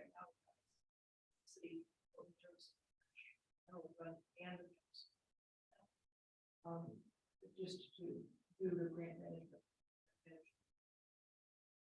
Personal census. And the census that probably will increase, but we don't know when. And I'm looking at the census data and looking at the respond rate, and that's about 50% of the census in any given year. That's not exactly reassuring either. Which takes us back to the levy as well, because if we did have the infrastructure, we would be in a much stronger position to be able to affect that the peer rate and so forth. But that's a topic perhaps for another day. I think my contribution towards this is going to be very minimal. It's mostly very calculated. I just really want to honor that both the history and the current misconduct and you obviously have a great legacy. And it is a shame that this is. I think outline our the program. How we have to put up forward as the beginning the only part really about it is. I will say. All good programs have prevented associated. All the work we do on the subtitles. I could also offer up a lot of numerics that show the value to. I think the concreteness of this right now is that what I see this is really getting in this. This really is a transitional phase. If you look at this massive drop of a population of 40 on average, and the movement we have within that population, we have not got to a sort of places to be able to say this is more. That risk management component, I think that really speaks for itself. Is that right now it is hard to land on something because you don't have. And that's sort of trying to be as neutral as I can about the program. In other words, that there probably is another time for extreme, but I think the reality is that we have to look at the landscape in the coming phase and wait for a time in which we can establish a stronger program.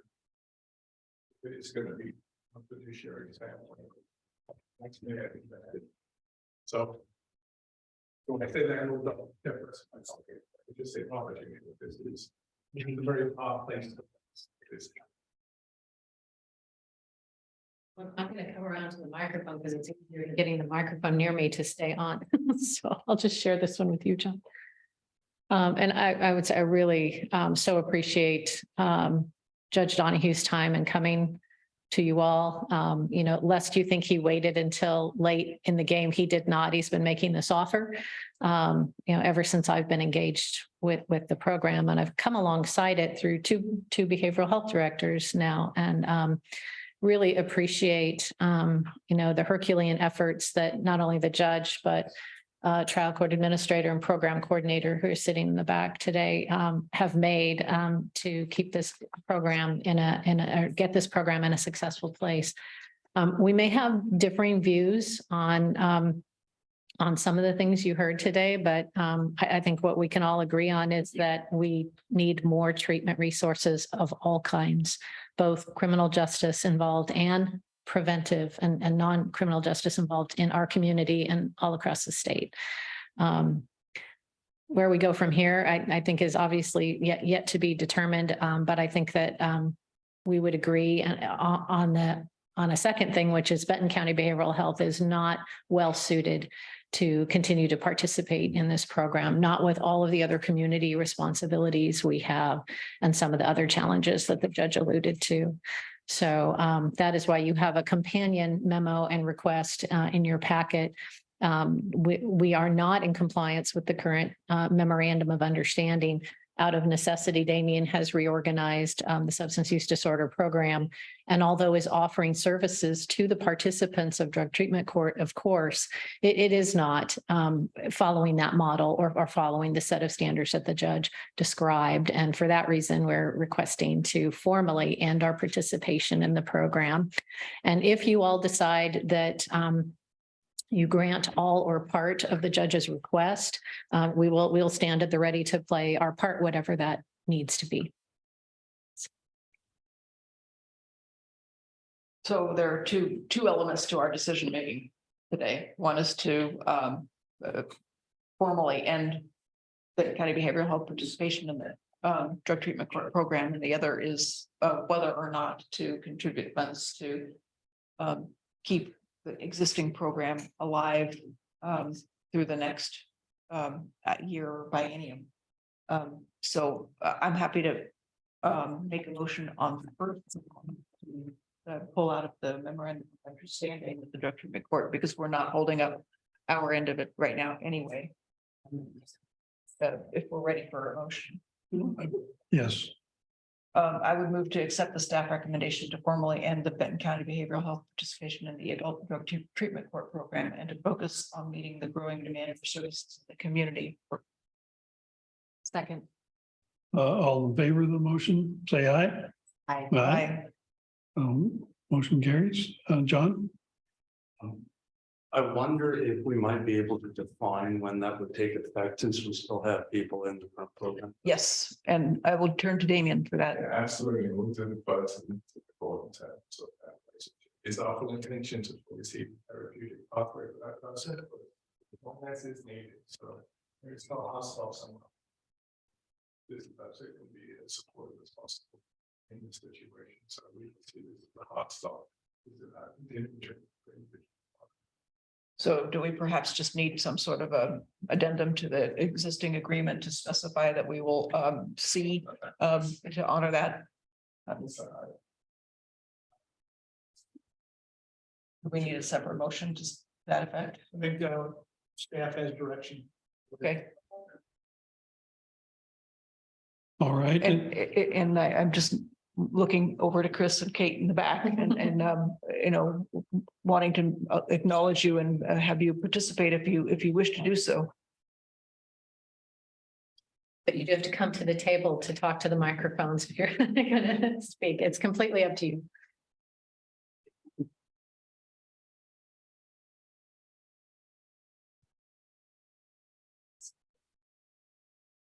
Is it green button is on?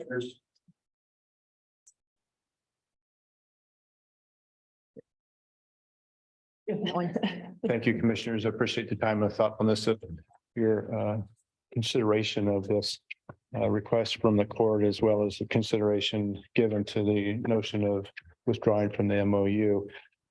With respect to the aspect of potentially making an addendum to the existing MOU, that's an administrative decision. I really feel that we are continuing to function, and we're to the level that we are functioning with the drug court program. We've been doing so for a considerable amount of time now without conformance to the MOU. Our MOU does exist with an inclusion of a caveat that says that any party to the MOU, which is everyone who Judge Donahue just mentioned, is only expected to provide service to the level at which they can do so to business practices. So I think that encompasses where we are right now, satisfactory, and I don't feel with due respect that you really need to have us make an addendum to the MOU. Interesting. Question. So Suzanne, I think I heard you, or let me know if I heard you correctly, you mentioned that judge has been asking for this for some time. Is that correct? The judge has made it clear that if at any point in time, the financial challenges of the program are at issue, that he would be more than happy to come to the board and personally and individually advocate for additional funding. That is not why we are necessarily here today.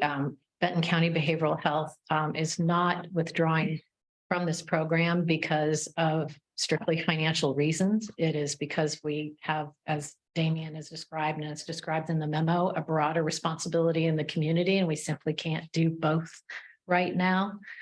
What that creates is a financial reality in order to have funding to go out and find the third party provider. And so that is why now is the time that the judge is coming forth. But he's always made it very clear that he'd be happy to come before you at any point to either inform or educate about the program, but certainly in the interest of ensuring that financial resources are considered if they're available. Okay, thank you. I appreciate that explanation. Just in my head thinking that before the budget would have been a good time to ask, but no, that's life. So it's not always sometimes messy.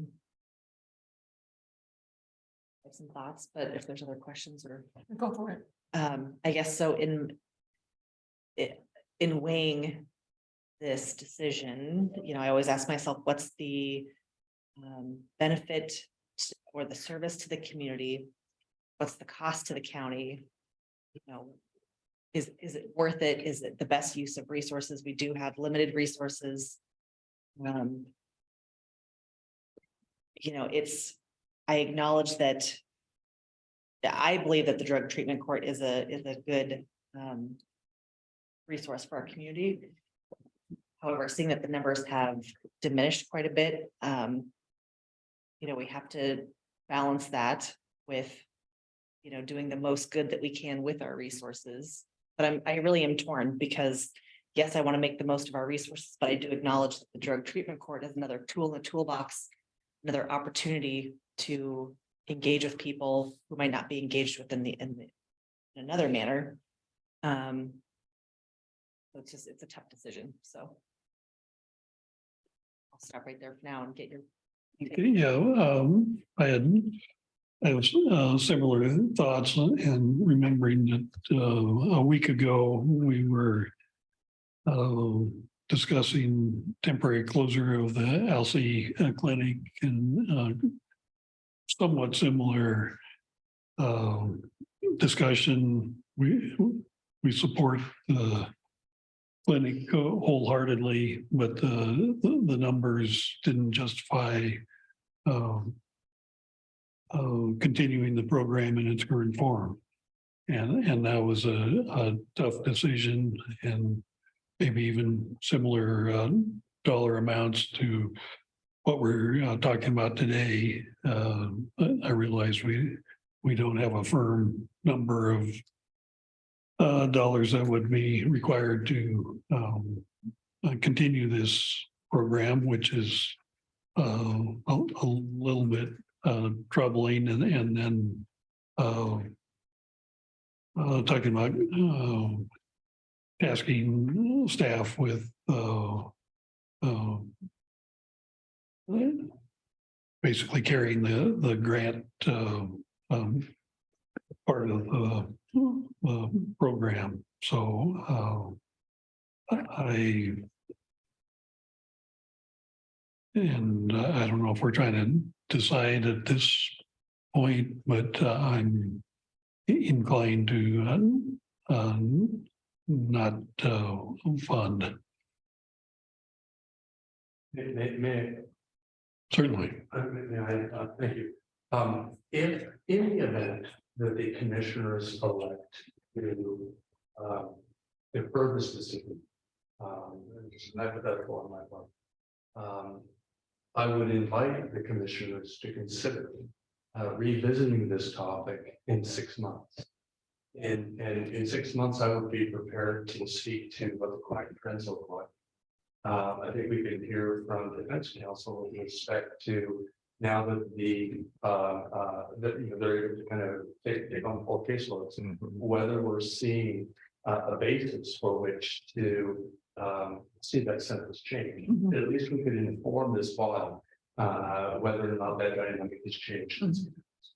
I see that Council Pelegi's also just turned on his camera. Maybe he has something to say. Who's joined us? Mr. Pelegi? Oh, please, join the discussion.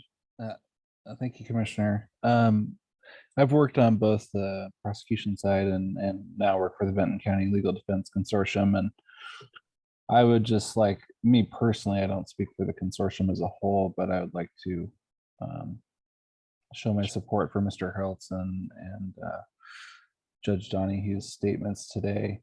I think that seeing the recent numbers doesn't show the true picture. I mean, the kind of what I see on the ground, more so, at least with the numbers that were exceptionally low in 2023, is that this has been suspended for some time. We're 5 months into the year. We've got people where it would be appropriate for them to do drug treatment court. I think that both prosecutors and defense attorneys have people that we think would be appropriate. But we're in this kind of holding pattern here. So I can't, give you firm numbers on that, but I know just anecdotally that there are many people that this could benefit. And, these people are, just in terms of the long-term costs and the investment, even if we're only able to, help a dozen people in a year to kind of turn their lives around, the amount of benefit that they can provide to our community versus the detriment they can provide if they don't turn their lives around is extreme. Thank you. I would leave it there. And if anyone has any questions for me, I'm happy to help. Thank you. Any questions? I think not for Mr. Pelegi at this point, but I think that my biggest question is, is there a treatment provider available that can provide the services? And B, what would it cost? And C, what, do we have the resources and staff wise to help to coordinate the program from the grants management standpoint? So it's a multi faceted problem and challenge at this point.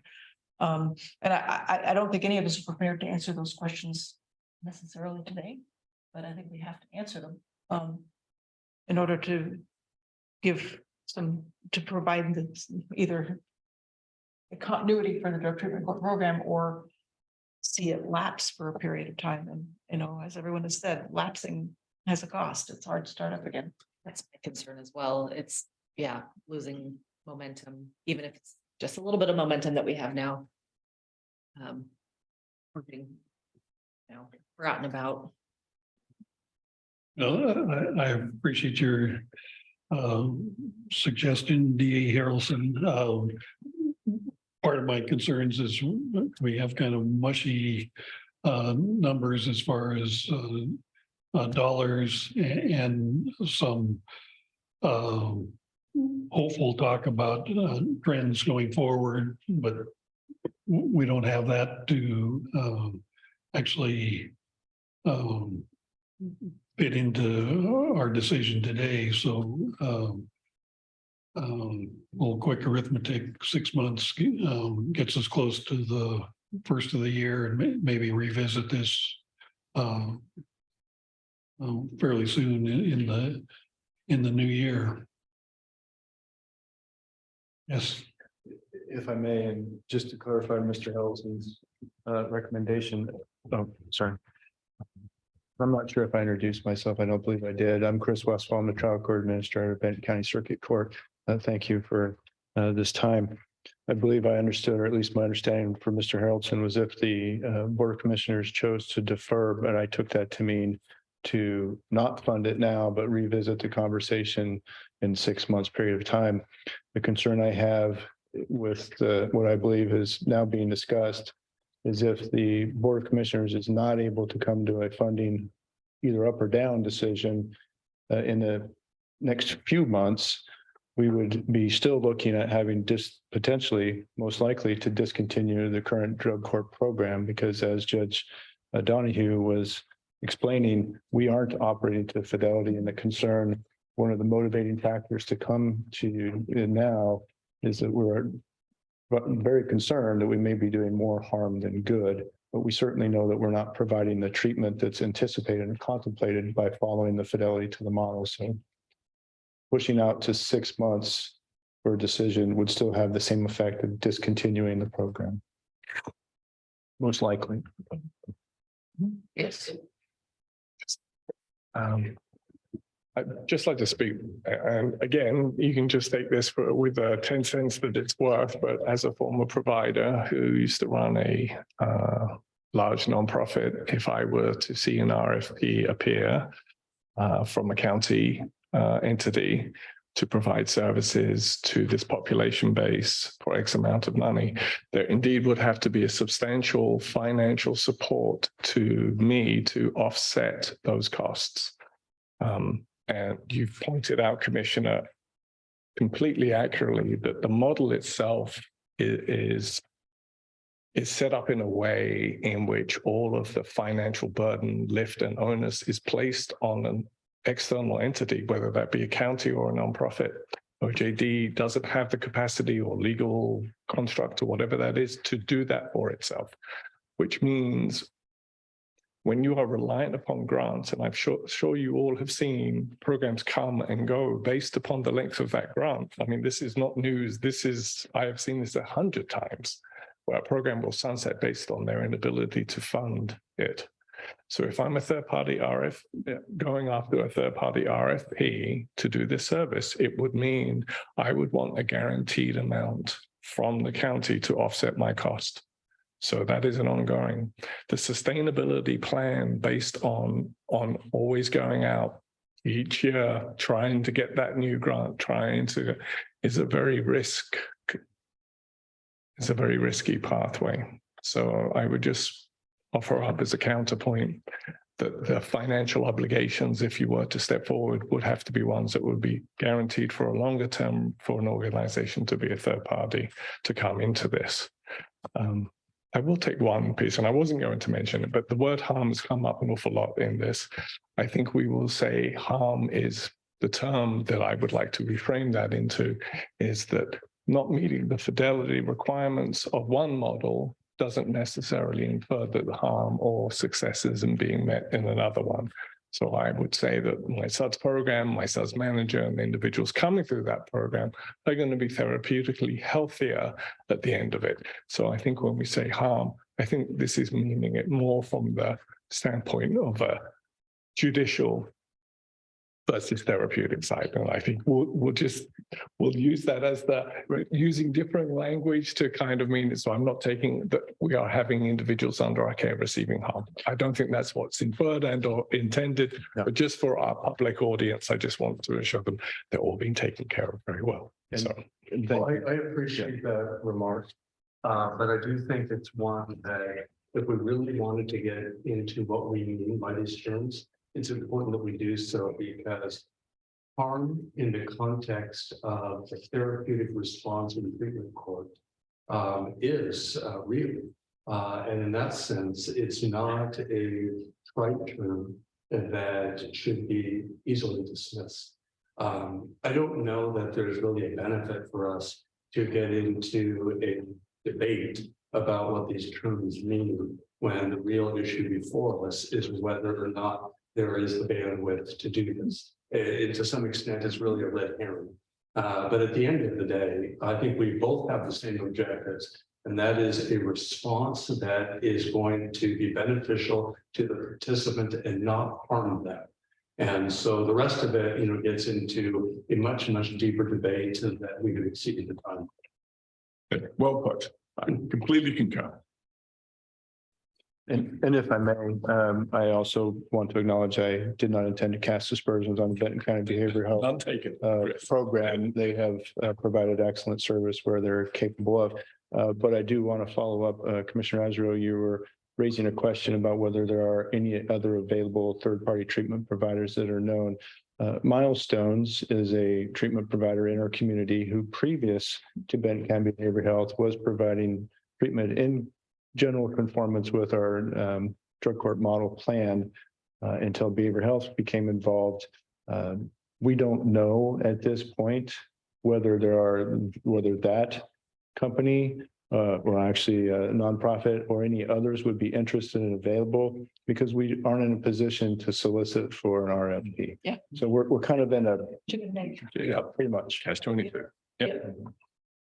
That's what I've seen, and without the census numbers, it's difficult for anyone to really know. And then without Fidelity, the census numbers were low because there are referrals. And so we're in a downward spiral. And we have been for at least a couple of years. I would say Benton County Behavioral Health came in an attempt to rescue the program after the end of the SAMHSA grant, and it was not successful for the many reasons we've heard today. So it's a really tough spot. Yeah. And Andy, sure. keep on talking. Thank you. Thank you. That's kind of in support of what Mr. Harrelson said. You introduce yourself. My name's Clark Willetts, and I've been involved, I'm defense attorney for the drug treatment court. And I've been involved with the drug treatment court for the last 10 years. And before that, probably 10 years, just kind of off and on, probably even more than that.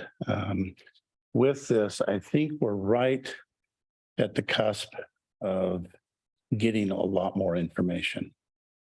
And the reason for that is that there's going to be 3 court dates in July. The 17th, the 21st, and I can't remember what the last one is. That's when all of the people that have been postponed will go before the court. It'll all be before or it'll be in July. So you're going to have a lot more information in July as to how many people there's going to be available for drug treatment court. Also, the budget or OPDS, which is where I get paid for the attorney, is probably going to be decided somewhere between June and July, because July they have to make a decision.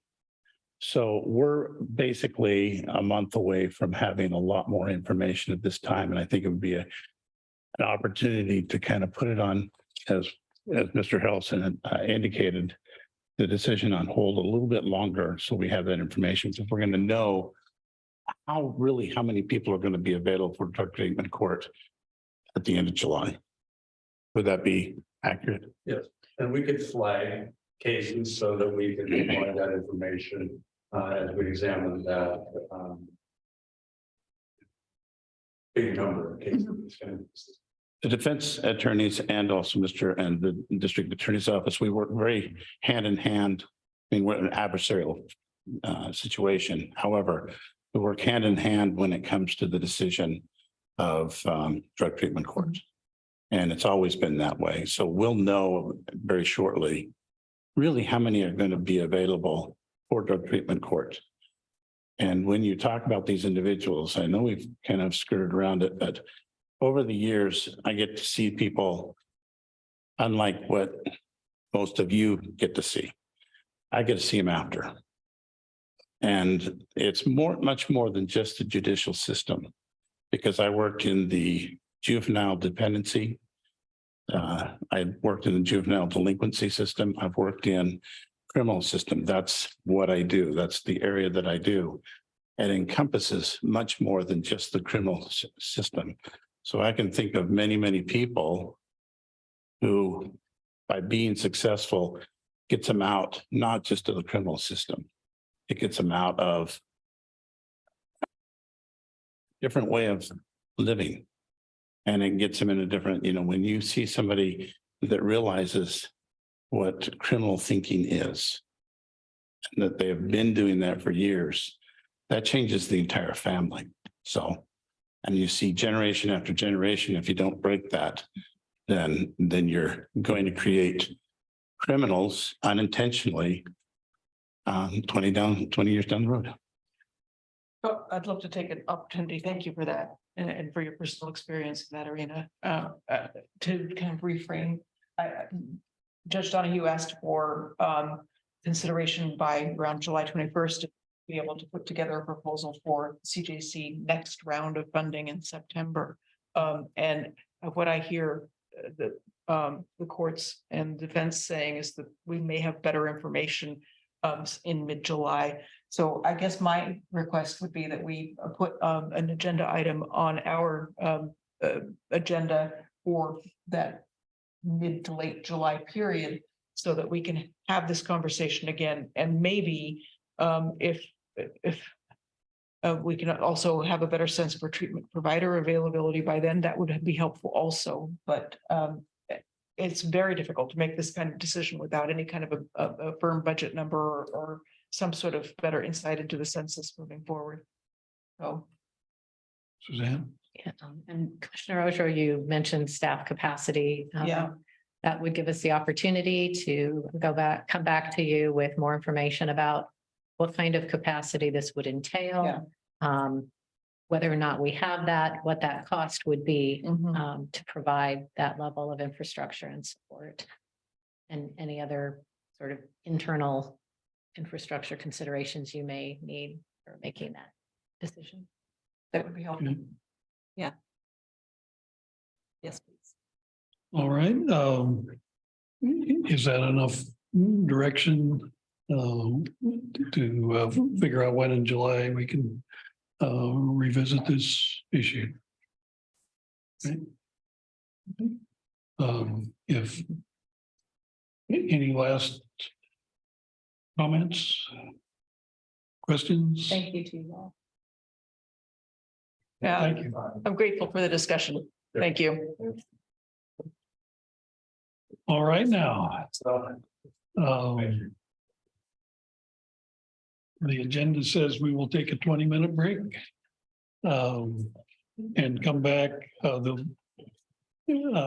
Is your revision of the agenda still stand? So at Vance's request, we will do item number 5, department reports and requests, which should be a fairly short couple of pieces of business, and then return to items 4.3 through 4.7. Thank you. Chair, did you want to continue on in the order in section 4? Do you want to stay with that order? I just want to give folks an idea when they might be needed. Do you have any recommendation? And we are recessed, right? Yep. Yeah. Thank you. Yeah. Oh, but we may not have been recording. Did we miss that last agenda item? Did we capture that last agenda item, Maura, on the recording or no?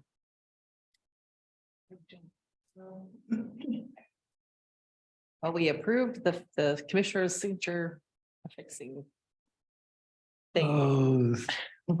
Agenda item. Order number D 2023-053, affixing Board of Commissioners digital signature images to board approved documents. By Wise, seconded by Udro. Unanimous. Got it. Okay. Next up, 5.2, amending resolution R 2023-003,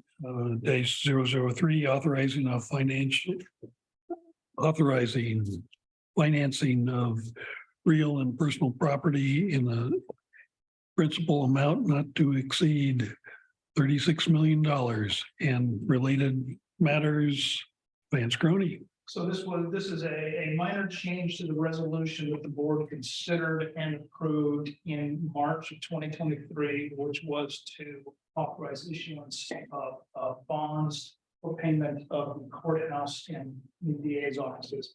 The resolution that was put forward at that time stated both uses would be in new structures. That's a very limiting restriction on the county's options as we move through the planning and pre-construction phase.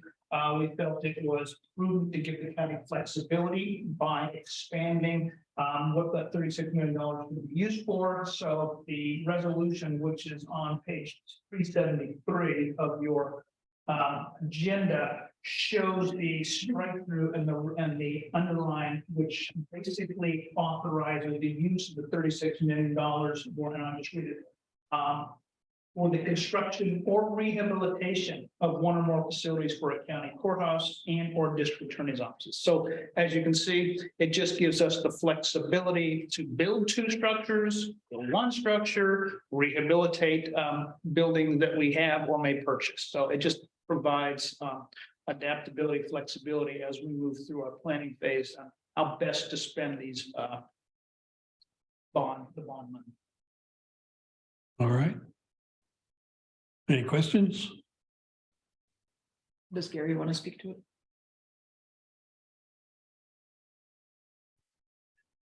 No, just appreciate the flexibility that this gives us. Well, and I think that's the key word.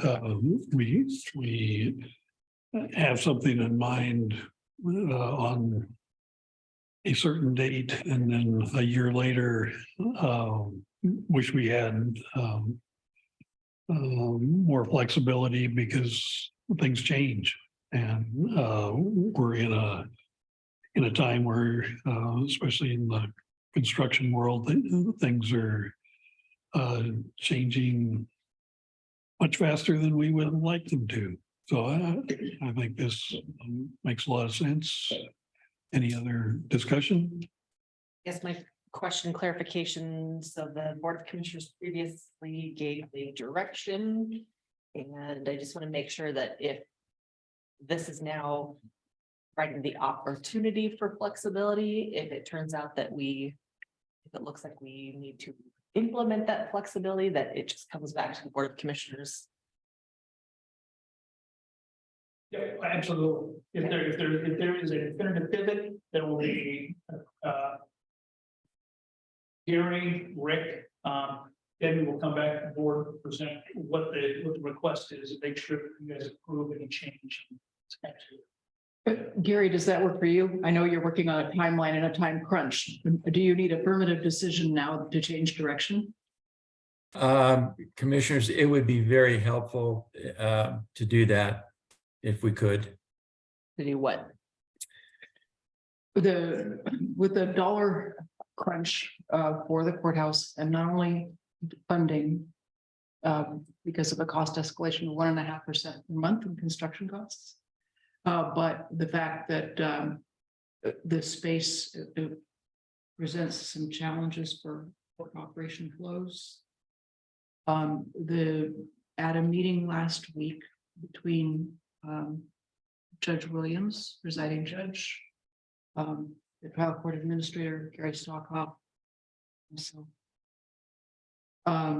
we talked through some options for trying to relieve that pressure. And one of those options was to not build the district attorney's kind of annex onto the new courthouse, but to reconfigure the footprint of the new courthouse to serve the courts only at this time, preserving the option to build the district attorney's office connected to and adjacent to the new courthouse in future, to leave the district attorney's offices in the historic courthouse and allow for funds to be used to rehabilitate those offices in the historic courthouse for the district attorney's office.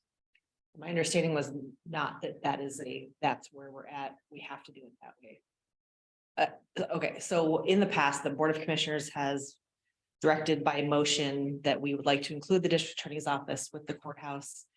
If we are we at the point where we are now supposed to change that?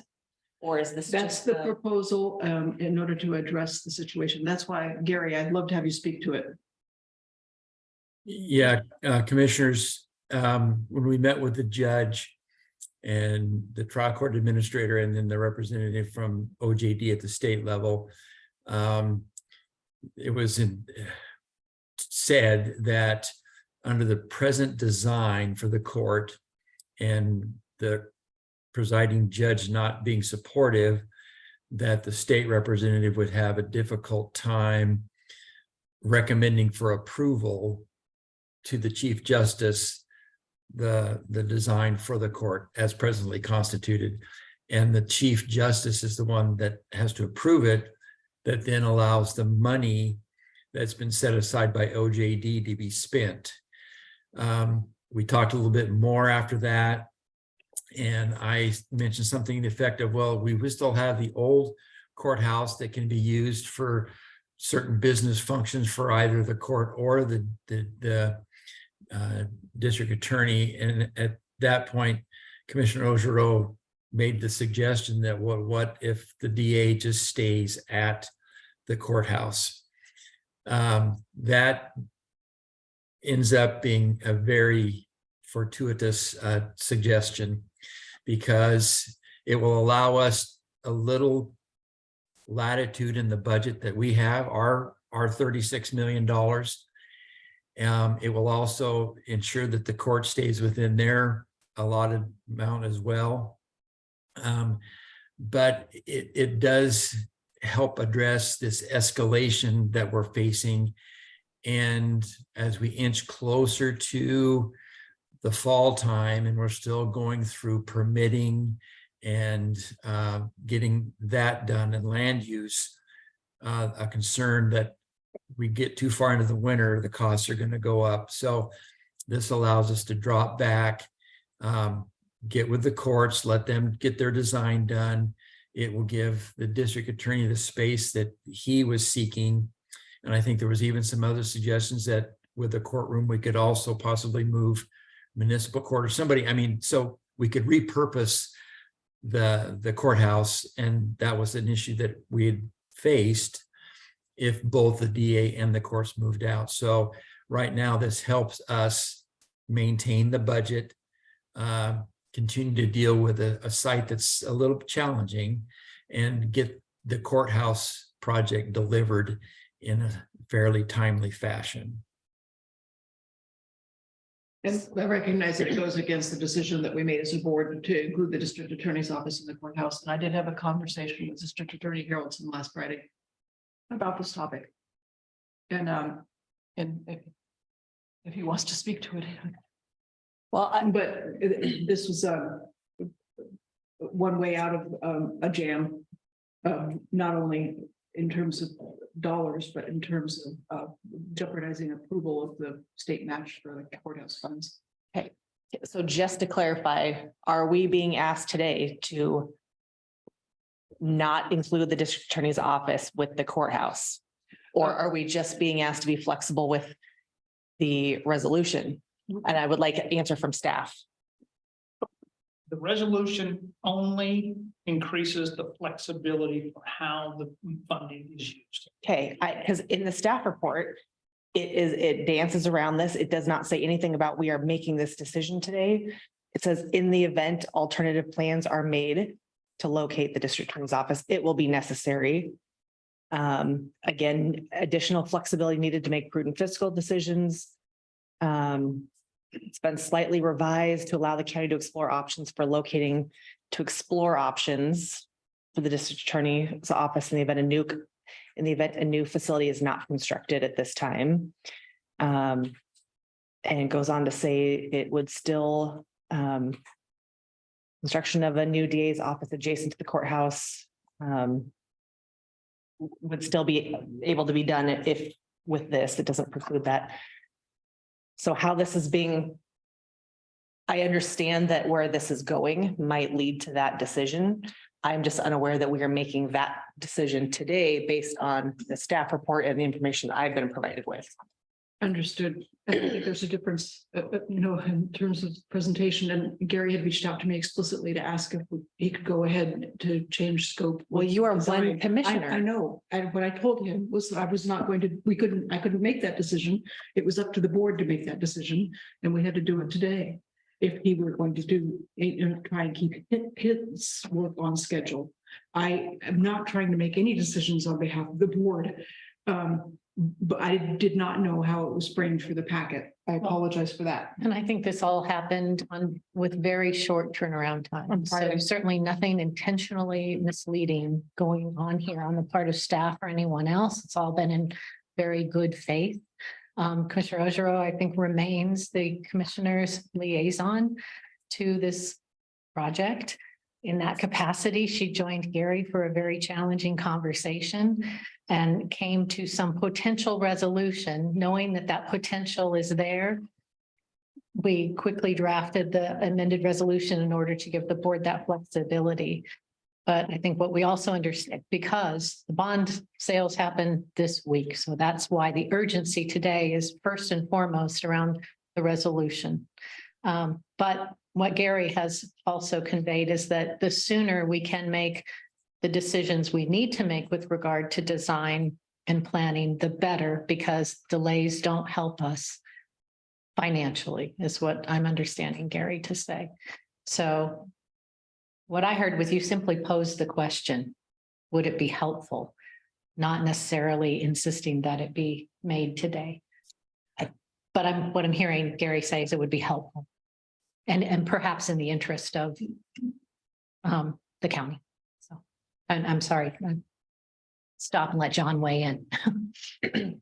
First, I appreciate the opportunity to be heard on this, because as to the question of whether or not the district attorney's office is included within the footprint of the new courthouse, obviously it has a direct impact on our office. I had the benefit of speaking with Judge Williams, the trial court administrator, with Commissioner Ojero regarding the meeting that was referenced and not the meeting that was referenced. Commissioner Ojero and our discussion didn't involve that. That was the judge and the trial court administrator. My takeaway from that was that this was really a mathematical equation where, as a practical matter, the resources necessary to complete this project to the standard that the courts were demanding in order to agree to cite on, which was necessary to get the matching funds, was space-wise too great to allow space for the district attorney's office to be included in that footprint. And I will say that, and this will come as no surprise to anyone in this room, that it was a profound disappointment for me to hear this, while at the same time I recognized that you can't squeeze blood out of a turnip. And so the aspect to compound that matter, and perhaps this is something that could be addressed another day, but I want to talk a little bit about how it impacts our office, is this notion that the district attorney's office would be, in essence, the primary occupant or the sole occupant for the county in a courthouse, which I would submit is not a safe building in the event of a seismic event. That has a pretty dampening impact on the spirits of those of us who are left to work in such a building. The issue for us is not just a matter of space, it's also a matter of being in a building that gives us great concerns for our personal safety. In anticipation of today's meeting, and based upon what I learned from Judge Williams, what I learned from the trial court administrator, and my conversation with Commissioner Ojero, I felt obligated to have a staff meeting and to let them know that these were possibilities, that this decision could shift today. And I want to share, just to give kind of a real life example of the sort of impact that it has for those of us that work in that courthouse. One employee told me afterwards, "What's my life worth?" The sense that we are expendable in that safety dynamic is concerning. My response to it was, well, even in the best case scenario, we're still going to be in there for a few years. I mean, that's the reality of it all. But by the same token, I think that there is some perceived reality that doesn't feel very good for the morale of the office. I hope it doesn't cost me employees for those that might want to find a safer place to be. I mean, that's been an ongoing issue for us, but it also takes us to a point of understanding, for instance, if we are not at the table when we're discussing alternatives, then we lose the opportunity to understand that there are costs associated with this approach that you may only know if you work in our field. An example of that would be, first of all, we're going to be having to go back and forth from the courthouse to the new courthouse. That would take a significant amount of time where people would otherwise be working and doing their jobs. So we would need more personnel to be able to make up for that lost time. We would need a fleet, maybe not a big one, but to be able to have transportation, because we're just going to be going back and forth from that. If there is an accident, where does the liability fall for that?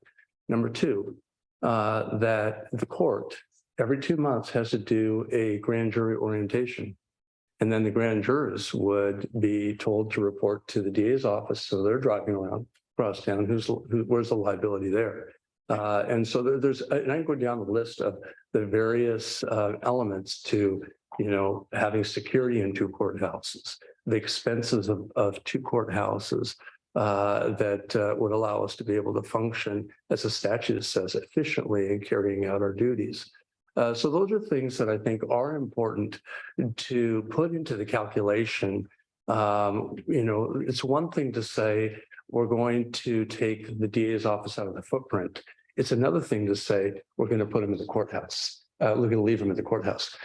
In my mind's eye, I would say those are 2 different decisions. Perhaps the first decision is one that could be made independently, with consideration for the fact is that the second decision, it may suit a need that is a good easy fiscal decision, but it does not address in any way the safety to the lives of those who are left to occupy that building.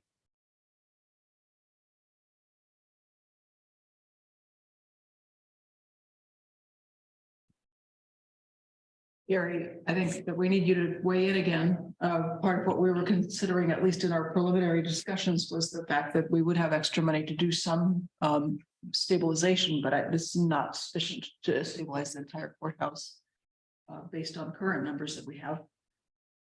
No, I think the last I remember it was, 15+ million for the full seismic that obviously is not available either. So there would be, we're not sure yet, because again, the flexibility back to this new approach was that it would give us a little bit of time to deal with the escalation, see what the final budget number was for the courthouse. And then obviously if there's other things that we could do to do some minor improvements at the old courthouse, then we would definitely look at that. But we don't know yet. Again, the cost issue on this is still the problem and the delay. Having to go back and rework the court to get it to where they would accept it, that pushes the project further out, and probably even into spring if we're not careful. And we did discuss the other option, which is pulling out of the project altogether. Because that is a risk if the Supreme Court justice doesn't sign off on the project. That would just delay their entire project. I mean, we are, leveraging Benton County up to the, safe limit of how much we can borrow.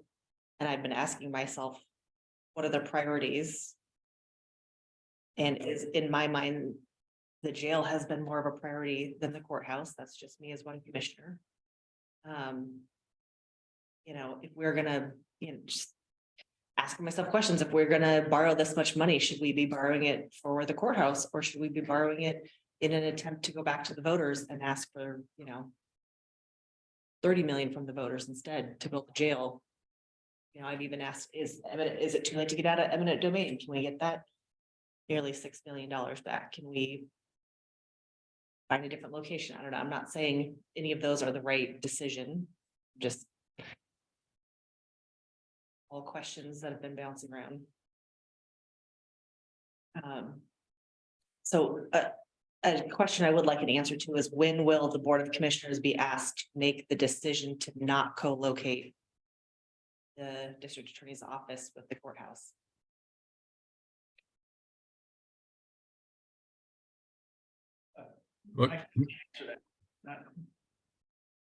Gary? Yeah, commissioners, just real quick, I think, as I'm listening to this, right now, as the project manager for the courthouse and the DA in the facility, we could continue on as originally proposed. There's going to be extra costs to do some redesign, which again impacts the budget. And that adds to the total. So we can continue on that path, and that makes the budget a little scarier.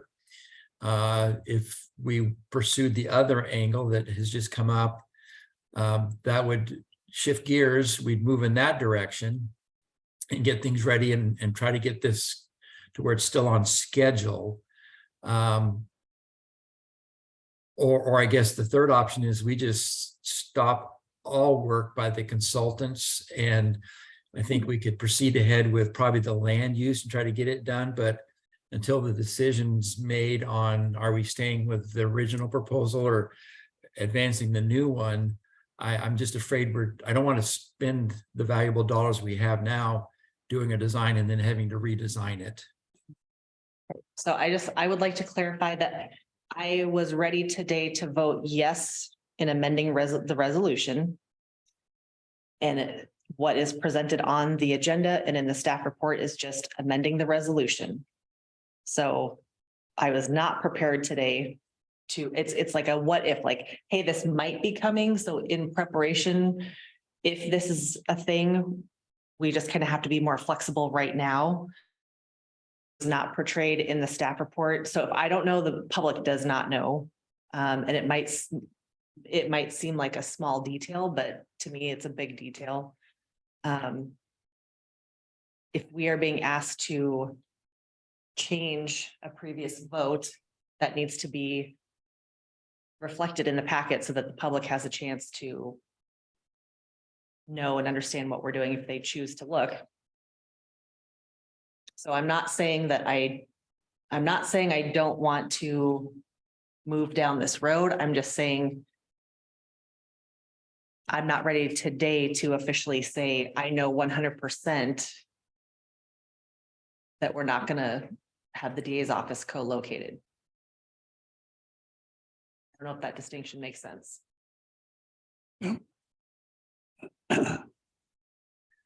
I have similar thoughts.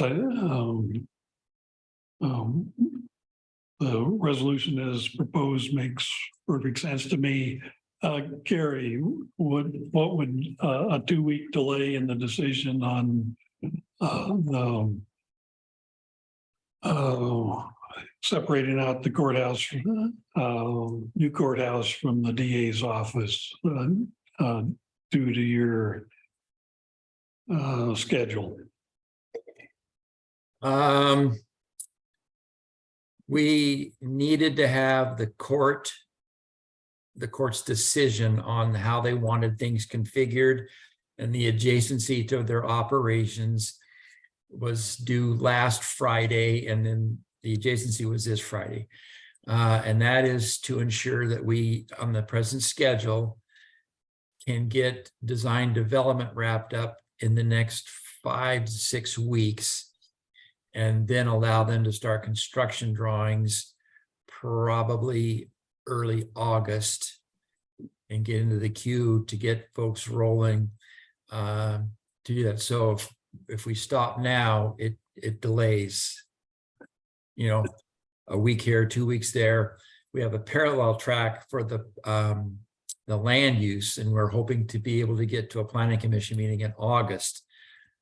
But, you know, there's still issues there as well. So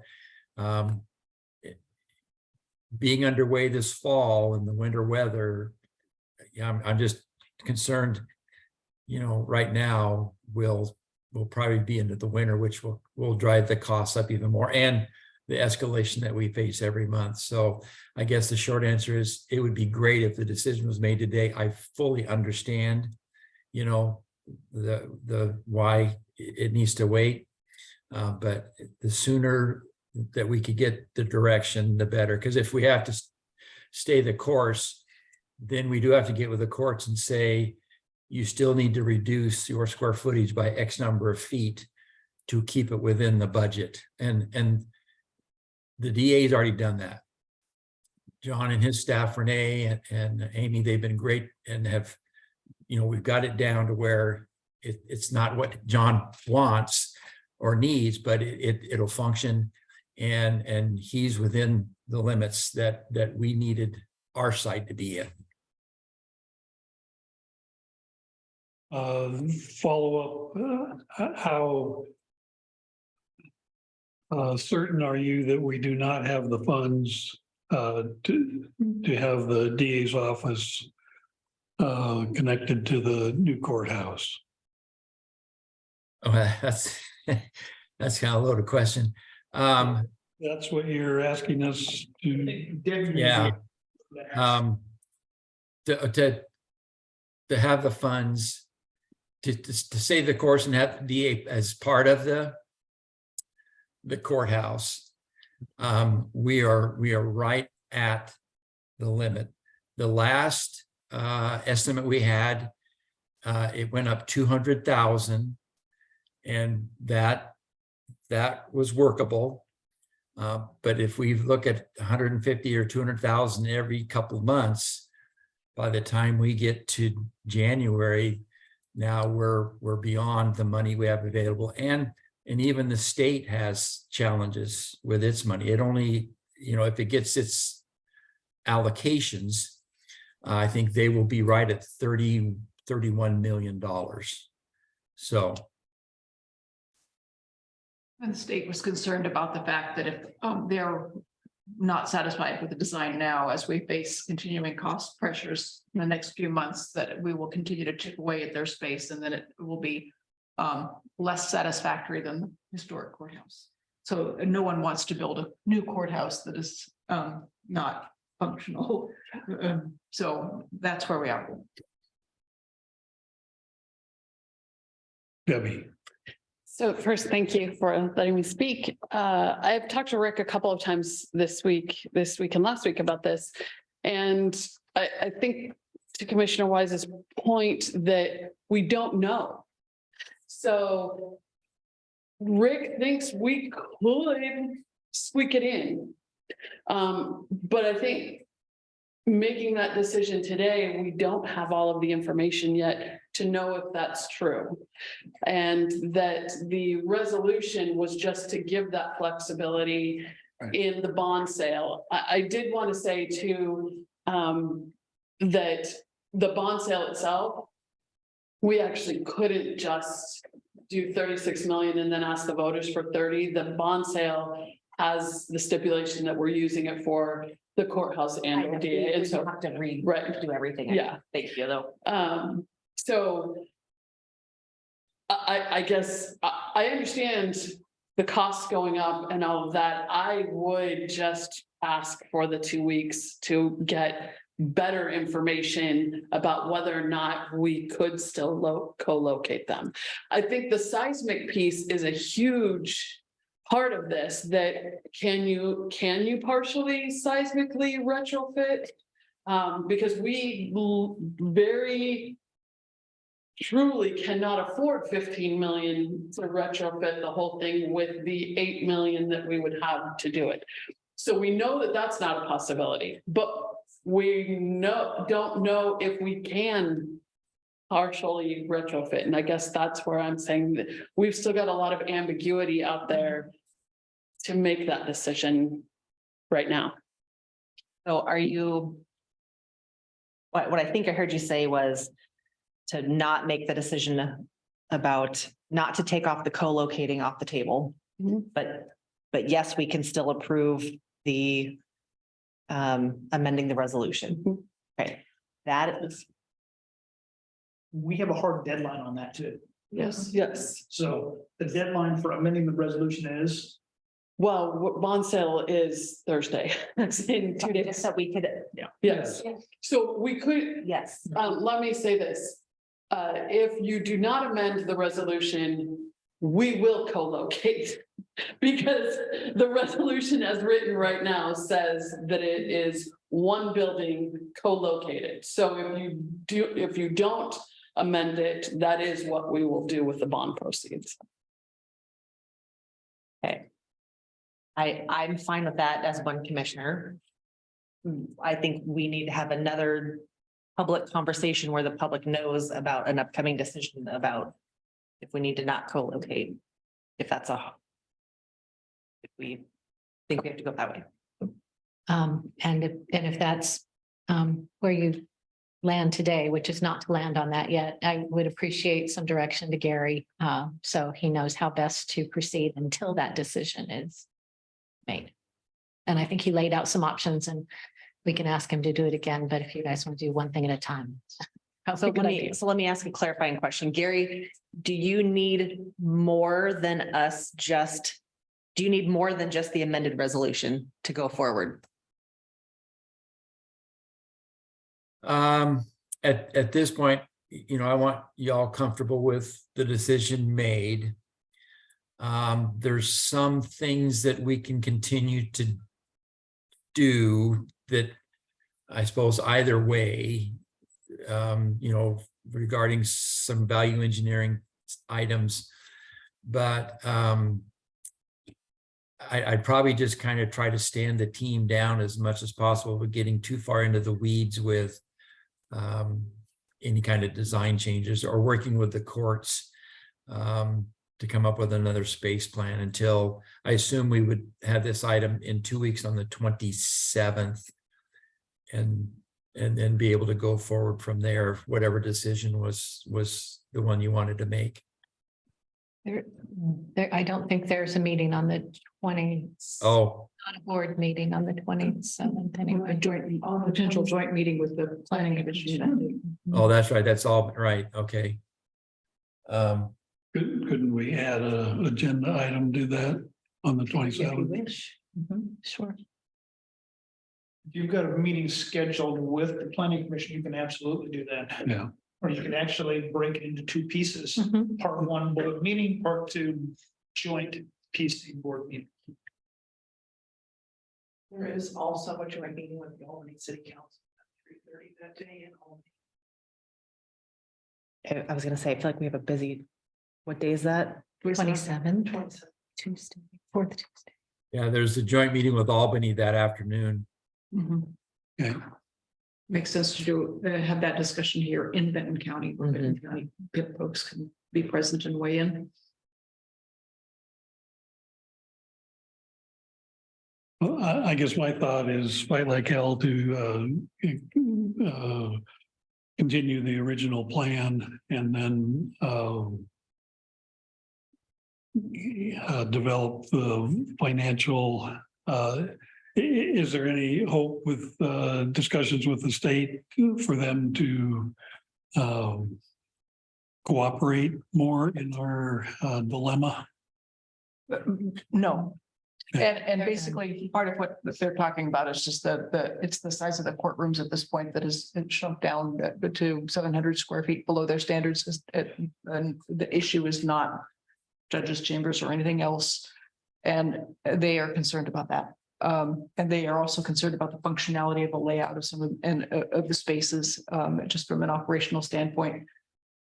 And if the presiding judge doesn't make a positive recommendation to the Supreme Court justice, then the Supreme Court justice won't release the funds. So then we won't have a courthouse project. We might have the bond money, but we won't be able to spend it on anything. And then what do we have to do? Do we have to We'd refund it.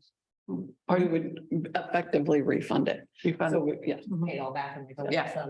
Yeah, which also has a cost. it does. So, yeah.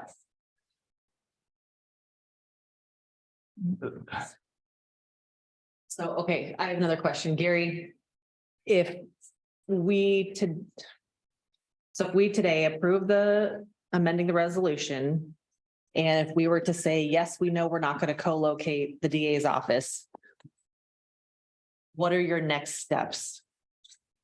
And how does that, then if we say yes to the resolution, but no to the DA's office, what are your next steps then? What's the difference there? So just make sure I understand. So, I mean, the resolution that, yeah, that to me, that's kind of a done deal. That's great. If we're saying that the DA will remain and co-locate at the courthouse, then it's back to the team to go meet with the trial court administrator to determine how far back in the design process that we need to go to move stuff around. And there's a couple things that they're asking for, and see if we can make that work. That will delay the project. And, you know, we're going to be well into winter time, but Commissioner Ozero is correct. They want one of the courtrooms to be much larger, to be able to hold 40 to 60 in the gallery. And I think originally it was like one that was 2,100 square feet. So that we can make one a little bit bigger, but then where they're located and adjacency is that other issue that I mentioned, and their operations for their transaction windows and their staff and how they flow through there. We have the jury assembly room on the second floor right now, which is permissible according to DLR. The courts have requested that be on the first floor. So, you know, you move one here and then it impacts, and there's the domino thing. So if the direction was the DA is going to stay, then we would immediately begin trying to get with the courts to see within the prescribed square footage that we have available based on the budget to come up with a configuration that the presiding judge can say, we're good to go, and then advance it on through the rest of the process. I'm still trying to understand. So I feel, to me, it seems like maybe finance has one opinion and then Public Works has another opinion, or maybe not Public Works, but maybe this whatever group is working on this construction. I mean, again, I'm not exactly sure how to ask for what I'm looking for, other than I'm in the way I've already asked it. I guess I'm having a hard time understanding, do we even have an option to keep the DA? Seems like Rick thought, and the staff report seems like maybe there's a small chance. So you're saying there's a chance we could keep the DA's office in there. Okay, but I feel like Gary needs to know that we're not going to keep the DA's office in there. So that's where I'm having a hard time reconciling those two things. Gary, if we delay 2 weeks getting answering your question, are we into winter before we can start construction either way, or does how critical is the 2 weeks? Well, I mean, I think it's pretty critical, just because, you know, I'm trying to keep this project on time and in the kind of the schedule that was originally envisioned. And this process we've been in the last few months has taken longer. And, you know, unfortunately, we're at a point where the court can't accept what layout had been provided to them. Based on, we had the big cost escalation back in November, I think it was. And then it's gone up, since then. And so that meant we had to shrink the square footage to accommodate the budget. So, if the costs keep going up, and I'm trying to not put words in Rick's mouth, but the 36 million, we're tapped out. And the message has always been, to others, there is no more money from the county. We might have a couple quarters in the couch cushions and that, but we're capped. And so we're trying to be very dutiful about keeping it within that. And there's still, we still have the final value for the land that hasn't been decided. We've got, we're getting closer on the infrastructure and all that. But, I'm just trying to make sure that we're not going into this and already over budget with what's being planned. So I don't know if that answers your question, Commissioner. I'm, right now the budget, it is very, very, very tight, and any delay just leads to the probability that that cost will go up.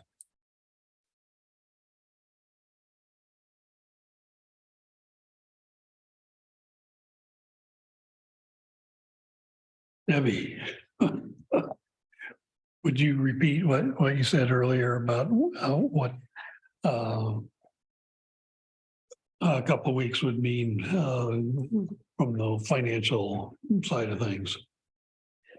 Well, I think it would mean that whichever parties needed to get together, obviously Gary, the courts, Rick, to say, is there a possibility?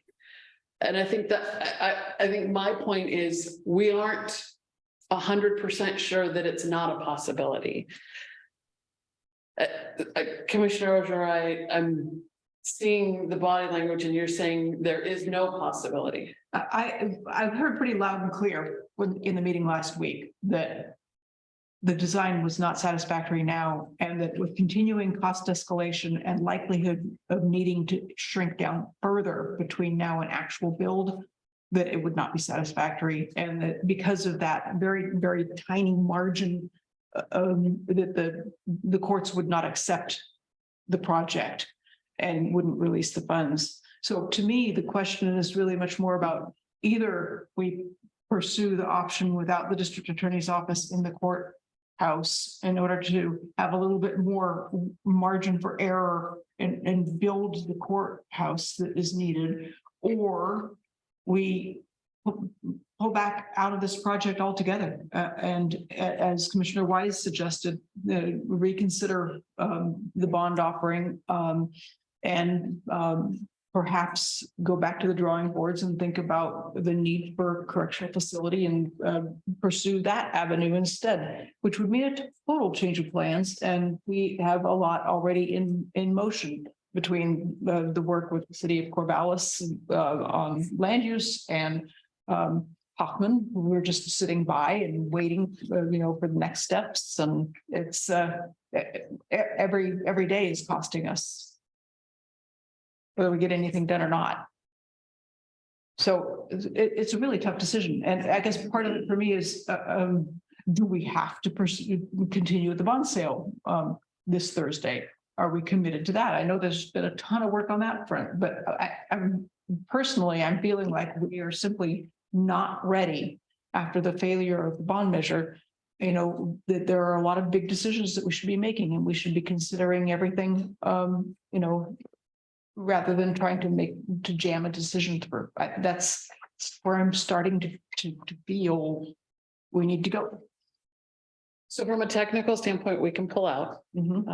So the button has not been pushed that says they're on sale, so we can pull out. I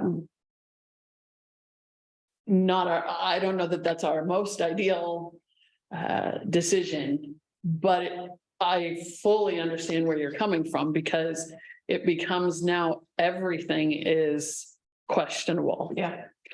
So I do understand that. So what if we wanted to just delay let's say, yeah, we want to go out for the bonds next month. Is that a? I would say that it probably wouldn't be next month. I think you would end up delaying a couple of months. That too is problematic because we need money to build a building. So again, back with Gary, do we put a hold on all of it? So Gary ceases work on courthouse, on all of it, and stop the bond sale and then regroup?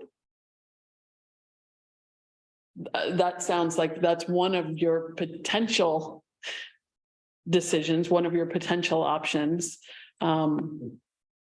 Or yeah. We proceed with the courthouse without the district attorney's office in it. And also at the same time, research what kind of work we could do in the historic courthouse with the funds available. I just feel it. Or May I ask, what happens if you can't partially rehab and you only have $8 million? I think I need to clarify. I don't think that we're gonna have $8 million.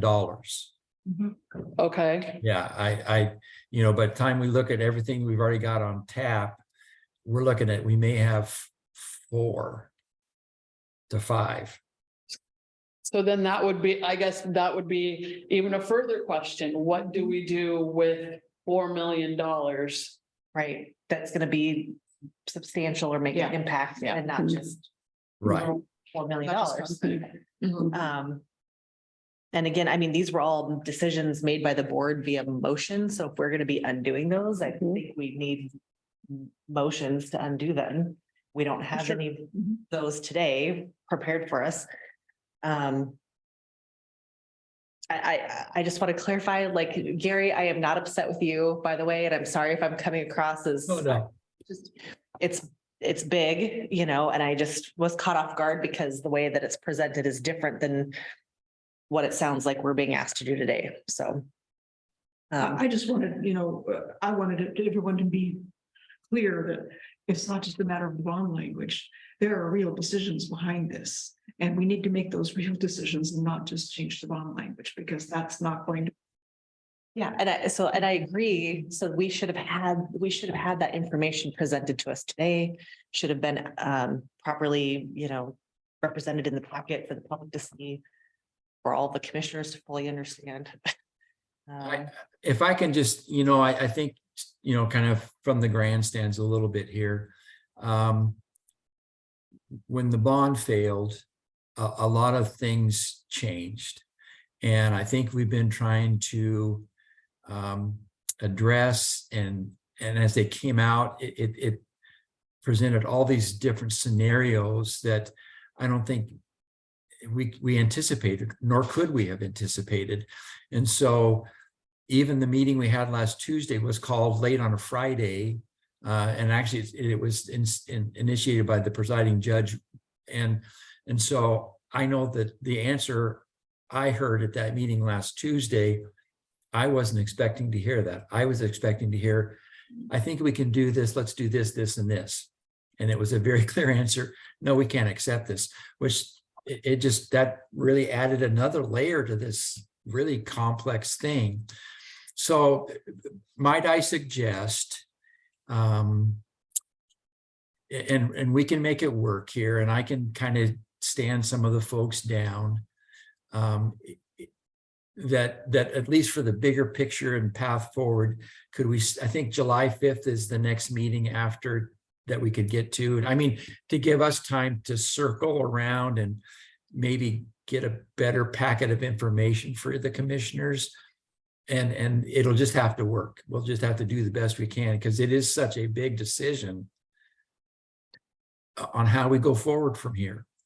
And, I can't speak for Rick, but I think the bond sale was also timed to help pay for some of the stuff that we've already done. Debbie can probably clear that up, but if it got delayed, I'm sure there's a way to delay it. I'm not the accountant, obviously, but I think we could have something ready for you all on July 5th, that's the actual, I think that's the next board meeting, if I'm not mistaken. That's correct. And that's a Wednesday because July 4th is July 4th. Yes. This is going to be a lawyer's analysis of the issues as I'm hearing them. And I'll ask you to take this with a grain of salt as I try my best to channel Vance. First, it strikes me that by approving the amendment to resolution R 2023003, that you create some options preliminarily. No matter what you decide to do, at least you have more flexibility there. Second, the issue of co-locating can be informed by any additional information that you get in the interim, now that you have at least the flexibility in place. Third, the decision of co-locating is different than the decision of where to, not co-locating is different than the decision of having to decide where the DA is going to be. And so those decisions can be made at different times. And I'm wondering, in examining these choices, if there are some decisions that will help move forward in this process while still preserving an opportunity to go through the processes that Commissioner Wise spoke of with respect to formal decision as to whether to definitively not collate the district attorney's office, and then ultimately decisions in terms of if that's the case, then where will we be? You know, from my office's standpoint, I feel I did the right thing to let them know that this was a possibility. And so from that standpoint, as the commissioners continue to work on this, that it strikes me that the first step might be simply creating that flexibility to have that in place in as timely of a fashion. Ultimately, let's assume for the sake of argument that there is absolutely no way that you can co-locate the DA's office with the courts. If that is in fact the case, then it does make the analysis a bit more clear, the choices.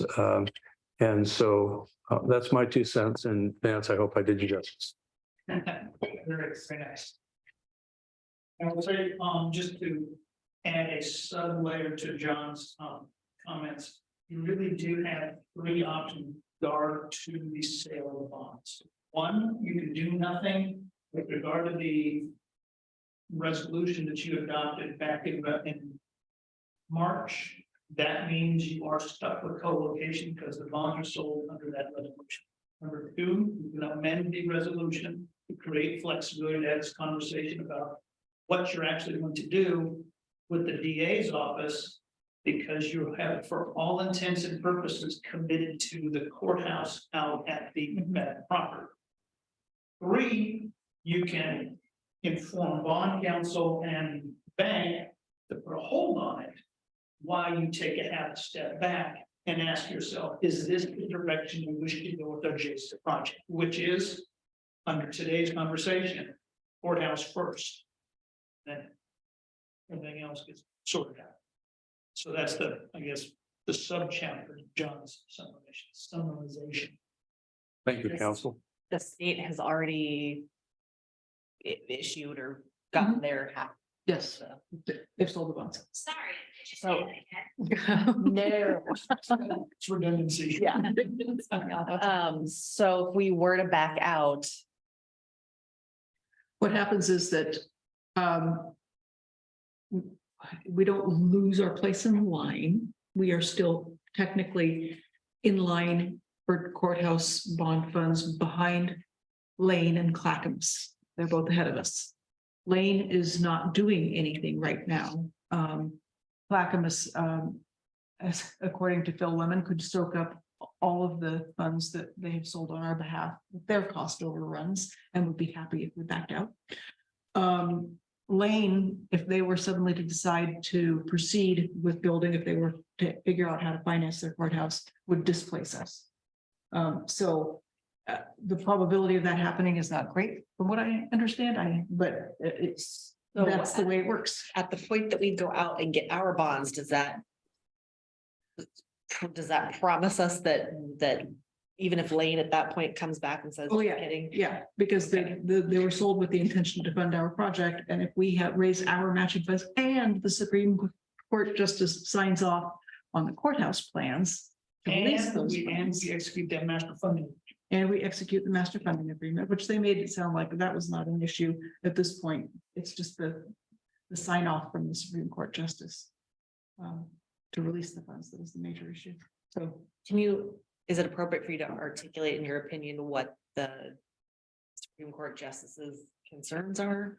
size of the courtrooms, and configuration of the layout, and the concern that given the rate of cost increases now, that we will have to shrink things even further by the time actual construction begins.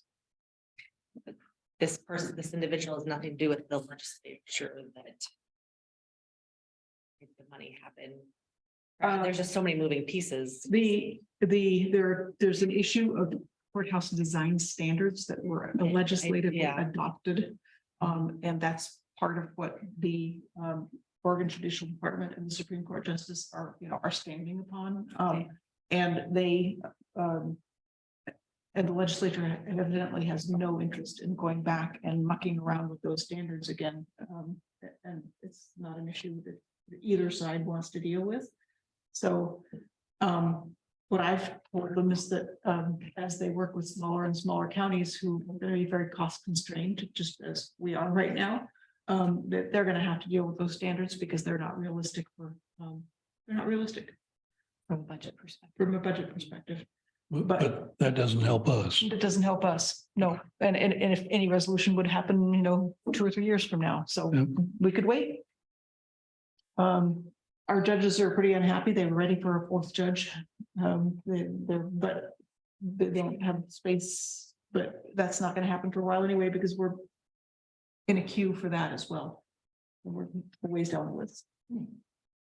I mean, are we happy with our justice system in its entirety? No, we're not. None of us are happy. So it's not ever going to be perfect. I feel like we're committed to the north side. That's our future. And so I think I would be willing to proceed with resolution as proposed to modify our earlier resolution, which is 003, and the current one is 2023 -019. I feel like that's, well, like I said, that's our future. And losing the bond measure makes it complicated, more difficult to advance the pieces. The courthouse is the piece that's furthest along, and we have state support. We're likely to have state support for half the cost of the new courthouse. I think we ought to at least deal with that today. And then Gary has proposed coming back in 3 weeks to look at the funding. And that gives finance time to also work their magic, and seems like we might have better information in 2 or 3 weeks. So if the three of you decide you're going to move forward with today's resolution, that I would ask that you additionally give very specific direction to staff for what you wish to have in front of you to consider in 3 weeks, so that we set that date. So staff knows how long they have to gather the information. Because what I'm hearing from all of you is the resolution really isn't much of a concern to the three of you. It's what in the world are you going to commit to as your next step? And that you don't have enough information for that kind of a serious decision. So that's what I would ask, that if you move forward, that you be very clear on what you'd ask staff. And can we break that into 2 pieces? You don't even have to make that motion. Okay, You just need to direct Direct staff that, to okay. capture the minutes, and Gary will take copious notes. okay. Yeah, you're funny, Vance. Yeah, I guess the other thing I want to mention is anyone who is against us, who is against the eminent domain piece, I don't think they're ever going to change their mind. We should just be aware of that.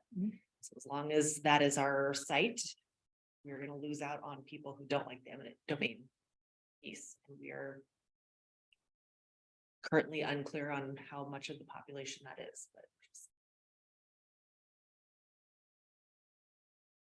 I would doubt anything we do gets 100% approval. I know, I just feel like we gave the voters too many different reasons to vote no, and they all. Agreed. Well, I would be happy to make a motion to authorize the change in the resolution about bond sale. But we could do that first. Yes, and let's do then that. provide direction to staff.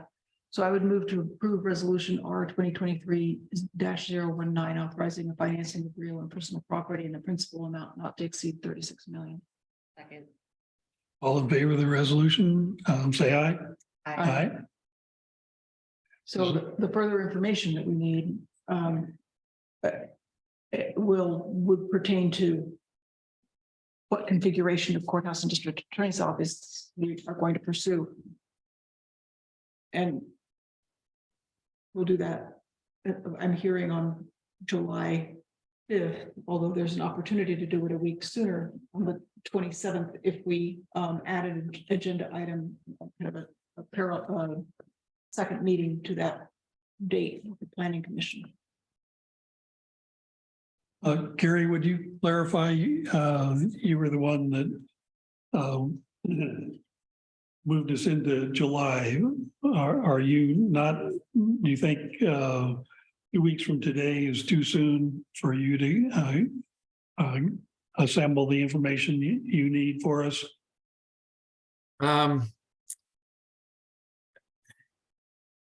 I'm thinking, I mean, I would like it to resolve, something in 2 weeks. I'm just concerned with, Rick being out and I'm on vacation all of next week. I want to make sure that I get the information that we need to have that discussion. I would, at this point, 1 week or 2, or adding that extra week and going to the 5th makes me a little more comfortable that I'm going to have enough time to get with everybody and make sure that we're catching, the pertinent items regarding what the next steps are. And are you Yes. in agreement with July 5th?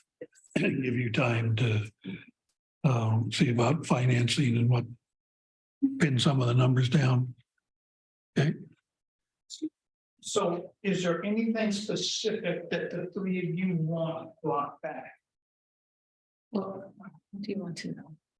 It's the final decision about which configuration of the courthouse we go for, correct? Or do we have to make that decision by July 5th? I mean, Gary needs to tell DLR which direction to go in. So, but what information do we need for him to do that? I want an agenda that says we're going to make the decision. That's a big piece of it for me, so people know. I think I would like the district attorney to be able to say his piece. And if I remember correctly, you spoke to implications of time and anyway, impacts to your office. I'm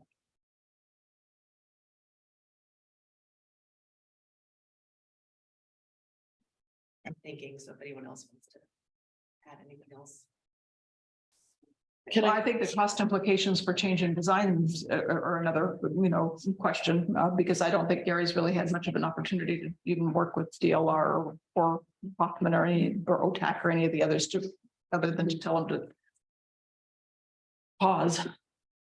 And cost implications would your office be able to, with our assistance to get to a quantifiable number on the time and or mileage type costs involved in not co-locating?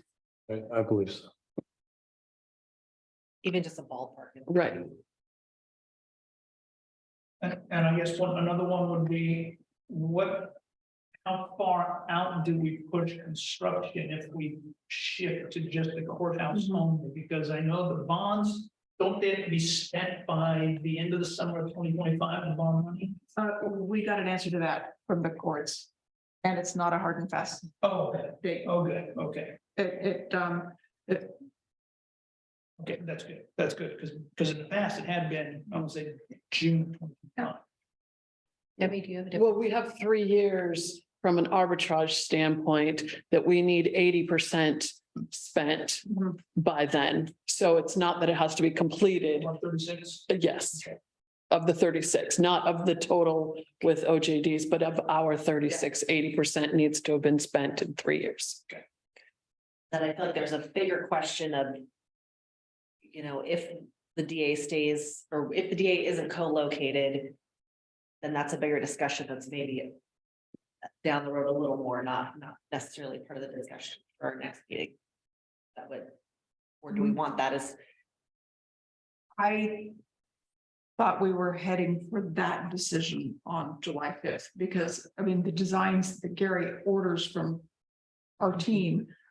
Like have to things be like started. commercial Rehab. yeah, and like stuff like that. Correct me if I'm wrong, but I think what Commissioner Wise is saying, if the decision on the 5th is no co-location, that a decision later can be, what do we do about where the DA's office goes? Does it stay? Do we buy a different building? Do we And that might be determined by however much money is left over? Of the 36 that doesn't go to the courthouse match. Which we probably won't know until we get. I'm just trying to. You'd have to project. Right sides. Yeah. Yeah. You might be able to project best case and worst case scenarios in terms of. Costs.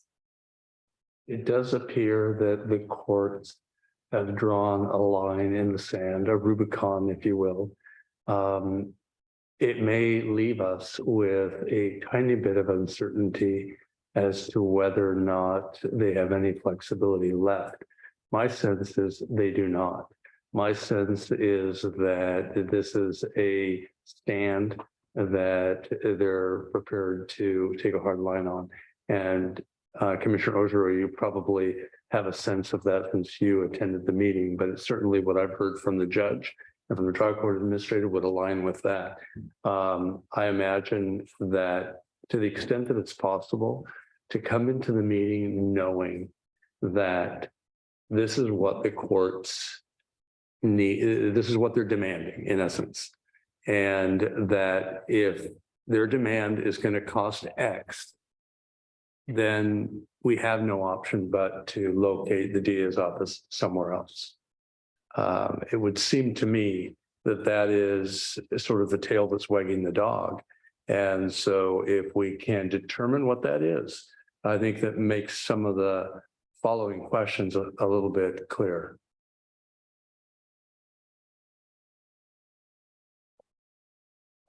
Gary, do you have what you need to move forward? Yeah, I think so. If not, I'll call Vance because I know he's taking copious notes.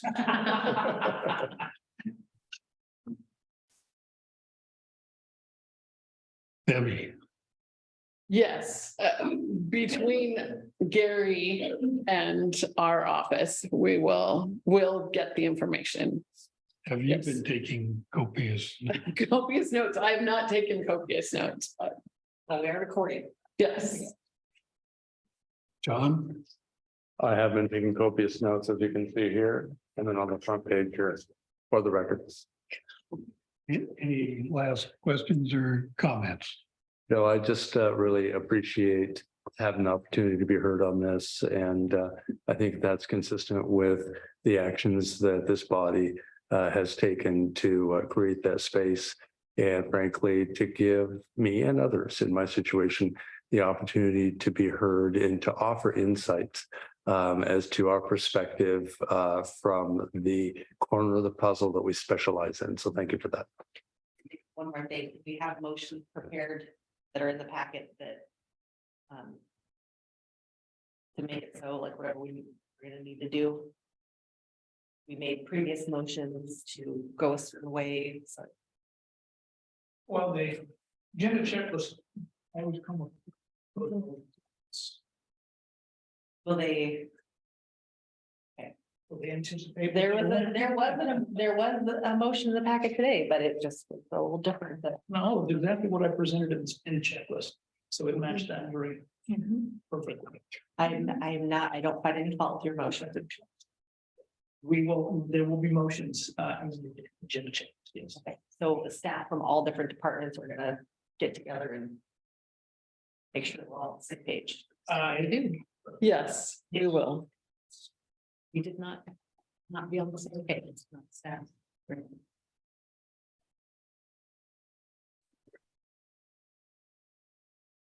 Yeah, we're gonna do better. Yes. And Vance, do you have what you need? A few notes, yes. Okay. But I think between Debbie and Jerry and I, we can gin something up for you. Okay. The agenda. Thank you. Thanks, John. Thank you. Well, Mayor, Carla Jones had to leave for another meeting, so and she said that her agenda item is not urgent in terms of timing, so she's happy to come back on a later agenda. great. And as soon as possible. I know that this project's been in the works for quite a while. It'd be nice to Wrap it up. put a bow on. Yeah.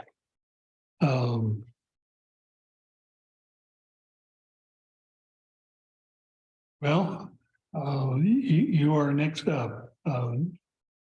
This will be the most difficult presentation. Strategic communication update, Corey Grogan and John V. Stokes. All right, well, we appreciate this opportunity. I know it's been a long day, so kind of streamline it, keep it pretty brief. And Genevieve really the star of the show. We mentioned analytics and how we track analytics and report on that. So I wanted to bring Genevieve in to present on that a little bit this time. And after she gets done with that, I will run through my stuff pretty quickly.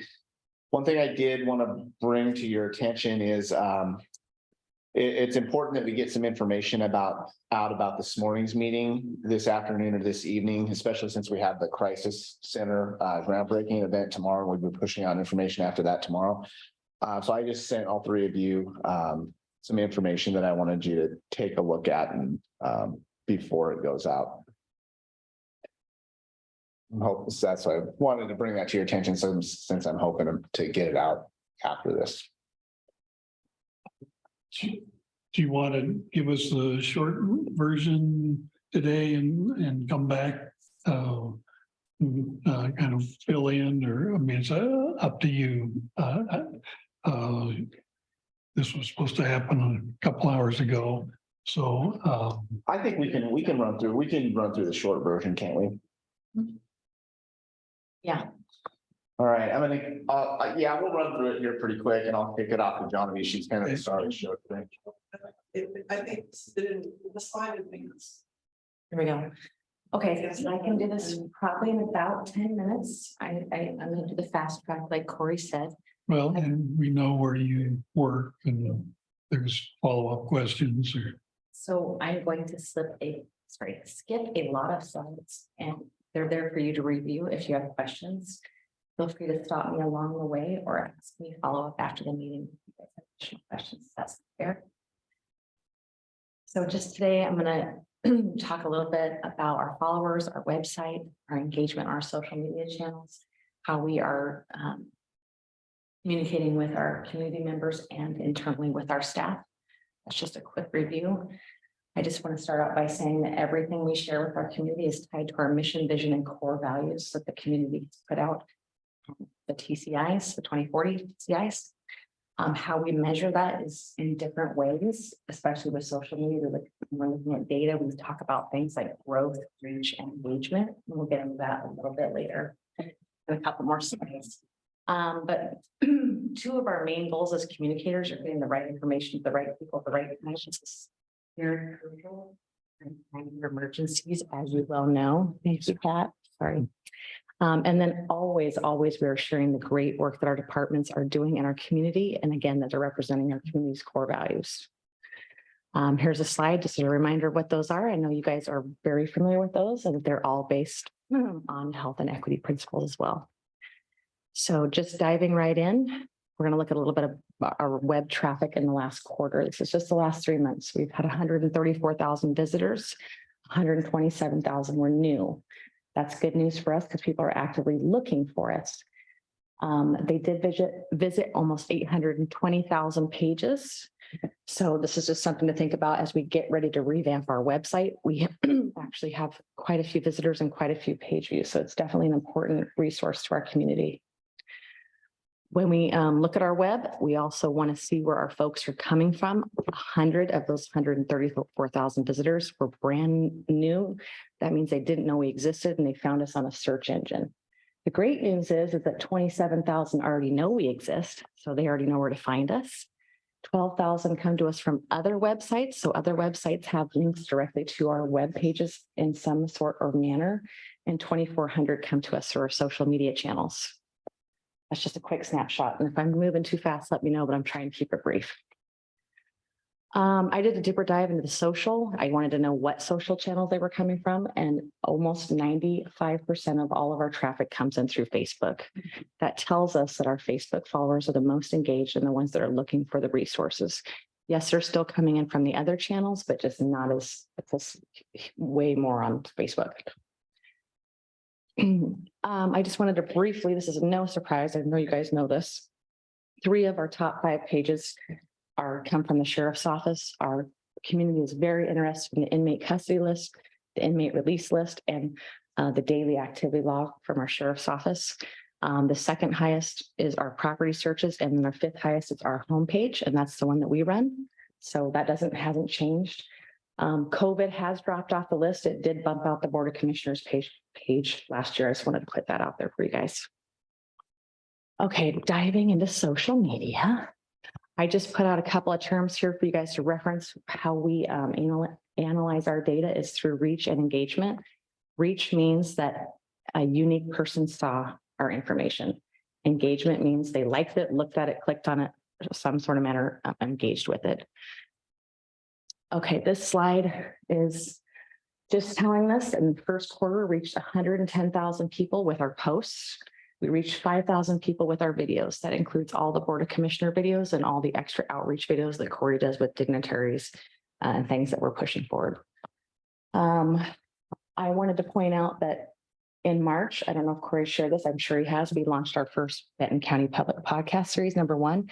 It did receive over 60 views as of the last time I looked at the data, and we did launch a new one last month, and it's close to that. The more that people know about the podcast, the more views it'll get and the greater following. So I just wanted to point that out. Good work, Corey. Another thing that's very important is knowing who your audience is and kind of tracking that. So we want to know who we're talking to. Just this last quarter, we grew by 590 new followers. Our biggest growth is on Nextdoor. It's also our channel that has the most followers, has 22,000 followers as of March 31st. Overall, we have 35,000 people following us on our social channels. I did want to point out when I started working with social media way back with Aaliyah, we had just over 2,000 followers on Facebook. We had maybe 1,100 on Twitter. Instagram didn't exist. Her and I launched that channel in late 2019, and we had just joined Nextdoor in 2019 as well. I did want to also point out that January of last year, I started working with HR to begin using our LinkedIn channel. That's our professional development and growth channel. People are looking for jobs on that. We had about 1,100 as of last year, so we've grown by almost 400 just in 1 year. Another thing that we look at, this is very interesting, this is what it's kind of fun if you're into data like I am, is who's following us. So between Facebook and Instagram, almost 40% of our followers are from Corvallis, but I also want to point out we're reaching our rural areas. Adair, Albany is North Albany, Monroe, Philomath. We also reach all the way to Portland, and as far south as Eugene. The age demographic for 30% of those folks that are following us on those channels are between the ages of 35 and 44, and 75 to 77% are women. So it's important to know who you're talking to. Twitter does not offer demographics, so I cannot share that information. If you look at our YouTube channel, it's nothing like Facebook and Instagram. The age demographic drops by 10 years. At least 50% of them are between 25 and 34, and 75% of those followers are men. So that's something we want to think about when we're doing outreach on our YouTube channels. I did point out only the cities that are following us in Oregon, which are Corvallis, Portland, and Albany. There's so many people following us from other states, but this is just the percentage. It's quite small, but I only included those from Oregon. The one thing I wanted to point out about Nextdoor is Spring Hill and Philomath are the top two, but these are the top 10 neighborhoods. The rest are in Corvallis, just by the highest number of percentage following us. So just in these 10 neighborhoods, they represent almost half of all of our followers. So 11,000 people. It's just one thing to think about when we're talking to those specific neighborhoods. And on LinkedIn, most of our followers are in Portland. We have a few from Benton County, Arkansas. So either they're following the wrong Benton County, or they want to move to our Benton County, or they want to move to our Benton County. Also Washington, Minnesota, of course, Washington, Iowa, and then a bunch of little cities in Oregon. Less than 1% are following us, but I just listed Bend, but there's many more. Yep, that's Benton County, Arkansas. So they're following the wrong Benton County, or they're trying to move here. And then I just listed the industries below because those are the folks that are watching us. There's in that order, government, you're either in the government industry, then healthcare, IT, and so on and so forth. Those are our followers on LinkedIn. I thought that was an interesting snapshot. I just wanted to share that. This is what I'm going to skip through. So, but I will point out, if you see the 6,698 / 136, the 6,700 is how many people saw that post. The 136 is how many engaged with it. So as you go through and look at these later, these are your top 4. I did it for posts, and I did it for videos on each different platform. And I'm going to skip all of those, but one, and I'm going to tell you why. So this is actually hugely important. That post, the top post right there on our Instagram channel, was about trending marijuana products. And our partner at Samaritan Health Services put that post out. I reshared their information. It became our top trending post. The reason it became our top trending post is because people weren't really happy with the content. And they said, hey, we don't care about marijuana. Tell us about fentanyl. This happened 2 months ago. I immediately reached out to the sheriff's office, emergency management folks, and health department folks. They looped in Lynn County, who they knew were working those presentations in the community. They all connected. Voila, we had 2 sessions last month. That means our community is engaged with our content. If they're not happy with it, they let us know. If we can help them, that's what we do. We connected the dots. So I just wanted to point that out. Kudos to all the departments that work together to make that happen. We shared back with our community, and they were, I believe it was a huge success. I also know that we're going to start working in the schools, and our staff have been invited back to do more presentations. So great news. You're making a difference. We're listening, and they hear us. And if they don't like what they like, what they're hearing, they reach out to us. Again, I'm going to skip through all of this. This is something you guys can review, and I'm going to jump into our email subscribers. What this slide is telling us is that we share information with about 10 different groups of people, depending on what the topic is that they're interested in. We did send out a total of 91,000 emails, and our average open rate is very close to standard open, and our engagement rate is 3 times higher. What that means is the information we're sending them, they're happy with it and they're engaging with it and they're going to the content that we're sending them. And again, they signed up for these newsletters. They're not just getting spammed. And if they want to unsubscribe at any time, they're more than welcome to do so, unless you're an employee. Okay. The next one is, I just wanted to jump in a little bit, and Corey, add anything, feel free, because this is a big part of what Corey's world and he's involved me in and I'm learning more about. So thank you for that. We do 3 different types of ad: print and digital, radio and television. And every quarter we run different campaigns. Last quarter, we talked about we're hiring and our vacancies. The JSIP February Forum, the Benton County Talks Trash surveys and open house. And then we ran some bat ads as well. These are a little bit about what they look like. You can look at those later, or you may have seen them online. This is how many radio ads we shared last quarter. What those numbers mean is that that's how many times they were actually announced on the radio. These are 30-second commercials, I believe. Is that correct, Tori? 15 or 30. 15 to 30-second commercials were ran 272 times about riding the bat, 186 times about the open house, 270, and so on and so forth. Television. This is where we've been working with KUZI. Again, we're running the same campaigns, spending a different amounts of money, but it's showing you how many views per campaign that we ran, which are huge. You'll see that the last slide. Here are a couple thumbnails of what the videos look like.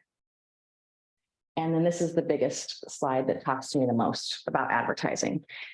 So as you can see, we reach a heck of a lot more people with radio and television than we do with print and digital. I don't know what our total budgeting has gone forth to those other 2 mediums, but that is where you want to put your, if you can, money. If you're trying to reach the most amount of people, that's the way you want to go, probably moving forward. So that's something Corey and I will have to talk about moving forward. It is, and there's another part to that. And we can talk about it more later, but there's targeted advertising as well, which we can start doing more of that, where we can target a location, demographic, things like that. And so point is that digitally that may wind up working better once we try it out. So if I back up 2 slides, we reached 3.3 million people with $4,700. That's a lot of people. So the last thing that I was going to touch on is how we're engaging with our employees.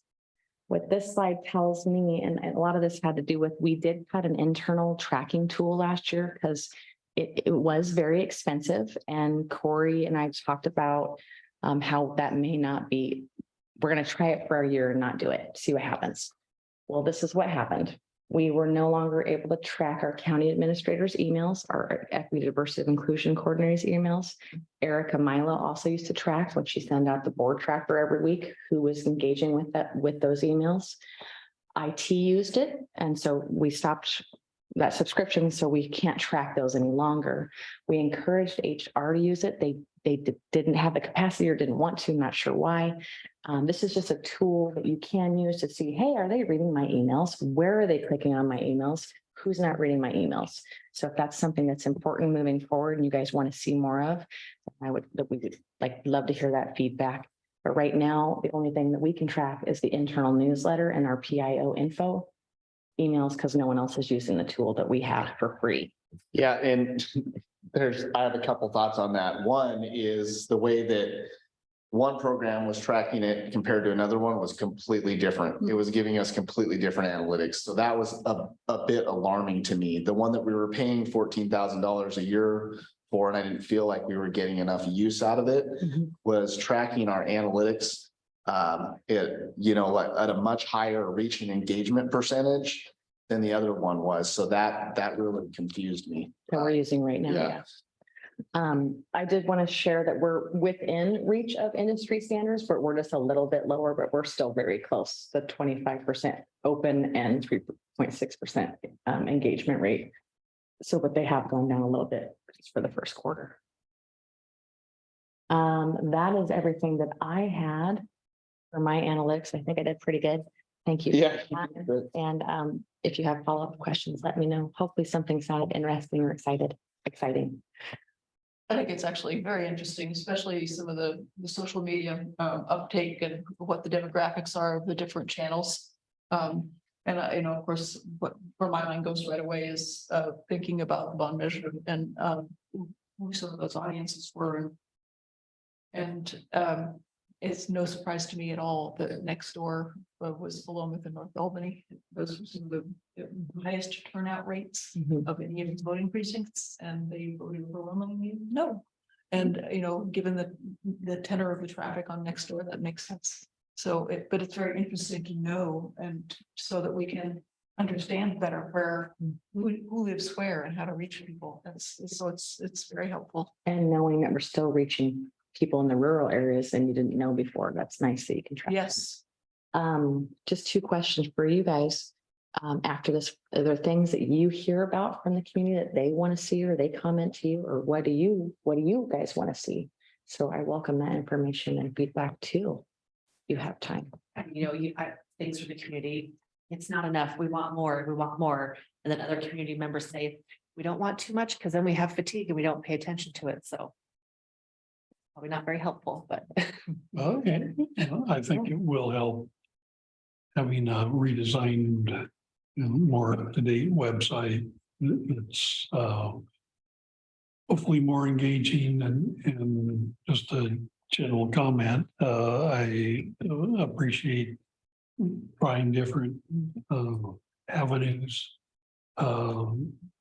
It's always tricky to figure out, well, we sent this out, what kind of response, is it worthwhile?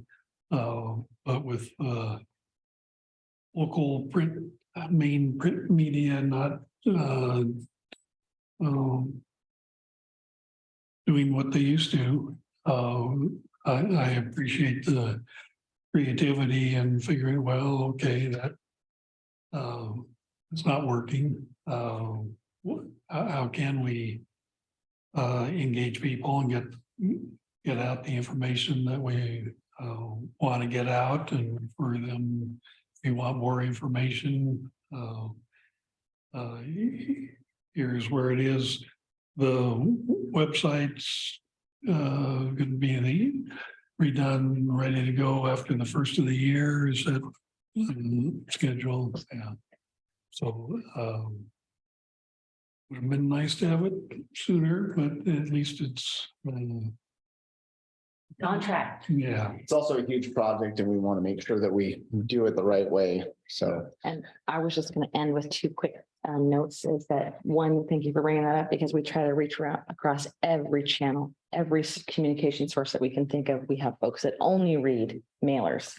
We have folks that said in the Benton County Talks Trash report, 54% of them got it off social media and 57% of it wanted it from social media. So there are people that will only talk to you on those channels, that will talk to you on no other channels, or people that will only call you or email you. You guys know that. But I just thought that was very interesting. That's all I had to say. Thank you. Thank you. That's an excellent presentation. I have a few thoughts on this, but I'll just keep it real brief. One is it's important for you all to know is that we will have the capability to present this type of information quarterly when we pull new reports, and then we can start comparing the information, which will be really helpful. Obviously, this helps us a lot with our strategy and tactics when we come to, how are we going to put information out? This will definitely play a role in that. And then one thing that this didn't cover that we're not really able to pull analytics on, there are some tools out there, but again, they're very costly, is our earned media, which I think we've been doing a good job. What I mean by that is we push information out through Flash Alert and proactively working with our media partners. Like I talked to KEZI and KLCC will be at our event tomorrow. So folks see those things too. And that's, sometimes that has just as great of a reach or engagement as our paid advertising does. But certainly if this is really helpful because if we're going to spend money on advertising, we want to make sure that we're doing it the right way. And, we also want to support our local media, but really it comes down to our engagement and our reach. And with the advertising, I'd also say that there's still a lot of other things that we can try, and we can also pull analytics on with advertising. So once when we have the bandwidth or funding, we can get a little bit more creative with our advertising too. But we didn't want to just show our successes too. We want to show numbers that we may be a little bit behind on because we're trying to figure out how we can improve those statistics. Maura, can we bring up Corey's part? Sorry. And then I'll run through mine very quickly because I know this has been an extremely long day. So I just wanted to, and it's okay, we can pull the presentation up, but I did want to give a shout out to Brenda, and I've been working with her as well, and a lot of other folks on our event that's going to happen tomorrow. I think it's going to be a great event. So we've been doing the planning, invites and outreach for that. And most of our outreach will be on the back end of this event. Again, that hopefully we'll get some earned media from the products that we put out as well, which is photos and video. And I know sometimes media, we put out our video or our B-roll as they call it, and media will pick that up and run a story on it. So John Harris will be out there tomorrow. I'll be taking some photos. Should be a fun event. Really? Along those lines, as media staffing goes down, I think it just gets easier and easier if you present a professional product and, they may mess with it slightly or not at all. But I think that's worth keeping in mind, especially that you've had success. KEZI picking things up and use it. I mean, we don't have a local TV station, so it's nice to be adopted by a neighboring station. I think that's a great point. That's absolutely part of the strategy because we know that they have a stressful job. They're on a tight deadline. We hopefully want to be good partners with our media folks. If we put our video B-roll out there or our video features out there and our photos and our text and they pick it up verbatim, then we get to tell the story we want to tell. And it helps them too. They can change it a little bit if they want to, but they have a stressful job. They're on deadline. They need good products to get out there. And so I think definitely that's a win-win. Well, and something like tomorrow, if they didn't want to send somebody, they wouldn't have to, because we're doing it. And things come up. Well, we were going to send somebody down, but then there was a wonderful car crash that we had to cover. And, things come up and